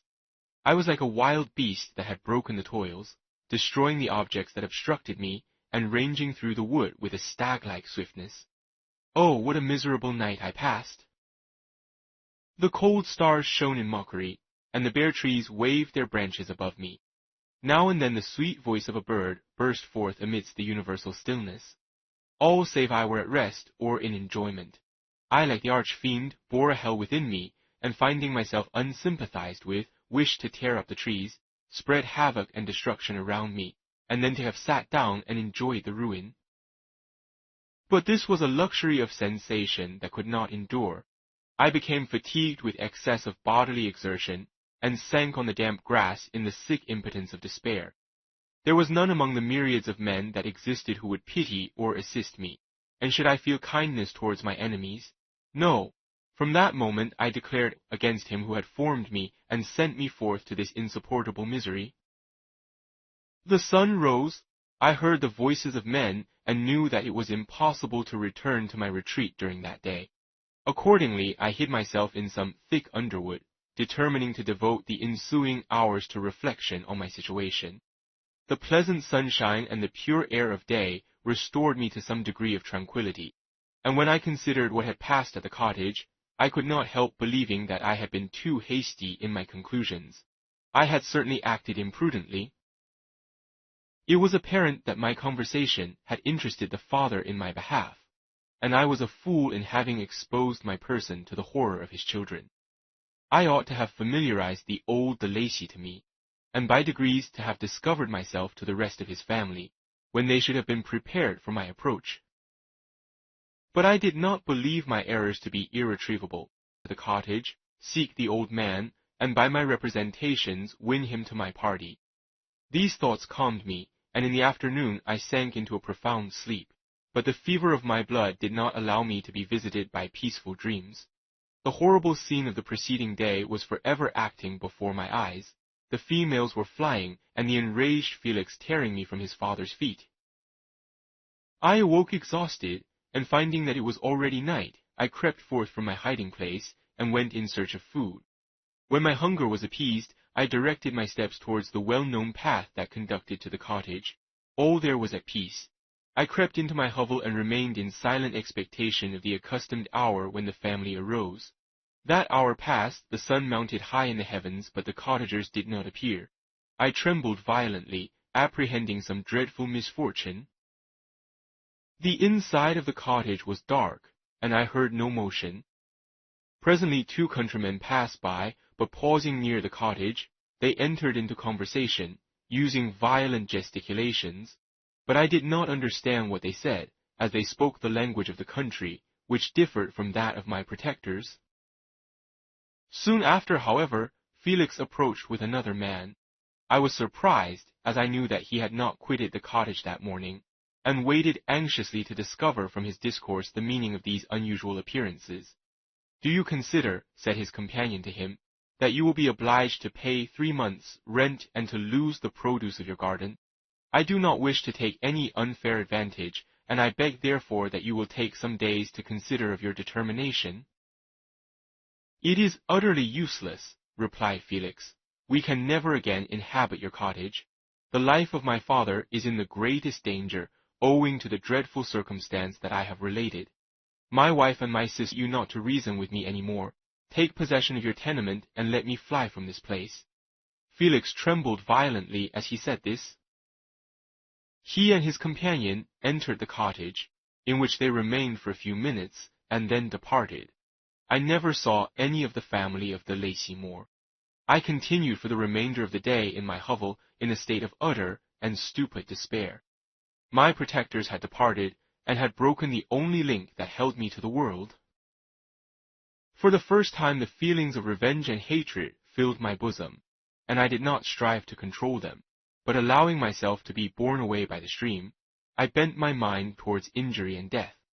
When I thought of my friends, of the mild voice of de Lacy, the gentle eyes of Agatha, and the exquisite beauty of the Arabian, these thoughts vanished, and a gush of tears somewhat soothed me. But again, when I reflected that they had spurned and deserted me, and unable to injure anything human, I turned my fury towards inanimate objects. As night advanced, I placed a variety of combustibles around the cottage, and after having destroyed every vestige of cultivation in the garden, I waited with forced impatience until the moon had sunk to commence my operations. As the night advanced, a fierce wind arose from the woods, and quickly dispersed the clouds that had loitered in the heavens. The blast tore along like a mighty avalanche, and produced a kind of insanity in my spirits that burst all bounds of reason and reflection. I lighted the dry branch of a tree, and danced with fury around the devoted cottage, my eyes still fixed on the western horizon, the edge of which the moon nearly touched. A part of its orb was at length hid, and I waved my brand, it sank, and with a loud scream I fired the straw and heath and bushes which I had collected. The wind fanned the fire, clung to it, and licked it with their forked and destroying tongues. As soon as I was convinced that no assistance could save any part of the habitation, I quitted the scene and sought for refuge in the woods. And now, with the world before me, whither should I bend my steps? I resolved to fly far from the scene of my misfortunes, but to me, hated and despised, every country must be equally horrible. At length the thought of you crossed my mind. I learned from your papers that you were my father, my creator, and to whom could I apply with more fitness than to him who had given me life? Among the lessons that Felix had bestowed upon Safie, geography had not been omitted. I had learned from these the relative situations of the different countries of the earth. You had mentioned Geneva as the name of your native town, and towards this place I resolved to proceed. But how was I to direct myself? I knew that I must travel in a southwesterly direction to reach my destination, but the sun, the towns that I was to pass through, nor could I ask information from a single human being, but I did not despair. From you only could I hope for succor, although towards you I felt no sentiment but that of hatred. Unfeeling, heartless creator, you had endowed me with perceptions and passions, and then cast me abroad an object for the scorn and horror of mankind. But on you only had I any claim for pity and redress, and from you I determined to seek that justice which I vainly attempted to gain from any other being that wore the human form. My travels were long, and the sufferings I endured intense. It was late in autumn when I quitted the district where I had so long resided. I traveled only at night, fearful of encountering the visage of a human being. Nature decayed around me, and the sun became heatless. Rain and snow poured around me. Mighty rivers were frozen. The surface of the earth was hard and chill and bare, and I found no shelter. This is on the cause of my being. The mildness of my nature had fled, and all within me was turned to gall and bitterness. The nearer I approached to your habitation, the more deeply did I feel the spirit of revenge enkindled in my heart. Snow fell, and the waters were hardened, but I rested not. A few incidents now and then directed me, and I possessed a map of the country, but I often wandered wide from my path. The agony of my feelings allowed me no respite. No incident occurred from which my rage and misery could not extract its food, but a circumstance that happened when I arrived on the confines of Switzerland, when the sun had recovered its warmth, and the earth again began to look green, confirmed in an especial manner the bitterness and horror of my feelings. I generally rested during the day, and traveled only when I was secured by night from the view of man. One morning, however, finding that my path lay through a deep sun had risen, the day, which was one of the first of spring, cheered even me by the loveliness of its sunshine and the balminess of the air. I felt emotions of gentleness and pleasure that had long appeared dead revive within me. Half surprised by the novelty of these sensations, I allowed myself to be borne away by them, and forgetting my solitude and deformity, dared to be happy. Soft tears again bedewed my cheeks, and I even raised my humid eyes with thankfulness towards the blessed sun, which bestowed such joy upon me. I continued to wind among the paths of the wood until I came to its boundary, which was skirted by a deep and rapid river, into which many of the trees bent their branches, now budding with the fresh spring. Here I paused, not exactly knowing what path to pursue, when I heard the sound of voices that induced me to conceal myself under the shade of a cypress. I was scarcely hid when a young girl came running towards the spot where I was concealed. She continued her course along the precipitous sides of the river, when suddenly her foot slipped, and she fell into the rapid stream. I rushed from my hiding place, and with extreme labor from the force of the current, saved her and dragged her to shore. She was senseless, and I endeavored by every means in my power to restore animation, when I was suddenly interrupted by the approach of a rustic, who was probably the person from whom she had playfully fled. On seeing me, he darted towards me, and tearing the girl from my arms, hastened towards the deeper parts of the wood. I followed speedily, I hardly knew why, but when the man saw me draw near, he aimed a gun which he carried at my body and fired. I sank to the ground, and my injurer, with increased swiftness, escaped into the wood. This was then the reward of my benevolence. I had saved a human being from destruction, and as a recompense I now writhed under the miserable pain of a wound which shattered the flesh and bone. The foot a few moments before gave place to hellish rage and gnashing of teeth. Inflamed by pain, I vowed eternal hatred and vengeance to all mankind. But the agony of my wound overcame me. My pulses paused, and I fainted. For some weeks I led a miserable life in the woods, endeavoring to cure the wound which I had received. The ball had entered my shoulder, and I knew not whether it had remained there or passed through. At any rate, I had no means of extracting it. My sufferings were augmented also by the oppressive sense of the injustice and ingratitude of their infliction. My daily vows rose for revenge, a deep and deadly revenge, such as would alone compensate for the outrages and anguish I had endured. After some weeks my wound healed, and I continued my journey. The labors I endured were no longer to be alleviated by the bright sun or gentle breezes of spring. All joy was but a mockery which painfully that I was not made for the enjoyment of pleasure. But my toils now drew near a close, and in 2 months from this time I reached the environs of Geneva. It was evening when I arrived, and I retired to a hiding place among the fields that surround it to meditate in what manner I should apply to you. I was oppressed by fatigue and hunger, and far too unhappy to enjoy the gentle breezes of evening, or the prospect of the sun setting behind the stupendous mountains of Jura. At this time a slight sleep relieved me from the pain of reflection, which was disturbed by the approach of a beautiful child, who came running into the recess I had chosen, with all the sportiveness of infancy. Suddenly, as I gazed on him, an idea seized me that this little creature was unprejudiced, and had lived too short a time to have imbibed a horror of deformity. If, therefore, I could seize him and educate him as my companion and friend, I should not be so desolate. By this impulse, I seized on the boy as he passed and drew him towards me. As soon as he beheld my form, he placed his hands before his eyes and uttered a shrill scream. I drew his hand forcibly from his face and said, "Child, what is the meaning of this? I do not intend to hurt you, listen to me." He struggled violently. "Let me go," he cried. "Monster, ugly wretch, you wish to eat me and tear me to pieces. You are an ogre, let me go, or I will tell my papa." "Boy, you will never see your father again, you must come with me."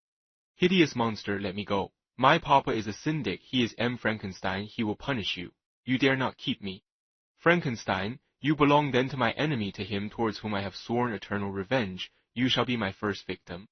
The child still struggled and loaded me with epithets which carried despair to my heart. I grasped his throat to silence him, and in a moment he lay dead at my feet.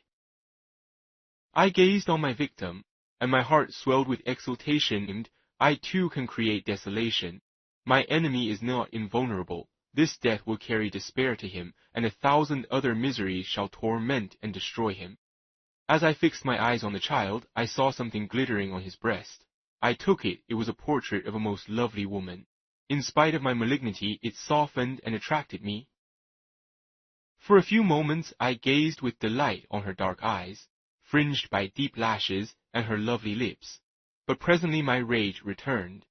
I remembered that I was forever deprived of the delights that such beautiful creatures could bestow, and that she whose resemblance I contemplated would, in regarding me, have changed that air of divine benignity to one expressive of disgust and affright.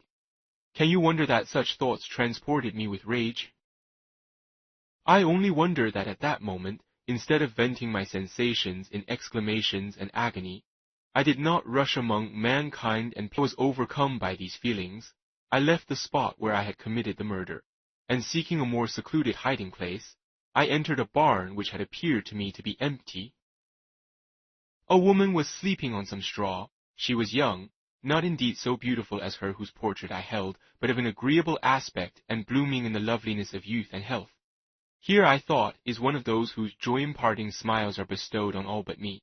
And then I bent over her and whispered, "Awake, fairest, thy lover is near, he who would give his life but to obtain one look of affection from thine eyes. My beloved, awake." The sleeper stirred. A thrill of terror ran through me. Should she indeed awake and see me and curse me and denounce the murderer? Thus would she assuredly act if her darkened eyes opened and she beheld me. The thought was madness. It stirred the fiend within me, not I, but she shall suffer. The murder I have committed, because I am forever robbed of all that she could give me, she shall atone. Thanks to the lessons of Felix and the sanguinary laws of man, I had learned now to work mischief. I bent over her and placed the portrait securely in one of the folds of her dress. She moved again, and I fled. For some days I haunted the spot where these scenes had taken place, sometimes wishing to see you, sometimes resolved to quit the world and its miseries forever. At length I wandered towards these mountains, and have ranged through their immense recesses, consumed by a burning passion which you alone can gratify. We may not part until you have promised to comply with my requisition. I am alone and miserable. Man will not associate with me, but one as deformed and horrible as myself would not deny herself to me. My companion must be of the same species and have the same defects. This being you must create. Chapter 17. The being finished speaking, and fixed his looks upon me in the aspect perplexed, and unable to arrange my ideas sufficiently to understand the full extent of his proposition. He continued, "You must create a female for me with whom I can live in the interchange of those sympathies necessary for my being. This you alone can do, and I demand it of you as a right which you must not refuse to concede." The latter part of his tale had kindled anew in me the anger that had died away while he narrated his peaceful life among the cottagers, and as he said this, I could no longer suppress the rage that burned within me. "I do refuse it," I replied, "and no torture shall ever extort a consent from me. You may render me the most miserable of men, but you shall never make me base in my own eyes. Shall I create another like yourself, whose joint wickedness might desolate the world? Begone!" "I have answered you. You may torture me, but I will never consent." "You are in the wrong," replied the fiend, "and instead of threatening, I am content to reason with you. Am I not shunned and hated by all mankind? You, my creator, would tear me to pieces and triumph. Remember that, and tell me why I should pity man more than he pities me." "You would not call it murder if you could precipitate me into one of those ice rifts and destroy my frame, the work of your own hands. Shall I respect man when he condemns me? Let him live with me in the interchange of kindness, and instead of injury I would bestow every benefit upon him with tears of gratitude at his acceptance. But that cannot be. The human senses are insurmountable barriers to our union, yet mine shall not be the submission of abject slavery. I will revenge my injuries. If I cannot inspire love, I will cause fear, and chiefly towards you, my archenemy, because my Creator, do I swear inextinguishable hatred. Have a care. I will work at your destruction, nor finish until I desolate your heart, so that you shall curse the hour of your birth." A fiendish rage animated portions too horrible for human eyes to behold, but presently he calmed himself and proceeded, "I intended to reason. This passion is detrimental to me, for you do not reflect that you are the cause of its excess. If any being felt emotions of benevolence towards me, I should return them 100 and 100-fold. For that one creature's sake, I would make peace with the whole kind, but I now indulge in dreams of bliss that cannot be realized. What I ask of you is reasonable and moderate. I demand a creature of another sex, but as hideous as myself. The gratification is small, but it is all that I can receive, and it shall content me. It is true, we shall be monsters, cut off from all the world, but on that account we shall be more attached to one another. Our lives will not be happy, but they will be harmless and free from the misery I now feel. Oh, my Creator, make me happy. Let me feel gratitude towards you for one benefit. Do not deny me my request. I was moved. I shuddered when I thought of the possible consequences of my consent, but I felt that there was some justice in his argument. His tale and the feelings he now expressed proved him to be a creature of fine sensations, and did I not as his Maker owe him all the portion of happiness that it was in my power to bestow? He saw my change of feeling and continued, "If you consent, neither you nor any other human being shall ever see us again. I will go to the vast wilds of South America. My food is not that of man. I do not destroy the lamb and the kid to glut my appetite. Acorns and berries afford me sufficient nourishment. My companion will be of the same nature as myself, and will be content with the same fare. We shall make our bed of dried leaves. The sun will shine on us as on man, and will ripen our food. The picture I present to you is peaceful and human, and you must feel that you could deny. Pitiless as you have been towards me, I now see compassion in your eyes. Let me seize the favorable moment, and persuade you to promise what I so ardently desire." "You propose," replied I, "to fly from the habitations of man, to dwell in those wilds where the beasts of the field will be your only companions. How can you who long for the love and sympathy of man persevere in this exile? You will return and again seek their kindness, and you will meet with their detestation. Your evil passions will be renewed, and you will then have a companion to aid you in the task of destruction. This may not be. Cease to argue the point, for I cannot consent." "How inconstant are your feelings! But a moment ago you were moved by my representations, and why do you again harden yourself to my complaints? I swear to you by the earth which I inhabit, and by you that made me, that with the companion you bestow, I will quit the neighborhood of man and dwell, as it may chance, in the most savage of I shall meet with sympathy. My life will flow quietly away, and in my dying moments I shall not curse my Maker." His words had a strange effect upon me.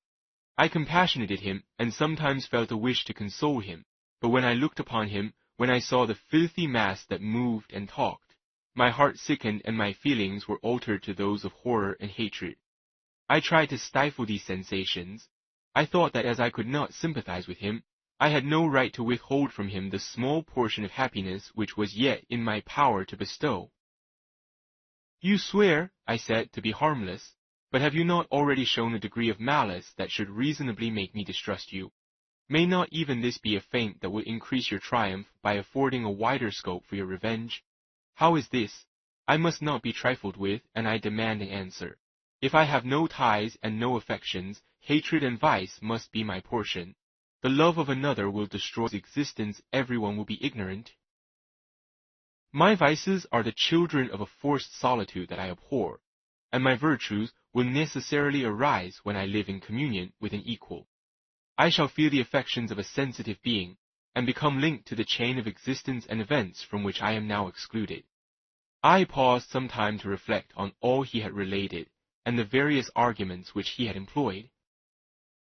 I thought of the promise of virtues which he had displayed on the opening of his existence, and the subsequent blight of all kindly feeling by the loathing and scorn which his protectors had manifested towards him. His power and threats were not omitted in my calculations.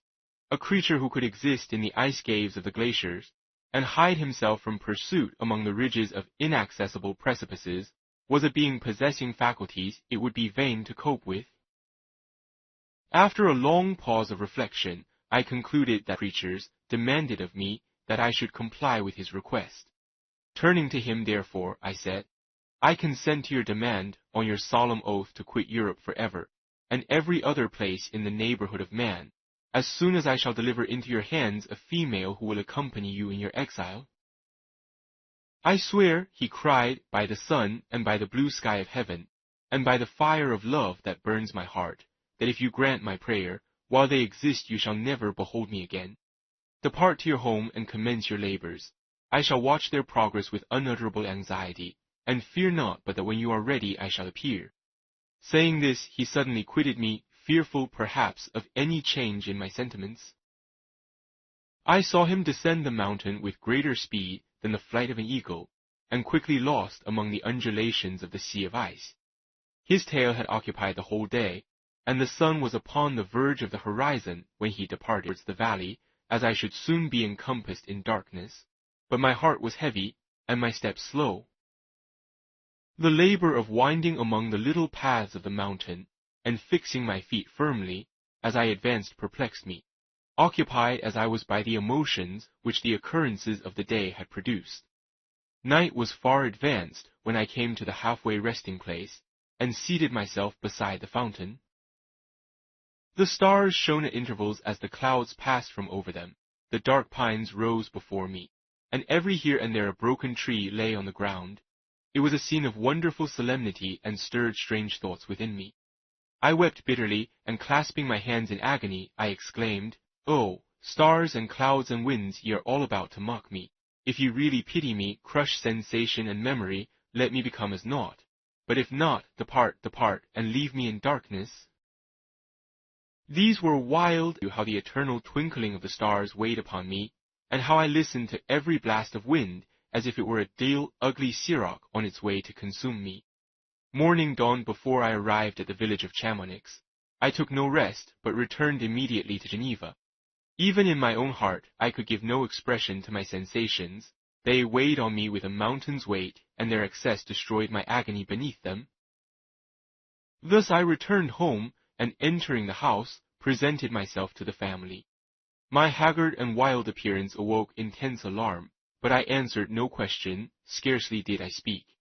I felt as if I were placed under a ban, as if I had no right to claim their sympathies, as if never more might I enjoy companionship with them.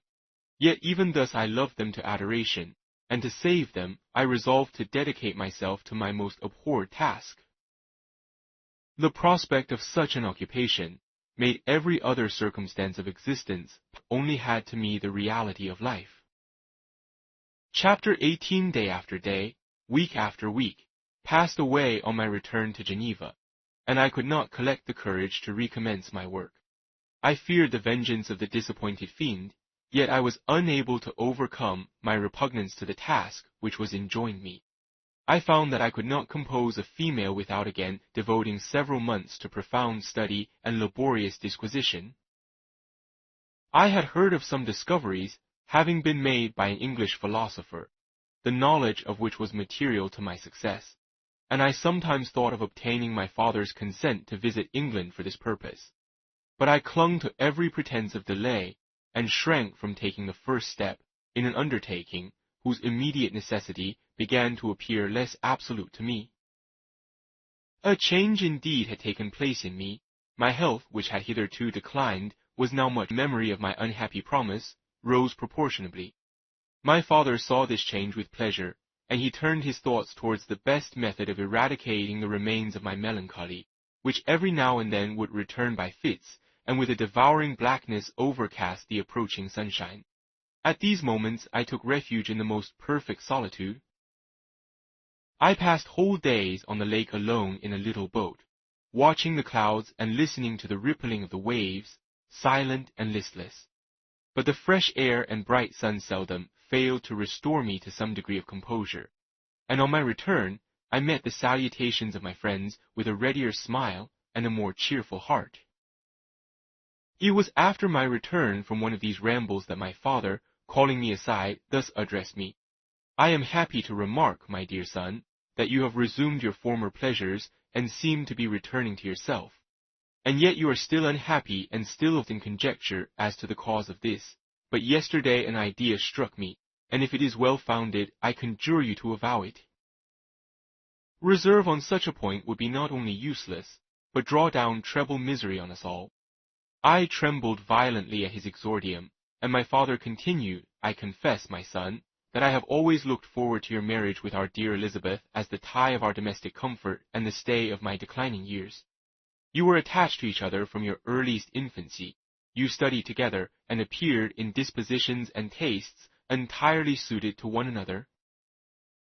But so blind is the experience of man that what I conceive to be the best assistance to my plan may have entirely destroyed it.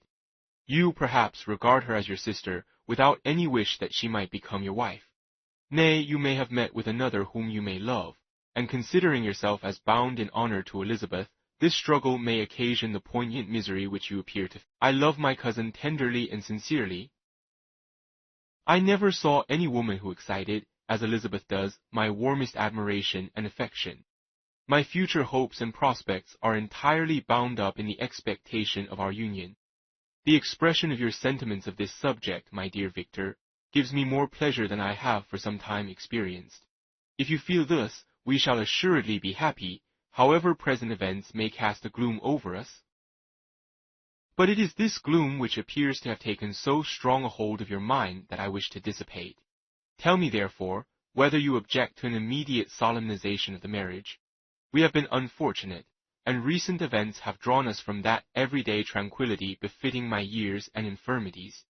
You are younger, yet I do not suppose, possessed as you are of a competent fortune, that an early marriage would at all interfere with any future plans of honor and utility that you may have formed, dictate happiness to you, or that a delay on your part would cause me any serious uneasiness. Interpret my words with candor and answer me, I conjure you, with confidence and sincerity. I listened to my father in silence and remained for some time incapable of offering any reply.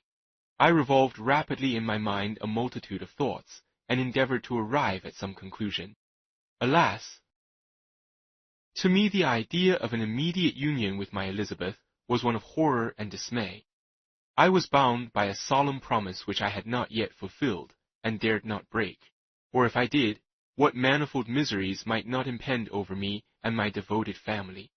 Could I enter into a festival with this deadly weight yet hanging round my neck, and bowing me to the ground?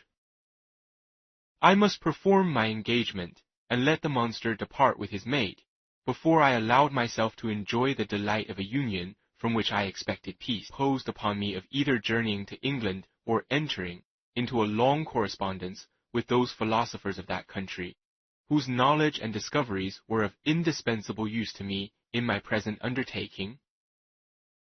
The latter method of obtaining the desired intelligence was dilatory and unsatisfactory.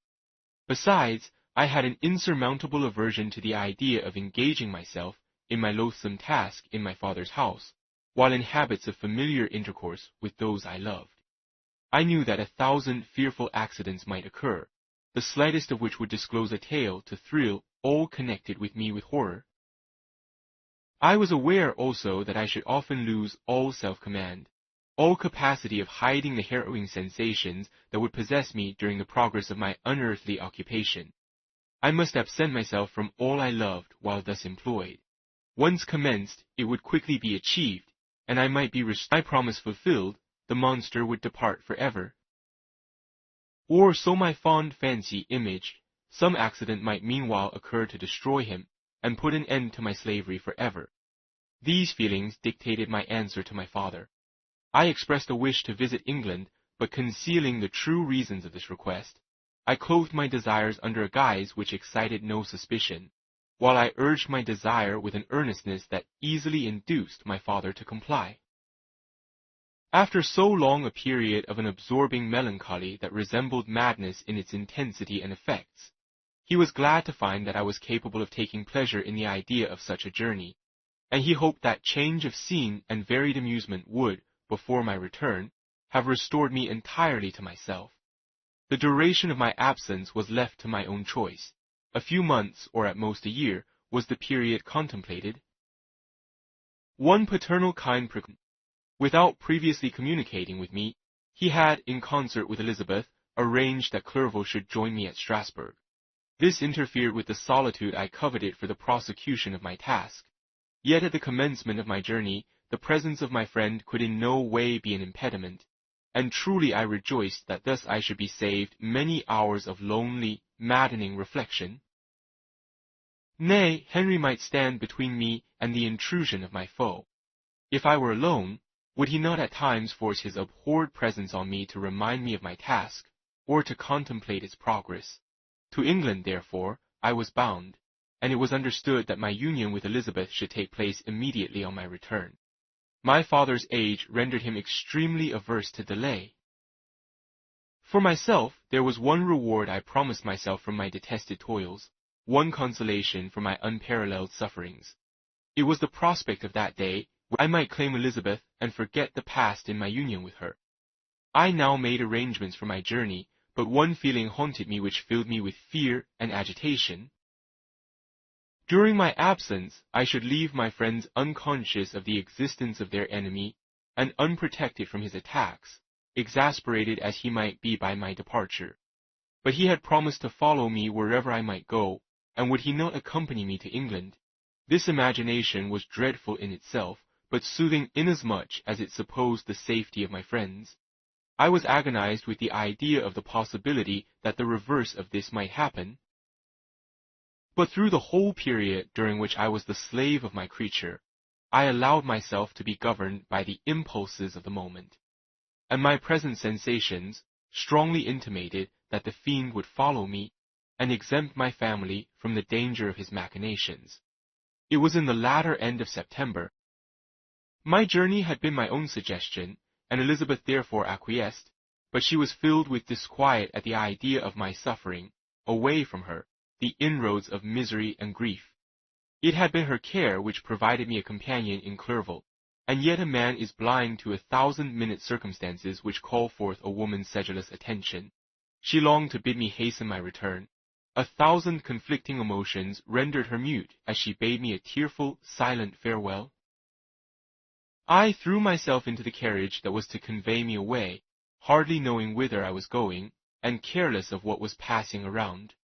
I remembered only, and it was with a bitter anguish that I reflected on it, to order that my chemical instruments should be packed to go with me.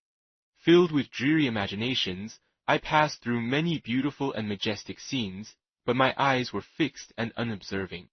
I could only think of the bourne of my travels and the work which was to occupy me. After some days spent in listless indolence, during which I traversed many leagues, I arrived at Strasbourg, where I waited 2 days for Clerval. He came. Alas, how great was the contrast between us! He was alive to every new scene, joyful when he saw the beauties of the setting sun, and more happy when he beheld it rise and recommence a new day. He pointed out to me the shifting colors of the landscape and the appearances of the sky. "This is what it is to live," he cried. "Now I enjoy existence." "But you, my dear Frankenstein, wherefore are you desponding and sorrowful?" In truth, I was occupied by gloomy thoughts, and neither saw the descent of the evening star nor the golden sunrise reflected in the Rhine. And you, my friend, would be far more amused with the journal of Clerval, who observed the scenery with an eye of feeling and delight, than in listening to my reflections. I, a miserable wretch, haunted by a curse that shut up every avenue to enjoyment. Rotterdam, whence we might take shipping for London. During this voyage we passed many willowy islands and saw several beautiful towns. We stayed a day at Mannheim, and on the 5th from our departure from Strasbourg, arrived at Mainz. The course of the Rhine below Mainz becomes much more picturesque. The river descends rapidly and winds between hills, not high but steep and of beautiful forms. We saw many ruined castles standing on the edges of precipices, surrounded by black woods, high and inaccessible. This part of the Rhine, indeed, presents a singularly variegated landscape. In one spot you view rugged hills, ruined castles overlooking tremendous precipices, with the dark Rhine rushing beneath, and on the sudden turn of a promontory, flourishing vineyards with green sloping banks and a meandering river and populous towns occupy the scene. We traveled at the time of the vintage and heard the song of the laborers as we glided down the street. Spirits continually agitated by gloomy feelings. Even I was pleased. I lay at the bottom of the boat, and as I gazed on the cloudless blue sky, I seemed to drink in a tranquillity to which I had long been a stranger. And if these were my sensations, who can describe those of Henry? He felt as if he had been transported to fairyland, and enjoyed a happiness seldom tasted by man. "I have seen," he said, "the most beautiful scenes of my own country. I have visited the lakes of Lucerne and Uri, where the snowy mountains descend almost perpendicularly to the water, casting black and impenetrable shades, which would cause a gloomy and mournful appearance were it not for the most verdant islands that relieve the eye by their gay appearance. I have seen this lake agitated by a tempest, when the wind tore up whirlwinds of water and gave you an idea of what the waterspout must be on the great ocean, and the waves dash with stress were overwhelmed by an avalanche, and where their dying voices are still said to be heard amid the pauses of the nightly wind. I have seen the mountains of La Valais and the Pays de Vaud, but this country, Victor, pleases me more than all those wonders. The mountains of Switzerland are more majestic and strange, but there is a charm in the banks of this divine river that I never before saw equaled. Look at that castle which overhangs yon precipice, and that also on the island, almost concealed amongst the foliage of those lovely trees, and now that group of laborers coming from among their vines, and that village half hid in the recess of the mountain. Oh, surely the spirit that inhabits and guards this place has a soul more in harmony with man than those who pile the glacier or retire to the inaccessible peaks of the mountains of our own country. Clerval, beloved friend, even now it delights me to record your words, and to dwell on the praise of which yours in the very poetry of nature. His wild and enthusiastic imagination was chastened by the sensibility of his heart. His soul overflowed with ardent affections, and his friendship was of that devoted and wondrous nature that the worldly minded teach us to look for only in the imagination. But even human sympathies were not sufficient to satisfy his eager mind. The scenery of external nature, which others regard only with admiration, he loved with ardor. The sounding cataract haunted him like a passion. The tall rock, the mountain, and the deep and gloomy wood, their colors and their forms, were then to him an appetite, a feeling and a love that had no need of a remoter charm, by thought supplied, or any interest unborrowed from the eye. Wordsworth's Tintern Abbey. And where does he now exist? Is this gentle and lovely being lost forever? Has this mind, so replete with ideas, image-formed a world, whose existence depended on the life of its creator? Has this mind perished? Does it now only exist in my memory? No, it is not thus. Your form so divinely wrought and beaming with beauty has decayed, but your spirit still visits and consoles your unhappy friend. Pardon this gush of sorrow. These ineffectual words are but a slight tribute to the unexampled worth of Henry, but they soothe my heart, overflowing with the anguish which his remembrance creates. I will proceed with my tale. Beyond Cologne we descended to the plains of Holland, and we resolved to post the remainder of our way, for the wind was contrary, and the stream of the river was too gentle to aid us. Our journey here lost the interest arising from beautiful scenery, but we arrived in a few days at Rotterdam, whence we proceeded by sea to England. It was on a clear morning, in the latter days of December, that I first saw the white cliffs of Britain. They were flat but fertile, and almost every town was marked by the remembrance of some story. We saw Tilbury Fort, and remembered the Spanish Armada, Gravesend, Woolwich, and Greenwich, places which I had heard of even in my country. At length we saw the numerous steeples of London, St. Paul's towering above all, and the Tower famed in English history. Chapter 19. London was our present point of rest. We determined to remain several months in this wonderful and celebrated city. Clerval desired the intercourse of the men of genius and talent who flourished at this time, but this was with me a secondary object. I was principally occupied with the means of obtaining the information necessary for the completion of my promise, and quickly availed myself of the letters of introduction that I had brought with me, addressed to the most distinguished natural philosophers. If this journey had taken place during my days of accessible pleasure. But a blight had come over my existence, and I only visited these people for the sake of the information they might give me on the subject in which my interest was so terribly profound. Company was irksome to me. When alone, I could fill my mind with the sights of heaven and earth. The voice of Henry soothed me, and I could thus cheat myself into a transitory peace. But busy, uninteresting, joyous faces brought back despair to my heart. I saw an insurmountable barrier placed between me and my fellow men. This barrier was sealed with the blood of William and Justine, and to reflect on the events connected with those names filled my soul with anguish. But in Clerval I saw the image of my former self. he was inquisitive and anxious to gain experience and instruction. The difference of manners which he observed was to him an inexhaustible source of instruction and amusement. He was also pursuing an object he had long had in view, visit India, in the belief that he had in his knowledge of its various languages, and in the views he had taken of its society, the means of materially assisting the progress of European colonization and trade. In Britain only could he further the execution of his plan. He was forever busy, and the only check to his enjoyments was my sorrowful and dejected mind. I tried to conceal this as much as possible, that I might not debar him from the pleasures natural to one who was entering on a new scene of life, undisturbed by any care or bitter recollection. I often refused to accompany him, alleging another engagement that I might remain alone. I now also began to collect the materials necessary for my new creation, and this was to me like the torture of single drops of water continually falling on the head. Every thought that was devoted to it was in extreme anguish, and every word that I spoke in allusion to it. After passing some months in London, we received a letter from a person in Scotland who had formerly been our visitor at Geneva.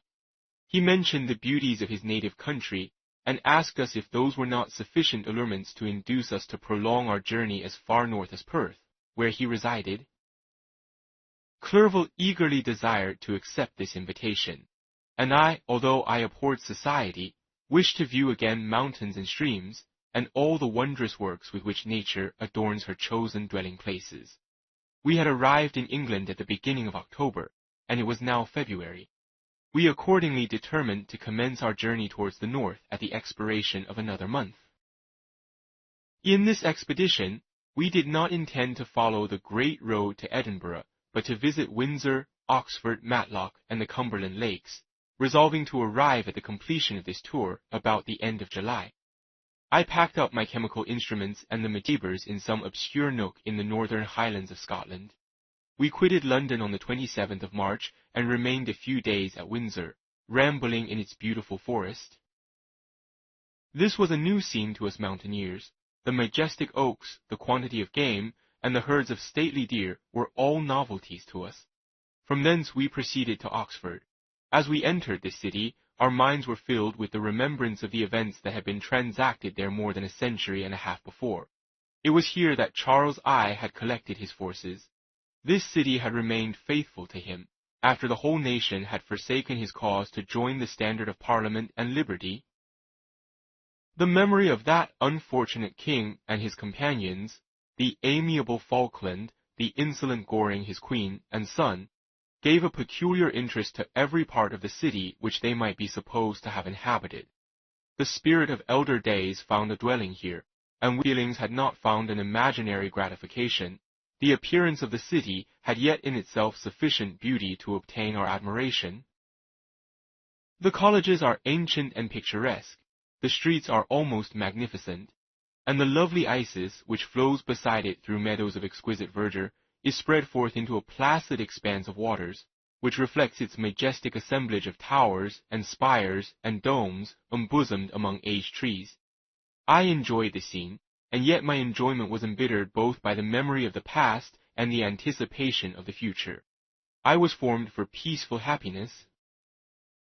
During my youthful days discontent never visited my mind, and if I was ever overcome by ennui, the sight of what is beautiful in nature, or the study of what is excellent and sublime in the productions of man, could always interest my heart and communicate elasticity to my spirits.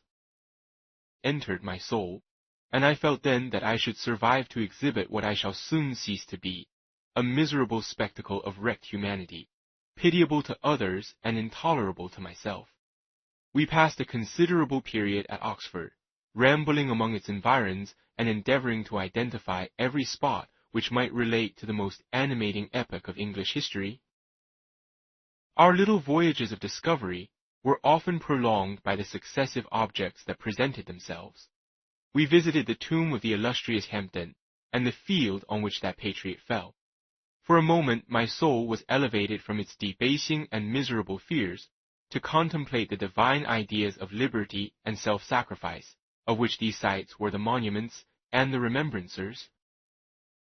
For an instant I dared to shake off my chains and look around me with a free and lofty spirit, but the iron had eaten into my flesh, and I sank again. We left Oxford with regret and proceeded to Matlock, which was our next place of rest. The country in the neighborhood of this village resembled, to a greater degree, the scenery of Switzerland, but everything is on a lower scale, and the green hills want the crown of distant white Alps which always attend on the piney mountains of my native country. We visited the wondrous cave and the little cabinets of natural history, where the curiosities are disposed in the same manner as in the collections at Servox and Chamonix. The latter name made me tremble when pronounced by Henry, and I hastened to quit Matlock, with which that terrible scene was thus associated. From Derby, still journeying northwards, we passed 2 months in Cumberland and Westmoreland. I could now almost fancy myself among the Swiss mountains. The little patches of snow which yet lingered on the northern sides of the mountains, the lakes, and the dashing of the rocky streams were all. Here also we made some acquaintances, who almost contrived to cheat me into happiness. The delight of Clerval was proportionably greater than mine. His mind expanded in the company of men of talent, and he found in his own nature greater capacities and resources than he could have imagined himself to have possessed while he associated with his inferiors. I could pass my life here, said he to me, and among these mountains I should scarcely regret Switzerland and the Rhine. But he found that a traveller's life is one that includes much pain amidst its enjoyments. His feelings are forever on the stretch, and when he begins to sink into repose, he finds himself obliged to quit that on which he rests in pleasure for something new, which again engages his attention, and which also he forsakes for other novelties. We had scarcely visited the various lakes of Cumberland and Westmoreland, and conceived an affection for some of the inhabitants approached, and we left them to travel on. For my own part, I was not sorry. I had now neglected my promise for some time, and I feared the effects of the demon's disappointment. He might remain in Switzerland and wreak his vengeance on my relatives. This idea pursued me and tormented me at every moment from which I might otherwise have snatched repose and peace. I waited for my letters with feverish impatience. If they were delayed, I was miserable and overcome by 1,000 fears, and when they arrived and I saw the superscription of Elizabeth or my father, I hardly dared to read and ascertain my fate. Sometimes I thought that the fiend followed me and might expedite my remissness by murdering my companion. When these thoughts possessed me, I would not quit Henry for a moment, but followed him as his shadow to protect him from the fancied rage of his destroyer. I felt as if I had committed some great crime, the consciousness of which haunted me. I was guilt upon my head, as mortal as that of crime. I visited Edinburgh with languid eyes and mind, and yet that city might have interested the most unfortunate being.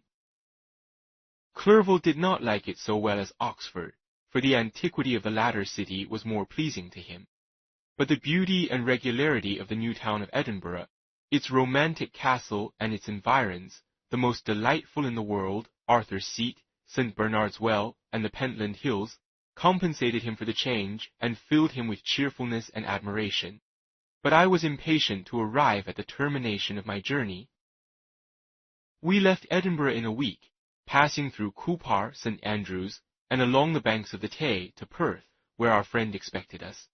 But I was in no mood to laugh and talk with strangers or enter into their feelings or plans with the good humor expected from a guest, and accordingly I told Clerval that I wished to make the tour of Scotland alone. This be our rendezvous. I may be absent a month or two, but do not interfere with my motions, I entreat you. Leave me to peace and solitude for a short time, and when I return, I hope it will be with a lighter heart, more congenial to your own temper. Henry wished to dissuade me, but seeing me bent on this plan, ceased to remonstrate. He entreated me to write often. I had rather be with you, he said, in your solitary rambles, than with these Scotch people, whom I do not know. Hasten then, my dear friend, to return, that I may again feel myself somewhat at home, which I cannot do in your absence. Having parted from my friend, I determined to visit some remote spot of Scotland and finish my work in solitude. I did not doubt but that the monster followed me and would discover himself to me when I should have finished, that he might receive his companion. With this resolution, I traversed the northern highlands, and fixed on one of the remotest of the Orkneys fitted for such a work, being hardly more than a rock whose high sides were continually beaten upon by the waves. The soil was barren, scarcely affording pasture for a few miserable cows, and oatmeal for its inhabitants, which consisted of 5 persons, whose gaunt and scraggy limbs gave tokens of their miserable fare. Vegetables and bread, when they indulged in such luxuries, and even fresh water, was to be procured from the mainland, which was about 5 miles distant. On the whole island there were but 3 miserable huts, and one of these was vacant when I arrived. This I hired.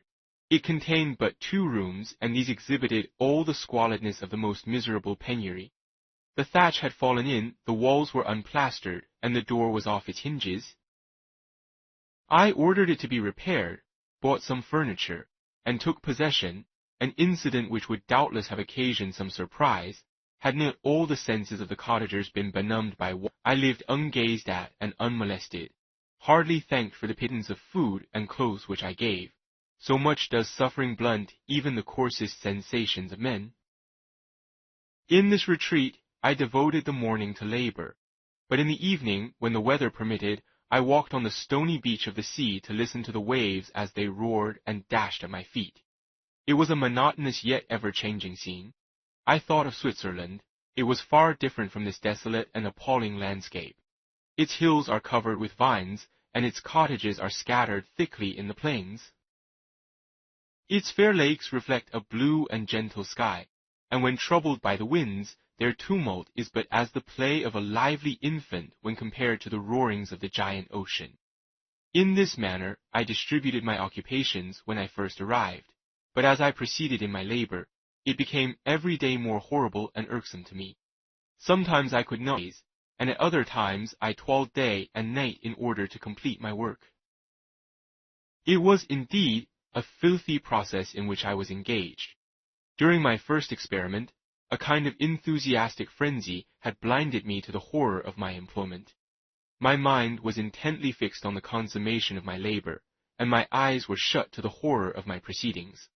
But now I went to it in cold blood, and my heart often sickened at the work of my hands. Thus situated, employed in the most detestable occupation, immersed in a solitude where nothing could for an instant call my attention from the actual scene in which I was engaged, my spirits became unequal. I grew restless and nervous. Every moment I feared to meet my persecutor. Sometimes I sat with my eyes fixed on the ground, fearing to raise them lest they should encounter the object which I so much dreaded to behold.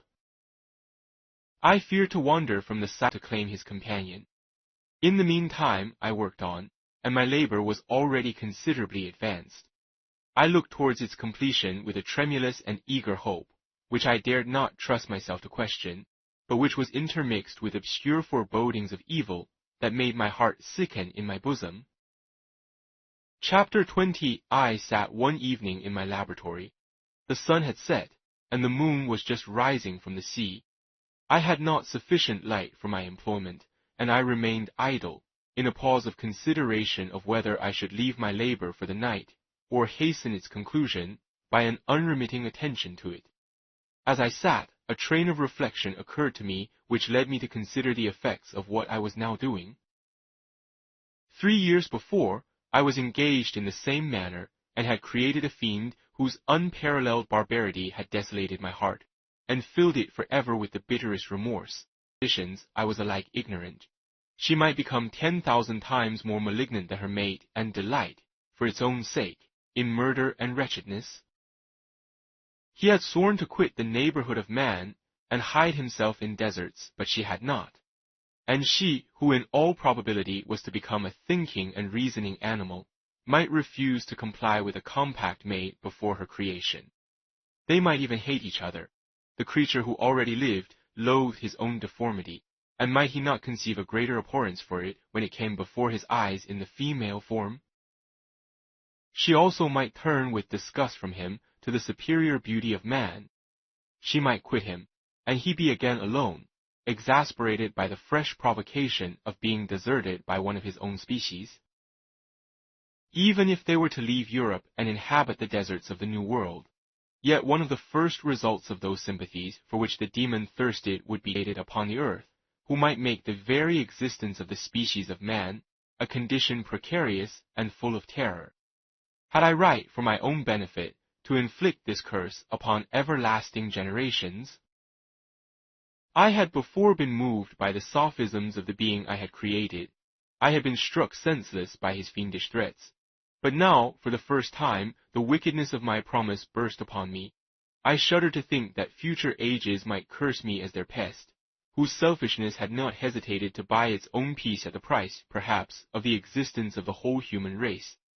I trembled and my heart failed within me, when on looking up I saw by the light of the moon the demon at the casement. A ghastly grin wrinkled his lips as he gazed on me, where I sat fulfilling the task which he had allotted to me. Yes, he had followed me in my travels. He had loitered in forests, hid himself in caves, or taken refuge in wide and claimed the fulfillment of my promise. As I looked on him, his countenance expressed the utmost extent of malice and treachery. I thought with a sensation of madness on my promise of creating another like to him, and trembling with passion, tore to pieces the thing on which I was engaged.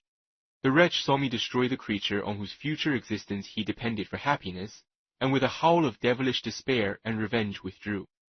I left the room, and locking the door, made a solemn vow in my own heart never to resume my labors, and then with trembling steps I sought my own apartment. I was alone. None were near me to dissipate the gloom and relieve me from the sickening oppression of the most terrible reveries. Several hours passed, and I remained near my window gazing on the sea.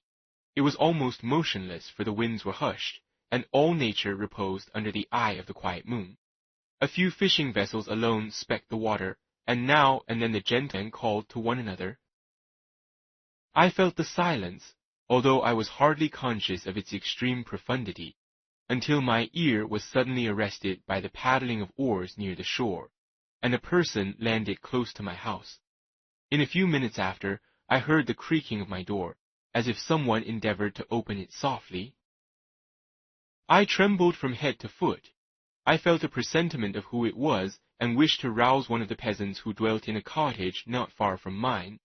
But I was overcome by the sensation of helplessness, so often felt in frightful dreams, when you in vain endeavor to fly from an impending danger, and was rooted to the spot. Presently I heard the sound of footsteps along the passage, the door opened, and the wretch whom I dreaded appeared. Shutting the door, he approached me and said in a smothered voice, "You have destroyed the work which you began. What is it that you intend? Do you dare to break your promise?" I left Switzerland with you.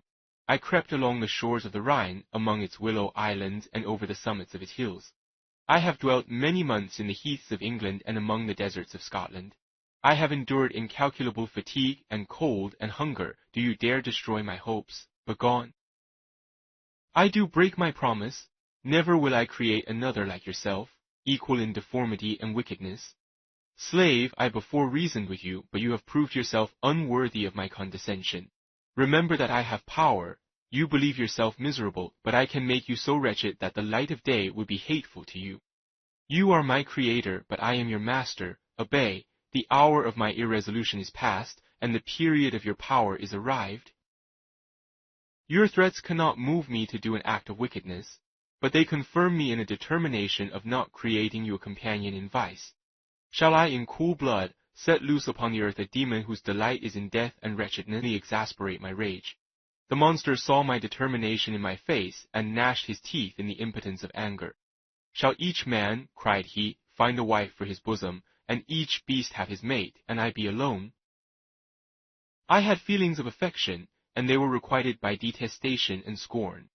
Man you may hate, but beware, your hours will pass in dread and misery, and soon the bolt will fall which must ravish from you your happiness forever. Are you to be happy while I grovel in the intensity of my wretchedness? You can blast my other passions, but revenge remains revenge, henceforth dearer than light or food. I may die, but first you, my tyrant and tormentor, shall curse the sun that gazes on your misery. Beware, for I am fearless and therefore powerful. I will watch with the wiliness of a snake, that I may sting with its venom. Man, you shall repent of the injuries you inflict. Devil, cease, and do not poison the air with these sounds of malice. I have declared my resolution. Leave me, I am inexorable. It is well, I go, but remember, I shall be with you on your wedding night. I started forward and exclaimed, Villain, before you sign my death warrant, be sure that you are yourself safe. I would have seized him, but he eluded me and quitted the house with precipitation. In a few moments I saw him in his boat, which shot across the waters with an arrowy swiftness, and was soon lost amidst the waves. All was again silent, but his words rang in my ears. I burned with rage to pursue the murder of my peace, and precipitate him into the ocean. I walked up and down my room hastily and perturbed, while my imagination conjured up 1,000 images to torment and sting me. Why had I not followed him and closed with him in mortal strife? But I had suffered him to depart, and he had directed his course towards the mainland. I shudder to think who might be the next victim sacrificed to his insatiate revenge. And then I thought again. That then was the period fixed for the fulfillment of my destiny. In that hour I should die and at once satisfy and extinguish his malice. The prospect did not move me to fear, yet when I thought of my beloved Elizabeth, of her tears and endless sorrow, when she should find her lover so barbarously snatched from her, tears, the first I had shed for many months, streamed from my eyes, and I resolved not to fall before my enemy without a bitter struggle. The night passed away, and the sun rose from the ocean. My feelings became calmer, if it may be called calmness when the violence of rage sinks into the depths of despair. I left the house, the horrid scene of the last night's contention, and walked on the beach of the sea, which I almost regarded as an insuperable barrier between me and my fellow creatures. Nay, a wish that such should prove the fact stole across me. I desired that I might pass my life on that barren rock, wearily, it is true, of misery. If I returned, it was to be sacrificed, or to see those whom I most loved die under the grasp of a demon whom I had myself created. I walked about the isle like a restless spectre, separated from all it loved and miserable in the separation. When it became noon, and the sun rose higher, I lay down on the grass and was overpowered by a deep sleep. I had been awake the whole of the preceding night, my nerves were agitated, and my eyes inflamed by watching and misery. The sleep into which I now sank refreshed me, and when I awoke I again felt as if I belonged to a race of human beings like myself, and I began to reflect upon what had passed with greater composure. Yet still the words of the fiend rang in my ears like a death knell. They appeared like a dream, yet distinct and oppressive as a reality. The sun had far descended, and I still sat on the shore, satisfying my appetite, which had become ravenous, with an oaten cake, and one of the men brought me a packet. It contained letters from Geneva, and one from Clerval entreating me to join him. He said that he was wearing away his time fruitlessly where he was, that letters from the friends he had formed in London desired his return to complete the negotiation they had entered into for his Indian enterprise. He could not any longer delay his departure, but as his journey to London might be followed, even sooner than he now conjectured, by his longer voyage, he entreated me to bestow as much of my society on him as I could spare. He besought me, therefore, to leave my solitary isle and to meet him at Perth, that we might proceed southwards together. This letter in a degree recalled me to life, and I determined to quit my island at the expiration of 2 days. Yet before I departed there was a task to perform, on which I shuddered to reflect. I must pack up my chemical the room which had been the scene of my odious work, and I must handle those utensils the sight of which was sickening to me. The next morning at daybreak, I summoned sufficient courage and unlocked the door of my laboratory. The remains of the half-finished creature, whom I had destroyed, lay scattered on the floor, and I almost felt as if I had mangled the living flesh of a human being. I paused to collect myself, and then entered the chamber. With trembling hand I conveyed the instruments out of the room, but I reflected that I ought not to leave the relics of my work to excite the horror and suspicion of the peasants, and I accordingly put them into a basket, with a great quantity of stones, and laying them up, determined to throw them into the sea that very night, and in the meantime I sat upon the beach, employed in cleaning and arranging my chemical apparatus. Nothing could be more complete than the alteration that had taken place in my feeling I had before regarded my promise with a gloomy despair as a thing that, with whatever consequences, must be fulfilled. But I now felt as if a film had been taken from before my eyes, and that I for the first time saw clearly. The idea of renewing my labors did not for one instant occur to me. The threat I had heard weighed on my thoughts, but I did not reflect that a voluntary act of mine could avert it. I had resolved in my own mind that to create another like the fiend I had first made would be an act of the basest and most atrocious selfishness, and I banished from my mind every thought that could lead to a different conclusion. Between 2 and 3 in the morning the moon rose, and I then, putting my basket aboard a little skiff, sailed out about 4 miles from the shore. The scene was perfectly solitary. A few boats were returning towards land, but I sailed away from them. I felt as if I was about to commission any encounter with my fellow creatures. At one time the moon, which had before been clear, was suddenly overspread by a thick cloud, and I took advantage of the moment of darkness and cast my basket into the sea. I listened to the gurgling sound as it sank, and then sailed away from the spot. The sky became clouded, but the air was pure, although chilled by the northeast breeze that was then rising. But it refreshed me and filled me with such agreeable sensations that I resolved to prolong my stay on the water, and fixing the rudder in a direct position, stretched myself at the bottom of the boat. Clouds hid the moon, everything was obscure, and I heard only the sound of the boat as its keel cut through the waves. The murmur lulled me, and in a short time I slept soundly. I do not know how long I remained in this situation, but when I awoke I found that the sun had already mounted considerably. The wind was high, my little skiff. I found that the wind was northeast, and must have driven me far from the coast from which I had embarked. I endeavored to change my course, but quickly found that if I again made the attempt the boat would be instantly filled with water. Thus situated, my only resource was to drive before the wind.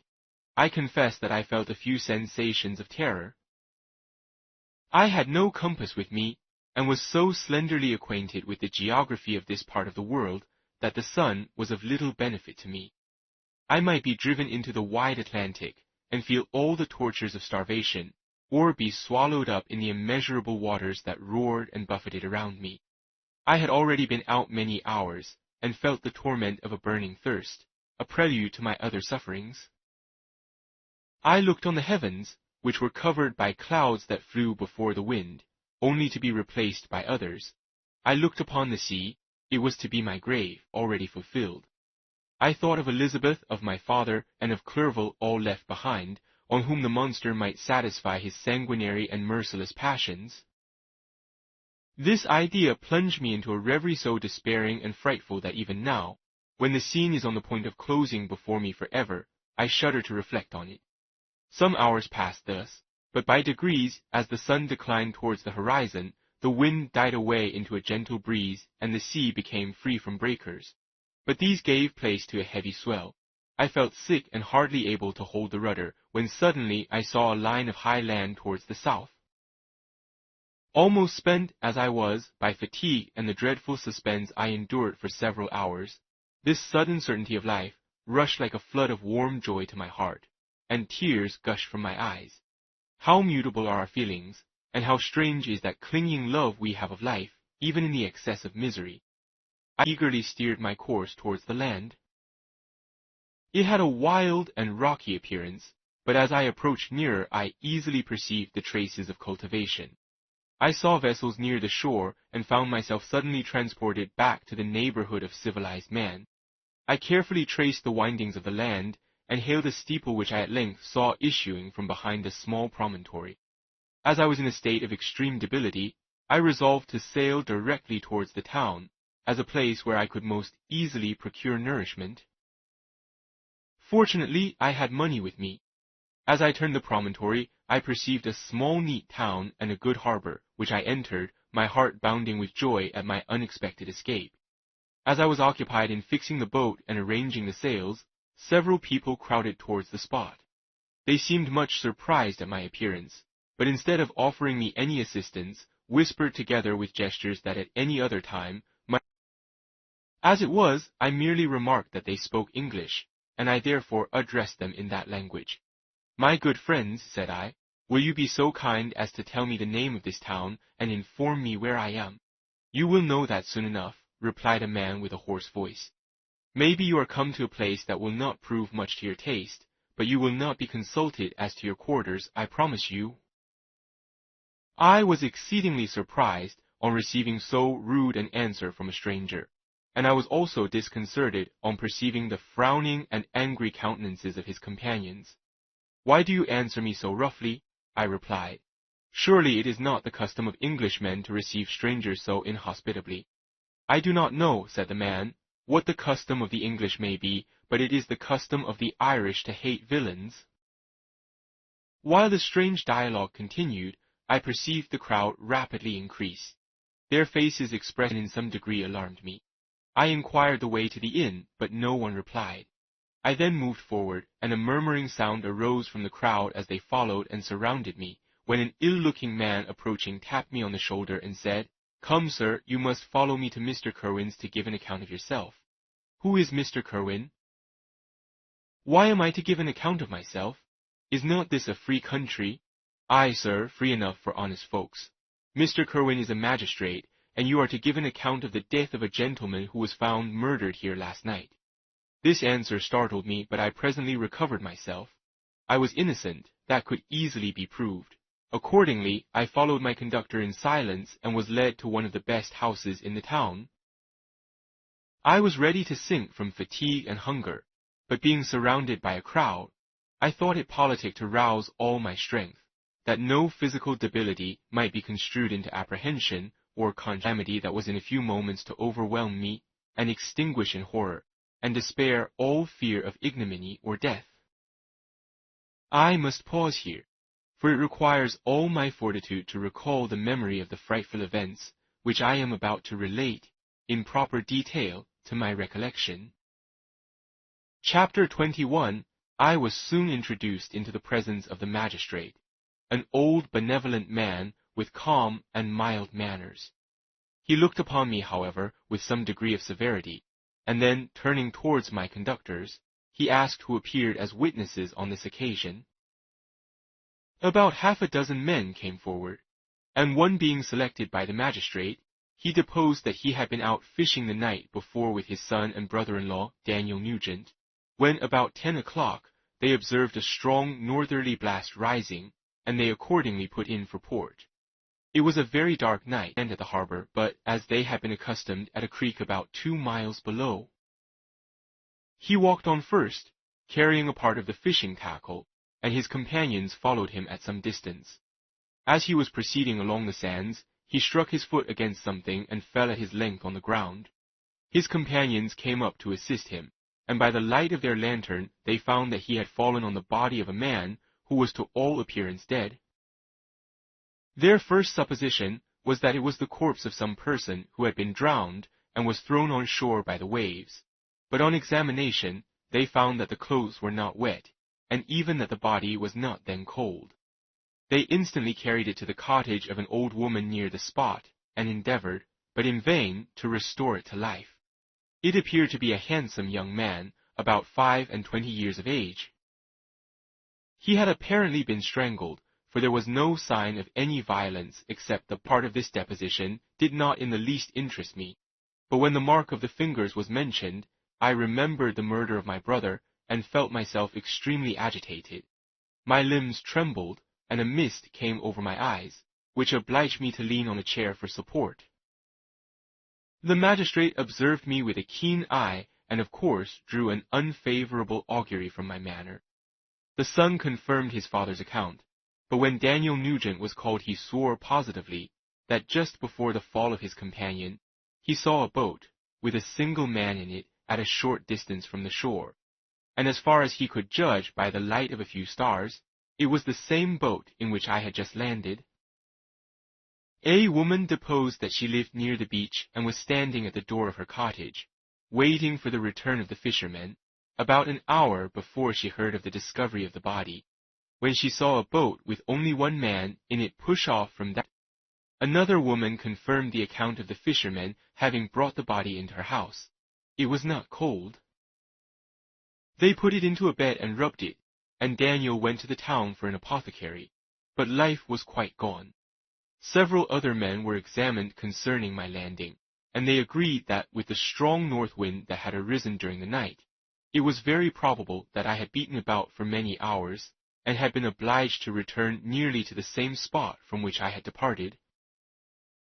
Besides, they observed that it appeared that I had brought the body from another place, and it was likely that as I did not appear to know the shore, I might have put into the harbor ignorant of the distance of the town from the place where I had deposited the corpse.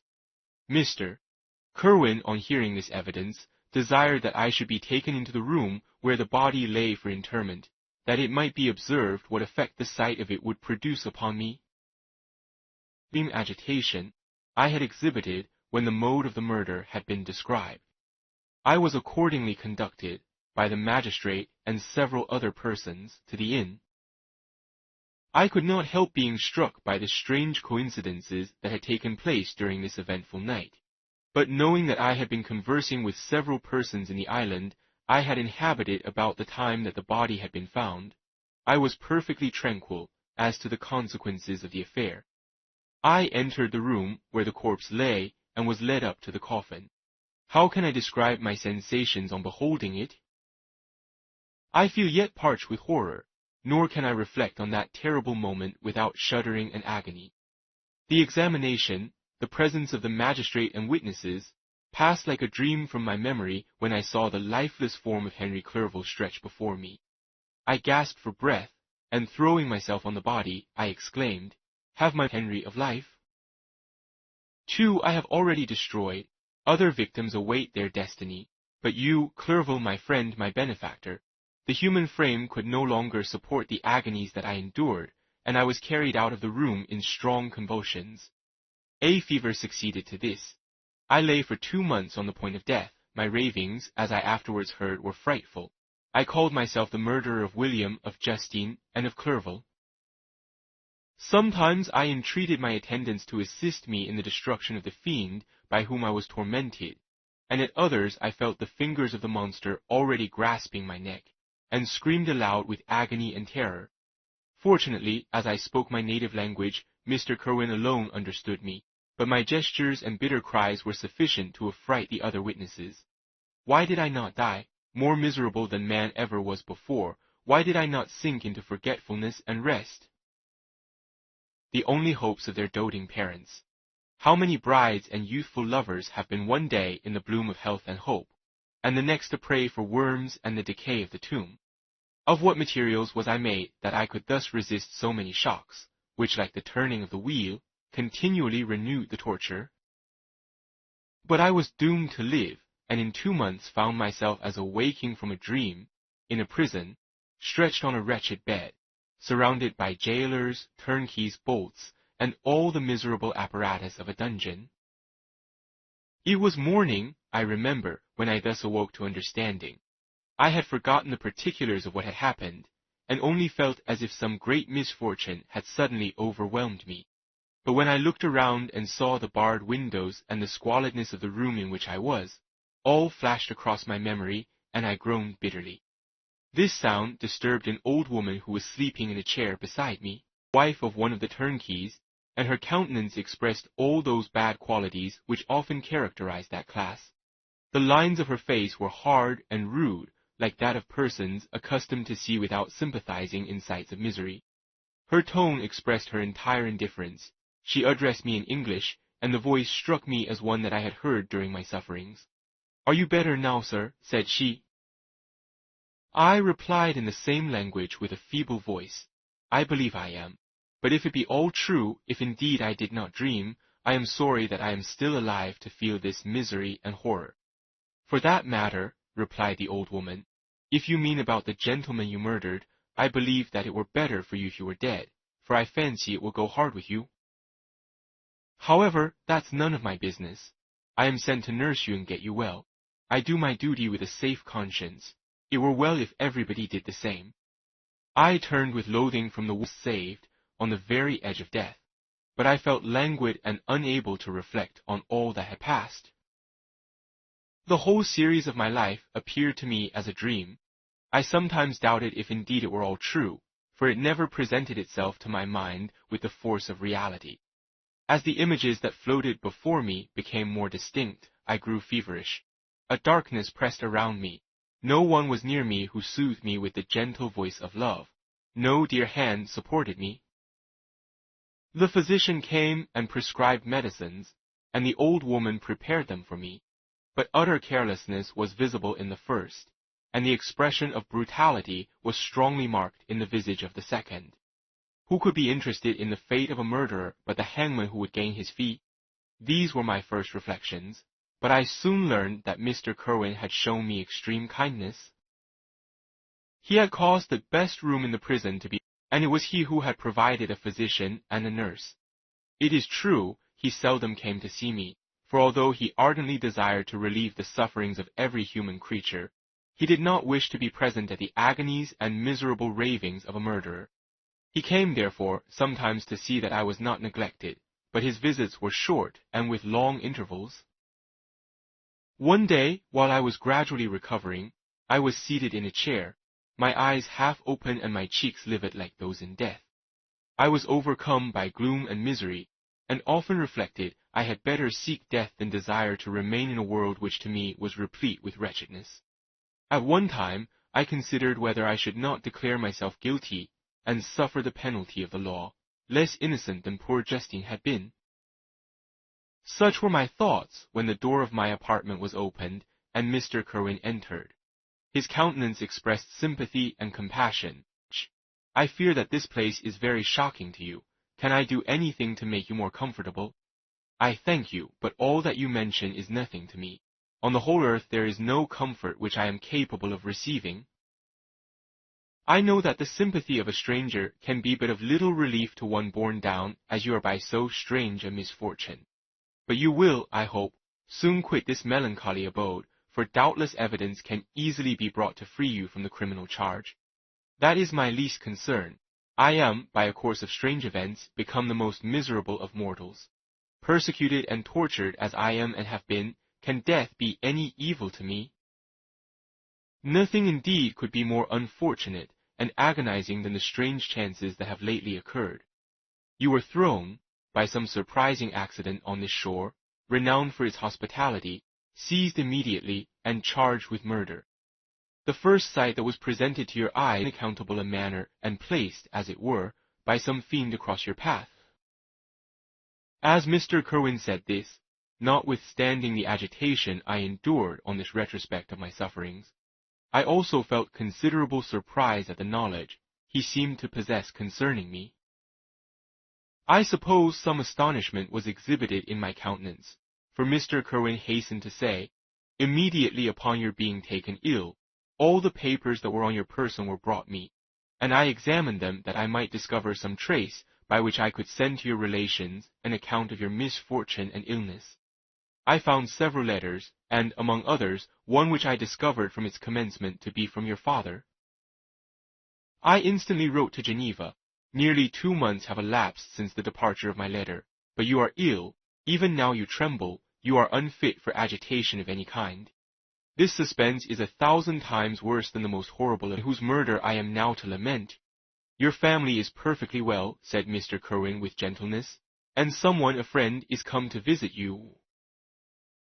I know not by what chain of thought the idea presented itself, but it instantly darted into my mind that the murderer had come to mock at my misery and taunt me with the death of Clerval, as a new incitement for me to comply with his hellish desires.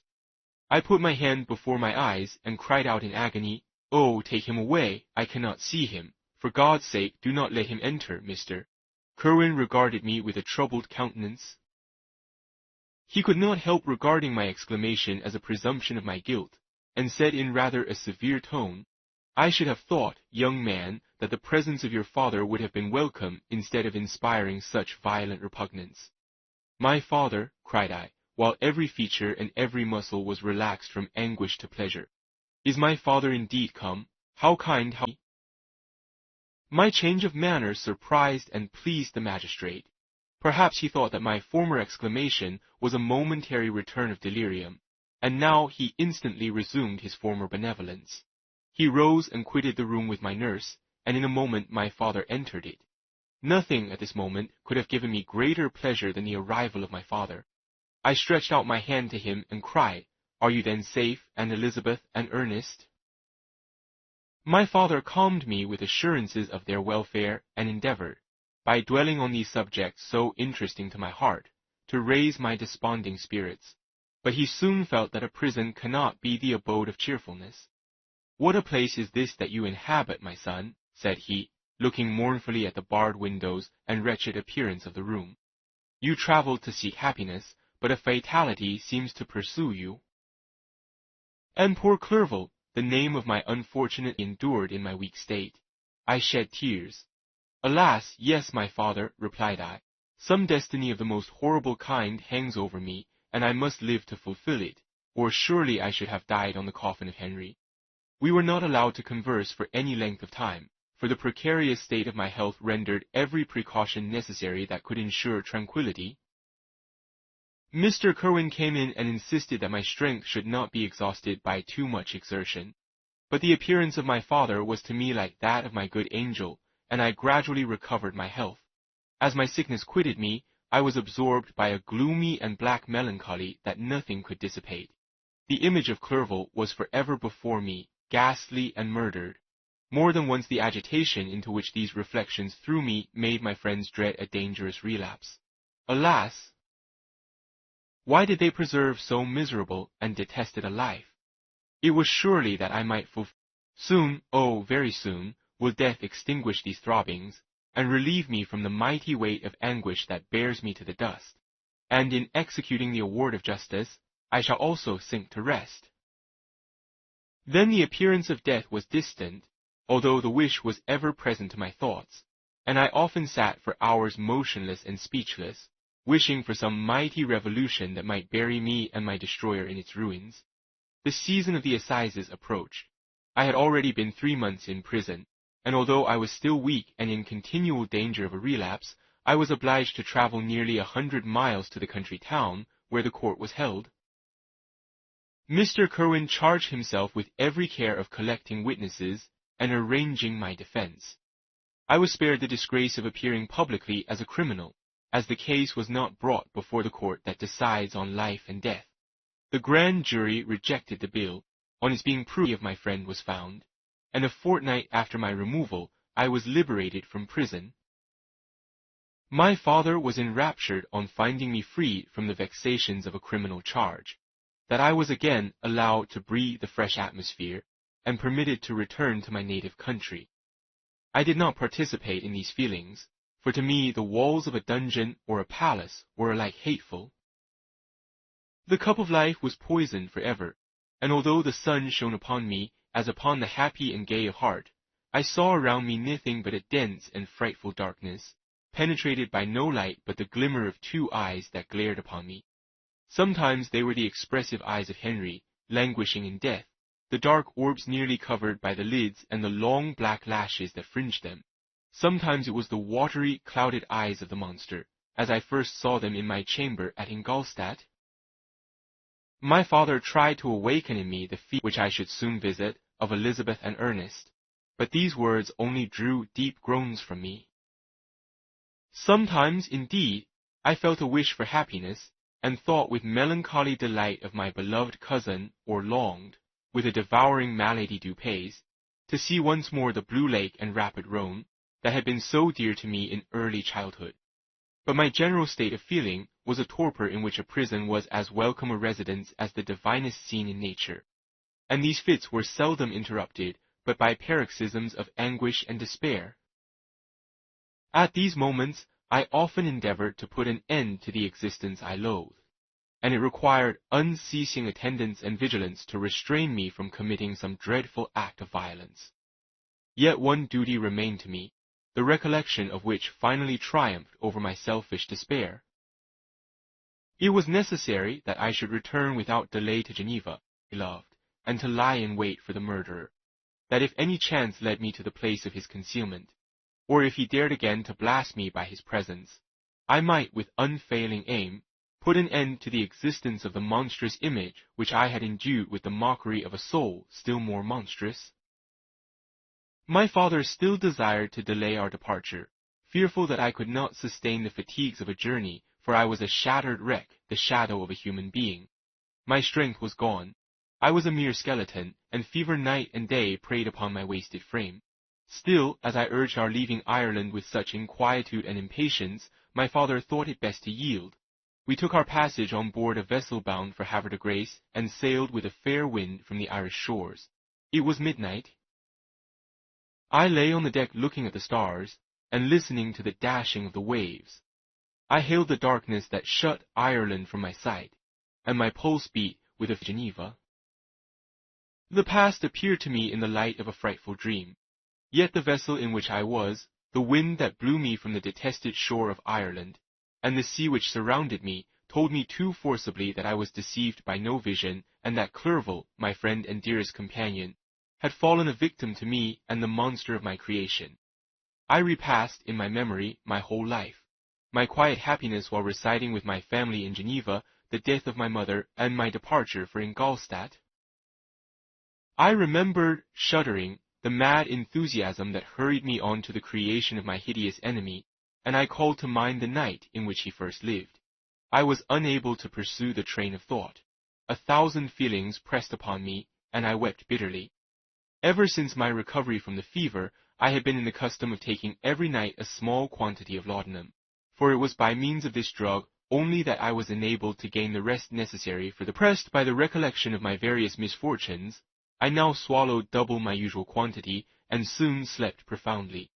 But sleep did not afford me respite from thought and misery. My dreams presented 1,000 objects that scared me. Towards morning I was possessed by a kind of nightmare. I felt the fiend's grasp in my neck, and could not free myself from it.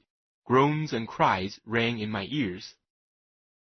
My father, who was watching over me, perceiving my restlessness, awoke me. The dashing waves were around, the cloudy sky above, the fiend was not here. A sense of security, a feeling that a truce was established between the present hour and the irresistible, disastrous future, imparted to me a kind of calm forgetfulness, of which the human mind is by its structure peculiarly susceptible. Chapter 22. The voyage came to an end. We landed, and proceeded to Paris. I soon found that I had overtaxed my strength.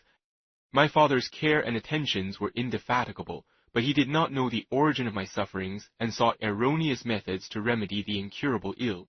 He wished me to seek amusement in society. I abhorred the face of man. Oh, not abhorred.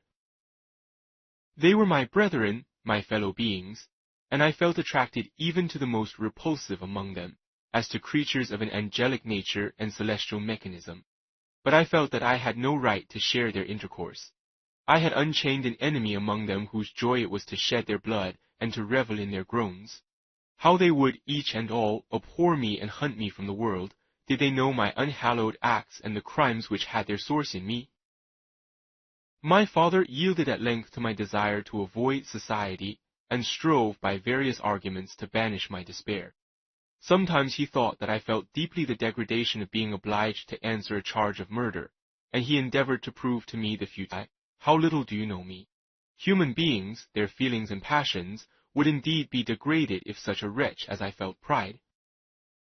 Justine, poor unhappy Justine, was as innocent as I, and she suffered the same charge, she died for it, and I am the cause of this, I murdered her. William, Justine, and Henry, they all died by my hands. My father had often, during my imprisonment, heard me make the same assertion. When I thus accused myself, he sometimes seemed to desire an explanation, and at others he appeared to consider it as the offspring of delirium, and that during my illness some idea of this kind had presented itself to my imagination, the remembrance of which I preserved in my convalescence. I avoided explanation, and maintained a continual silence concerning the wretch I had created. I had a persuasion that I should be supposed mad, and this in itself would forever have chained my tongue to disclose a secret which would fill my hearer with consternation, and make fear and unnatural horror the inmates of his breast. I checked, therefore, my impatient thirst for sympathy, and was silent when I would have given the world to have confided the fatal secret. Yet still, words like those I have recorded would burst uncontrollably from me. I could offer no explanation of them, but their truth in part relieved the burden of my mysterious woe. Upon this occasion my father said, with an expression of unbounded wonder, "My dearest Victor, what infatuation is this? My dear son, I entreat you never to make such an assertion again." "I am not mad," I cried energetically. "The sun and the heavens who have viewed my operations can bear witness of my truth. I am the assassin of those most innocent victims. They died by my machinations. 1,000 times would I have shed my own blood, drop by drop, to have saved their lives, but sacrificed the whole human race." The conclusion of this speech convinced my father that my ideas were deranged, and he instantly changed the subject of our conversation, and endeavored to alter the course of my thoughts. He wished as much as possible to obliterate the memory of the scenes that had taken place in Ireland, and never alluded to them, or suffered me to speak of my misfortunes. As time passed away, I became more calm. Misery had her dwelling in my heart, but I no longer talked in the same incoherent manner of my own crimes. Sufficient for me was the consciousness of them. By the utmost self-violence, I curbed the imperious voice of wretchedness, which sometimes desired to declare itself to the whole world, and my manners were calmer and more composed than they had ever been since my journey to the Sea of Ice. A few days before we left Paris on our way to Switzerland, I received the following. It gave me the greatest pleasure to receive a letter from my uncle dated at Paris. "You are no longer at a formidable distance, and I may hope to see you in less than a fortnight. My poor cousin, how much you must have suffered. I expect to see you looking even more ill than when you quitted Geneva. This winter has been passed most miserably, tortured as I have been by anxious suspense. Yet I hope to see peace in your countenance, and to find that your heart is not totally void of comfort and tranquillity. Yet I fear that the same feelings now exist that made you so miserable a year ago, even perhaps augmented by time. I would not disturb you at this period, when so many misfortunes weigh upon you, but a conversation that I had with my uncle previous to his departure renders some explanation necessary before we meet." Explanation? You may possibly say, what can Elizabeth have to explain? If you really say this, my questions are answered. But you are distant from me, and it is possible that you may dread and yet be pleased with this explanation. And in a probability of this being the case, I dare not any longer postpone writing what, during your absence, I have often wished to express to you, but have never had the courage to begin. You well know, Victor, that our union had been the favorite plan of your parents ever since our infancy. We were told this when young, and taught to look forward to it as an event that would certainly take place. We were affectionate playfellows during childhood, and, I believe, dear and valued friends to one another as we grew older. But as brother and sister often entertain a lively affection towards each other without desiring a more intimate union, may not such also be our case? Tell me, dearest Victor. Answer me, I conjure you by our mutual happiness, with simple truth, do you not love another? You have traveled. You have spent several years of your life at Ingolstadt, and I am so unhappy, flying to solitude from the society of every creature. I could not help supposing that you might regret our connection, and believe yourself bound in honor to fulfill the wishes of your parents, although they opposed themselves to your inclinations. But this is false reasoning. I confess to you, my friend, that I love you, and that in my airy dreams of futurity, you have been my constant friend and companion. But it is your happiness I desire as well as my own, when I declare to you that our marriage would render me eternally miserable, unless it were the dictate of your own free choice. Even now I weep to think that, borne down as you are by the cruelest misfortunes, you may stifle, by the word honor, all hope of that love and happiness which would alone restore you to yourself. I, who have so disinterested an affection for you, may increase your miseries tenfold by being an obstacle to your wishes. Ah, Victor, be assured that your cousin and playmate is miserable by this supposition. Be happy, my friend, and if you obey me in this one request, remain satisfied that nothing on earth will have the power to interrupt my tranquillity. Do not let this letter disturb you. Do not answer tomorrow or the next day, or even until you come, if it will give you pain. My uncle will send me news of your health, and if I see but one smile on your lips when we meet, occasioned by this or any other exertion of mine, I shall need no other happiness. Elizabeth Lavenza. Geneva, May 18th, 17. This letter revived in my memory what I had before forgotten, the threat of the fiend, I will be with you on your wedding night. Such was my sentence, and on that night would the demon employ every art to destroy me and tear me from the glimpse of happiness, which promised partly to console my sufferings. On that night he had determined to consummate his crimes by my death. Well, be it so. A deadly struggle would then assuredly take place, in which if he were victorious, an end. If he were vanquished, I should be a free man. Alas, what freedom! Such as the peasant enjoys when his family have been massacred before his eyes, his cottage burnt, his lands laid waste, and he is turned adrift, homeless, penniless, and alone, but free. Such would be my liberty, except that in my Elizabeth I possessed a treasure, alas, balanced by those horrors of remorse and guilt which would pursue me until death. Sweet and beloved Elizabeth. I read and reread her letter, and some softened feelings stole into my heart, and dared to whisper paradisiacal dreams of love and joy. But the apple was already eaten, and the angel's arm bared to drive me from all hope. Yet I would die to make her happy. If the monster executed his threat, death was inevitable. Yet, again, I considered whether my marriage would hasten my fate. My destruction might indeed arrive a few months sooner. Influenced by his menaces, he would surely find other and perhaps more dreadful means of revenge. He had vowed to be with me on my wedding night, yet he did not consider that threat as binding him to peace in the meantime, for as if to show me that he was not yet satiated with blood, he had murdered Clerval immediately after the enunciation of his threats.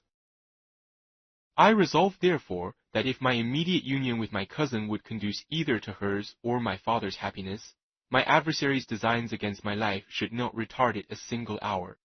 In this state of mind, I wrote to Elizabeth. My letter was calm and affectionate. I fear, my beloved girl, I said, little happiness remains for us on earth, yet all that I may one day enjoy is centered in you.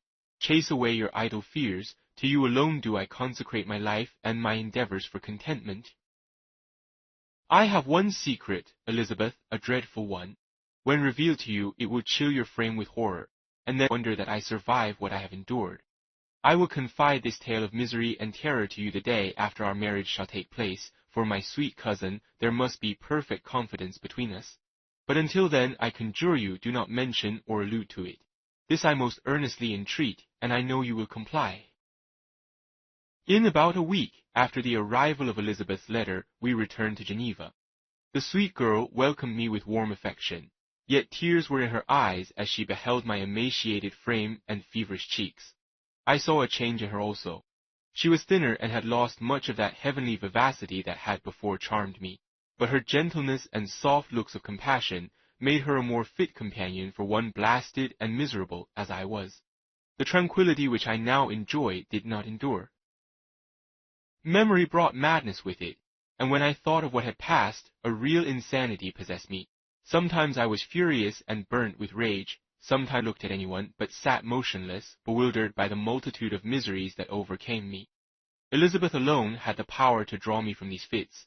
Her gentle voice would soothe me when transported by passion, and inspire me with human feelings when sunk in torpor. She wept with me and for me. When reason returned, she would remonstrate and endeavor to inspire me with resignation. Ah, it is well for the unfortunate to be resigned, but for the guilty there is no peace. The agonies of remorse poison the luxury there is otherwise sometimes found in indulging the excess of grief. Soon after my arrival, my father spoke of my immediate marriage with Elizabeth. I remained silent. Have you, then, some other attachment? None on earth. I love Elizabeth and look forward to our union with delight. Let the day therefore be fixed, and on it I will consecrate myself, in life or death, to the happiness of my cousin. My dear Victor, do not speak thus. We cling closer to what remains and transfer our love for those whom we have lost to those who yet live. Our circle will be small but bound close by the ties of affection and mutual misfortune. And when time shall have softened your despair, new and dear objects of care will be born to replace those of whom we have been so cruelly deprived. Such were the lessons of my father. But to me the remembrance of the threat returned. Nor can you wonder that, omnipotent as the fiend had yet been in his deeds of blood, I should almost regard him as invincible, and that when he had pronounced the words, "I shall be with you on your wedding night," I should regard the threatened fate as unavoidable. But death was no evil to me if the loss of Elizabeth were balanced with it, and I therefore, with a contented and even cheerful countenance, agreed with my father that if my cousin would consent, the ceremony should take place in 10 days, and thus put, as I imagined, the seal to my fate. If for one instant I had thought what might be the hellish intention of my fiendish adversary, I would rather have banished myself for ever from my native country, and wandered a friendless outcast over the earth than have consented to this miserable marriage. But, as if possessed of magic powers, the monster had blinded me to his real intentions, and when I thought that I had prepared only my own death, I hastened that of a far dearer victim. As the period fixed for our marriage drew nearer, whether from cowardice or a prophetic feeling, I felt my heart sink within me. But I concealed my feelings by an appearance of hilarity that brought smiles and joy to the countenance of my father, but hardly deceived the ever-watchful and nicer eye of Elizabeth. She looked forward to our union with placid contentment, not unmingled with a little fear, which past misfortunes had impressed, that what now appeared certain and tangible happiness might soon dissipate into an lasting regret. Preparations were made for the event, congratulatory visits were received, and all wore a smiling appearance. I shut up, as well as I could, in my own heart the anxiety that preyed there, and entered with seeming earnestness into the plans of my father, although they might only serve as the decorations of my tragedy. Through my father's exertions, a part of the inheritance of Elizabeth had been restored to her by the Austrian government. A small possession on the shores of Como belonged to her. It was agreed that, immediately after our union, we should proceed to Villa Lavenza, and spend our first days of happiness beside the beautiful lake near which it stood. In the meantime, I took every precaution to defend my person in case the fiend should openly attack me. I carried pistols and a dagger constantly about me, and was ever on the watch to prevent artifice, and by these means gained a greater degree of trust. As the period approached, the threat appeared more as a delusion, not to be regarded as worthy to disturb my peace, while the happiness I hoped for in my marriage wore a greater appearance of certainty as the day fixed for its solemnization drew nearer, and I heard it continually spoken of as an occurrence which no accident could possibly prevent. Elizabeth seemed happy. My tranquil demeanor contributed greatly to calm her mind. But on the day that was to fulfill my wishes and my destiny, she was melancholy, and a presentiment of evil pervaded her. And perhaps also she thought of the dreadful secret which I had promised to reveal to her on the following day. My father was in the meantime overjoyed, and in the bustle of preparation, only recognized in the melancholy of his niece the diffidence of a bride. After the ceremony was performed, a large party assembled at my father's, but it was agreed that Elizabeth and I should commence our journey by continuing our voyage on the following day. The day was fair, the wind favorable. All smiled on our nuptial embarkation. Those were the last moments of my life during which I enjoyed the feeling of happiness. We passed rapidly along. The sun was hot, but we were sheltered from its rays by a kind of canopy while we enjoyed the beauty of the scene, sometimes on one side of the lake, where we saw Mont Salierve, the pleasant banks of Montélimar, and at a distance, surmounting all, the beautiful Mont Blanc, and the assemblage of snowy mountains that in vain endeavor to emulate her. Sometimes coasting the opposite banks, we saw the mighty Jura opposing its dark side to the ambition that would quit its native country, and an almost insurmountable barrier to the invader who should wish to enslave it. I took the hand of Elizabeth. "You are sorrowful, my love. Ah, if you knew what I have suffered, and what I may yet endure, you would endeavor to let me taste what permits me to enjoy." "Be happy, my dear Victor," replied Elizabeth. "There is, I hope, nothing to distress you, and be assured that if a lively joy is not painted in my face, my heart is contented. Something whispers to me not to depend too much on the prospect that is open before us, but I will not listen to such a sinister voice. Observe how fast we move along and how the clouds, which sometimes obscure and sometimes rise above the dome of Mont Blanc, render this scene of beauty still more interesting. Look also at the innumerable fish that are swimming in the clear waters, where we can distinguish every pebble that lies at the bottom. What a divine day! How happy and serene all nature appears! Thus Elizabeth endeavored to divert her thoughts and mind from all reflection upon melancholy subjects. But her temper was fluctuating. Joy for a few instants shone in her eyes, but it continually gave place to distraction and reverie. Heavens! We passed the river Drance and observed its path through the chasms of the higher and the glens of the lower hills. The Alps here come closer to the lake, and we approached the amphitheater of mountains which forms its eastern boundary. The spire of Evian shone under the woods that surrounded it, and the range of mountain above mountain by which it was overhung. The wind, which had hitherto carried us along with amazing rapidity, sank at sunset to a light breeze.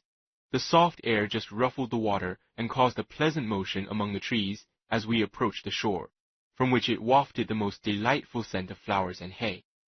The sun sank beneath the horizon as we landed, and as I touched the shore, I felt those cares and fears revive which soon were to clasp me and cling to me forever. Chapter 23. It was 8 o'clock when we landed. We walked for a short time on the shore, enjoying the transitory light, and then retired. Woods and mountains, obscured in darkness, yet still displaying their black outlines. The wind, which had fallen in the south, now rose with great violence in the west. The moon had reached her summit in the heavens and was beginning to descend. The clouds swept across it swifter than the flight of the vulture and dimmed her rays, while the lake reflected the scene of the busy heavens, rendered still busier by the restless waves that were beginning to rise. Suddenly a heavy storm of rain descended. I had been calm during the day, but so soon as night obscured the shapes of objects, 1,000 fears arose in my mind. I was anxious and watchful, while my right hand grasped a pistol which was hidden in my bosom. Every sound terrified me, but I resolved that I would sell my life dearly and not shrink from the conflict until my own life or that of my adversary was extinguished. Elizabeth observed my agitation for some time in timid and communicated terror to her, and trembling she asked, "What is it that agitates you, my dear Victor? What is it you fear?" "Oh, peace, peace, my love," replied I. "This night, and all will be safe. But this night is dreadful, very dreadful." I passed an hour in this state of mind, when suddenly I reflected how fearful the combat which I momentarily expected would be to my wife, and I earnestly entreated her to retire, resolving not to join her until I had obtained some knowledge as to the situation of my enemy. She left me, and I continued some time walking up and down the passages of the house, and inspecting every corner that might afford a retreat to my adversary. But I discovered no trace of him, and was beginning to conjecture that some fortunate chance had intervened to prevent the execution of his menaces, when suddenly I heard a shrill and dreadful scream. It came from the room into which Elizabeth had retired. Truth rushed into my mind, my arms dropped, the motion of every muscle and fiber was suspended. I could feel the blood trickling in my veins and tingling in the extremities of my limbs. This state lasted but for an instant. The scream was repeated, and I rushed into the room. Great God, why did I not then expire? Why am I here to relate the destruction of the best hope and the purest creature on earth? She was there, lifeless and inanimate, thrown across the bed, her head hanging down and her pale and distorted features half covered by her hair. Everywhere I turn I see the same figure, her bloodless arms and relaxed form flung by the murderer on its bridal bier. Could I behold this and live? Alas, life is obstinate and clings closest where it is most hated. For a moment only did I lose recollection. I fell senseless on the ground. When I recovered, I found myself surrounded by the people of the inn. Their countenances expressed a breathless terror, a shadow of the feelings that oppressed me. I escaped from them to the room where lay the body of Elizabeth, my love, my wife, so lately living, so dear, so worthy. She had been moved from the posture in which I had first beheld her, and now, as she lay, her head upon her arm and a handkerchief thrown across her face and neck, I might have supposed her asleep. I rushed towards her and embraced her with ardor, but the deadly languor and coldness of the limbs told me that what I now held in my arms had ceased to be the Elizabeth whom I had loved and cherished. The murderous mark of the fiend's grasp was on her neck, and the breath had ceased to issue from her lips. While I still hung over her in the agony of despair, I happened to look up. The windows of the room had before been darkened, and I felt a kind of panic on seeing the pale yellow light of the moon illuminate the chamber. The shutters had been thrown back, and with a sensation of horror not to be described, I saw at the open window was on the face of the monster. He seemed to jeer, as with his fiendish finger he pointed towards the corpse of my wife. I rushed towards the window, and drawing a pistol from my bosom, fired, but he eluded me, leaped from his station, and running with the swiftness of lightning, plunged into the lake. The report of the pistol brought a crowd into the room. I pointed to the spot where he had disappeared, and we followed the track with boats. Nets were cast, but in vain. After passing several hours, we returned hopeless, most of my companions believing it to have been a form conjured up by my fancy. After having landed, they proceeded to search the country, parties going in different directions among the woods and vines. I attempted to accompany them, and proceeded a short distance from the house, but my head whirled round, my steps were like those of a drunken man. I fell at last in a state of utter exhaustion. A film covered my eyes, and my skin was parched with the heat of fever. Back and placed on a bed, hardly conscious of what had happened. My eyes wandered round the room as if to seek something that I had lost. After an interval I arose, and as if by instinct, crawled into the room where the corpse of my beloved lay. There were women weeping around. I hung over it and joined my sad tears to theirs. All this time no distinct idea presented itself to my mind, but my thoughts rambled to various subjects, reflecting confusedly on my misfortunes and their cause. I was bewildered in a cloud of wonder and horror. The death of William, the execution of Justine, the murder of Clerval, and lastly of my wife. Even at that moment I knew not that my only remaining friends were safe from the malignity of the fiend. My father even now might be writhing under his grasp, and Ernest might be dead at his feet. This idea made me shudder and recalled me to action. I started up speed. There were no horses to be procured, and I must return by the lake, but the wind was unfavorable, and the rain fell in torrents. However, it was hardly morning, and I might reasonably hope to arrive by night. I hired men to row and took an oar myself, for I had always experienced relief from mental torment in bodily exercise. But the overflowing misery I now felt, and the excessive agitation that I endured rendered me incapable of any exertion. I threw down the oar, and leaning my head upon my hands, gave way to every gloomy idea that arose. If I looked up, I saw scenes which were familiar to me in my happier time, and which I had contemplated but the day before in the company of her who was now but a shadow and a recollection. Tears streamed from my eyes. The rain had ceased for a moment, and I saw the fish play in the waters as they had done a few hours before. They had then been observed by Elizabeth. Nothing is so sudden change. The sun might shine, or the clouds might lower, but nothing could appear to me as it had done the day before. A fiend had snatched from me every hope of future happiness. No creature had ever been so miserable as I was. So frightful an event is single in the history of man.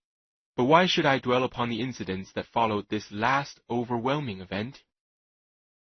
Mine has been a tale of horrors. I have reached their acme, and what I must now relate can but be tedious to you. Know that one by one my friends were snatched away. I was left desolate. My own strength is exhausted, and I must tell in a few words what remains of my hideous narration. I arrived at Geneva. My father and Ernest yet lived, but the former sunk under the tidings that I bore. I see him now, excellent and venerable old man. His eyes wandered in vacancy, for they had lost their charm and their delight. His Elizabeth, his more than daughter, whom he doted on with all the of life, having few affections, clings more earnestly to those that remain. Cursed, cursed be the fiend that brought misery on his grey hairs, and doomed him to waste in wretchedness. He could not live under the horrors that were accumulated around him. The springs of existence suddenly gave way. He was unable to rise from his bed, and in a few days he died in my arms. What then became of me, I know not. I lost sensation, and chains and darkness were the only objects that pressed upon me.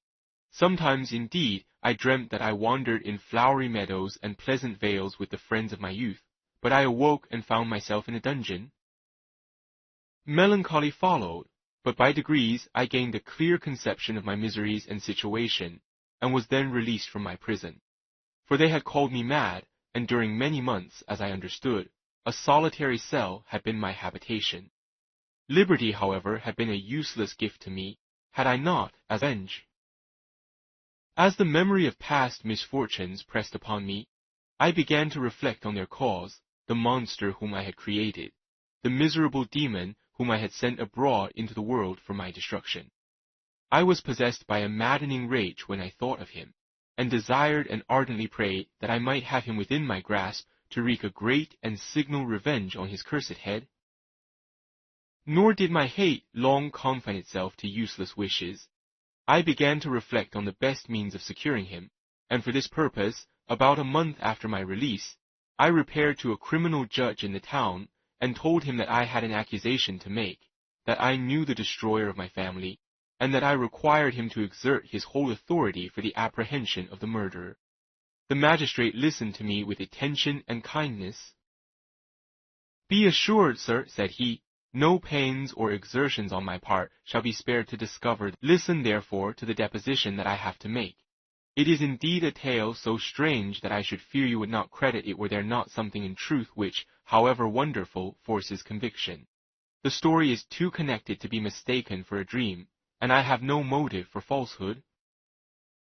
My manner as I thus addressed him was impressive but calm. I had formed in my own heart a resolution to pursue my destroyer to death, and this purpose quieted my agony and for an interval reconciled me to life. I now related my history briefly but with firmness and precision, marking the dates with accuracy and never deviating into invective or exclamation. The magistrate appeared at first perfectly incredulous, but as I continued he became more attentive and interested. I saw him sometimes shudder with horror. At others a lively surprise, unmingled with disbelief, was painted on his countenance. When I had concluded my narrative, and for whose seizure and punishment I call upon you to exert your whole power. It is your duty as a magistrate, and I believe and hope that your feelings as a man will not revolt from the execution of those functions on this occasion. This address caused a considerable change in the physiognomy of my own auditor. He had heard my story with that half kind of belief that is given to a tale of spirits and supernatural events, but when he was called upon to act officially in consequence, the whole tide of his incredulity returned. He, however, answered mildly, "I would willingly afford you every aid in your pursuit, but the creature of whom you speak appears to have powers which would put all my exertions to defiance. Who can follow an animal which can traverse the sea of ice and inhabit caves and dens where no man would venture to intrude? Besides, some months have elapsed since the commission of his crimes, and no one can conjecture to what place he has wandered. I do not doubt that he hovers near the spot which I inhabit, and if he has indeed taken refuge in the Alps, he may be hunted like the chamois and destroyed as a beast of prey. But I perceive your thoughts.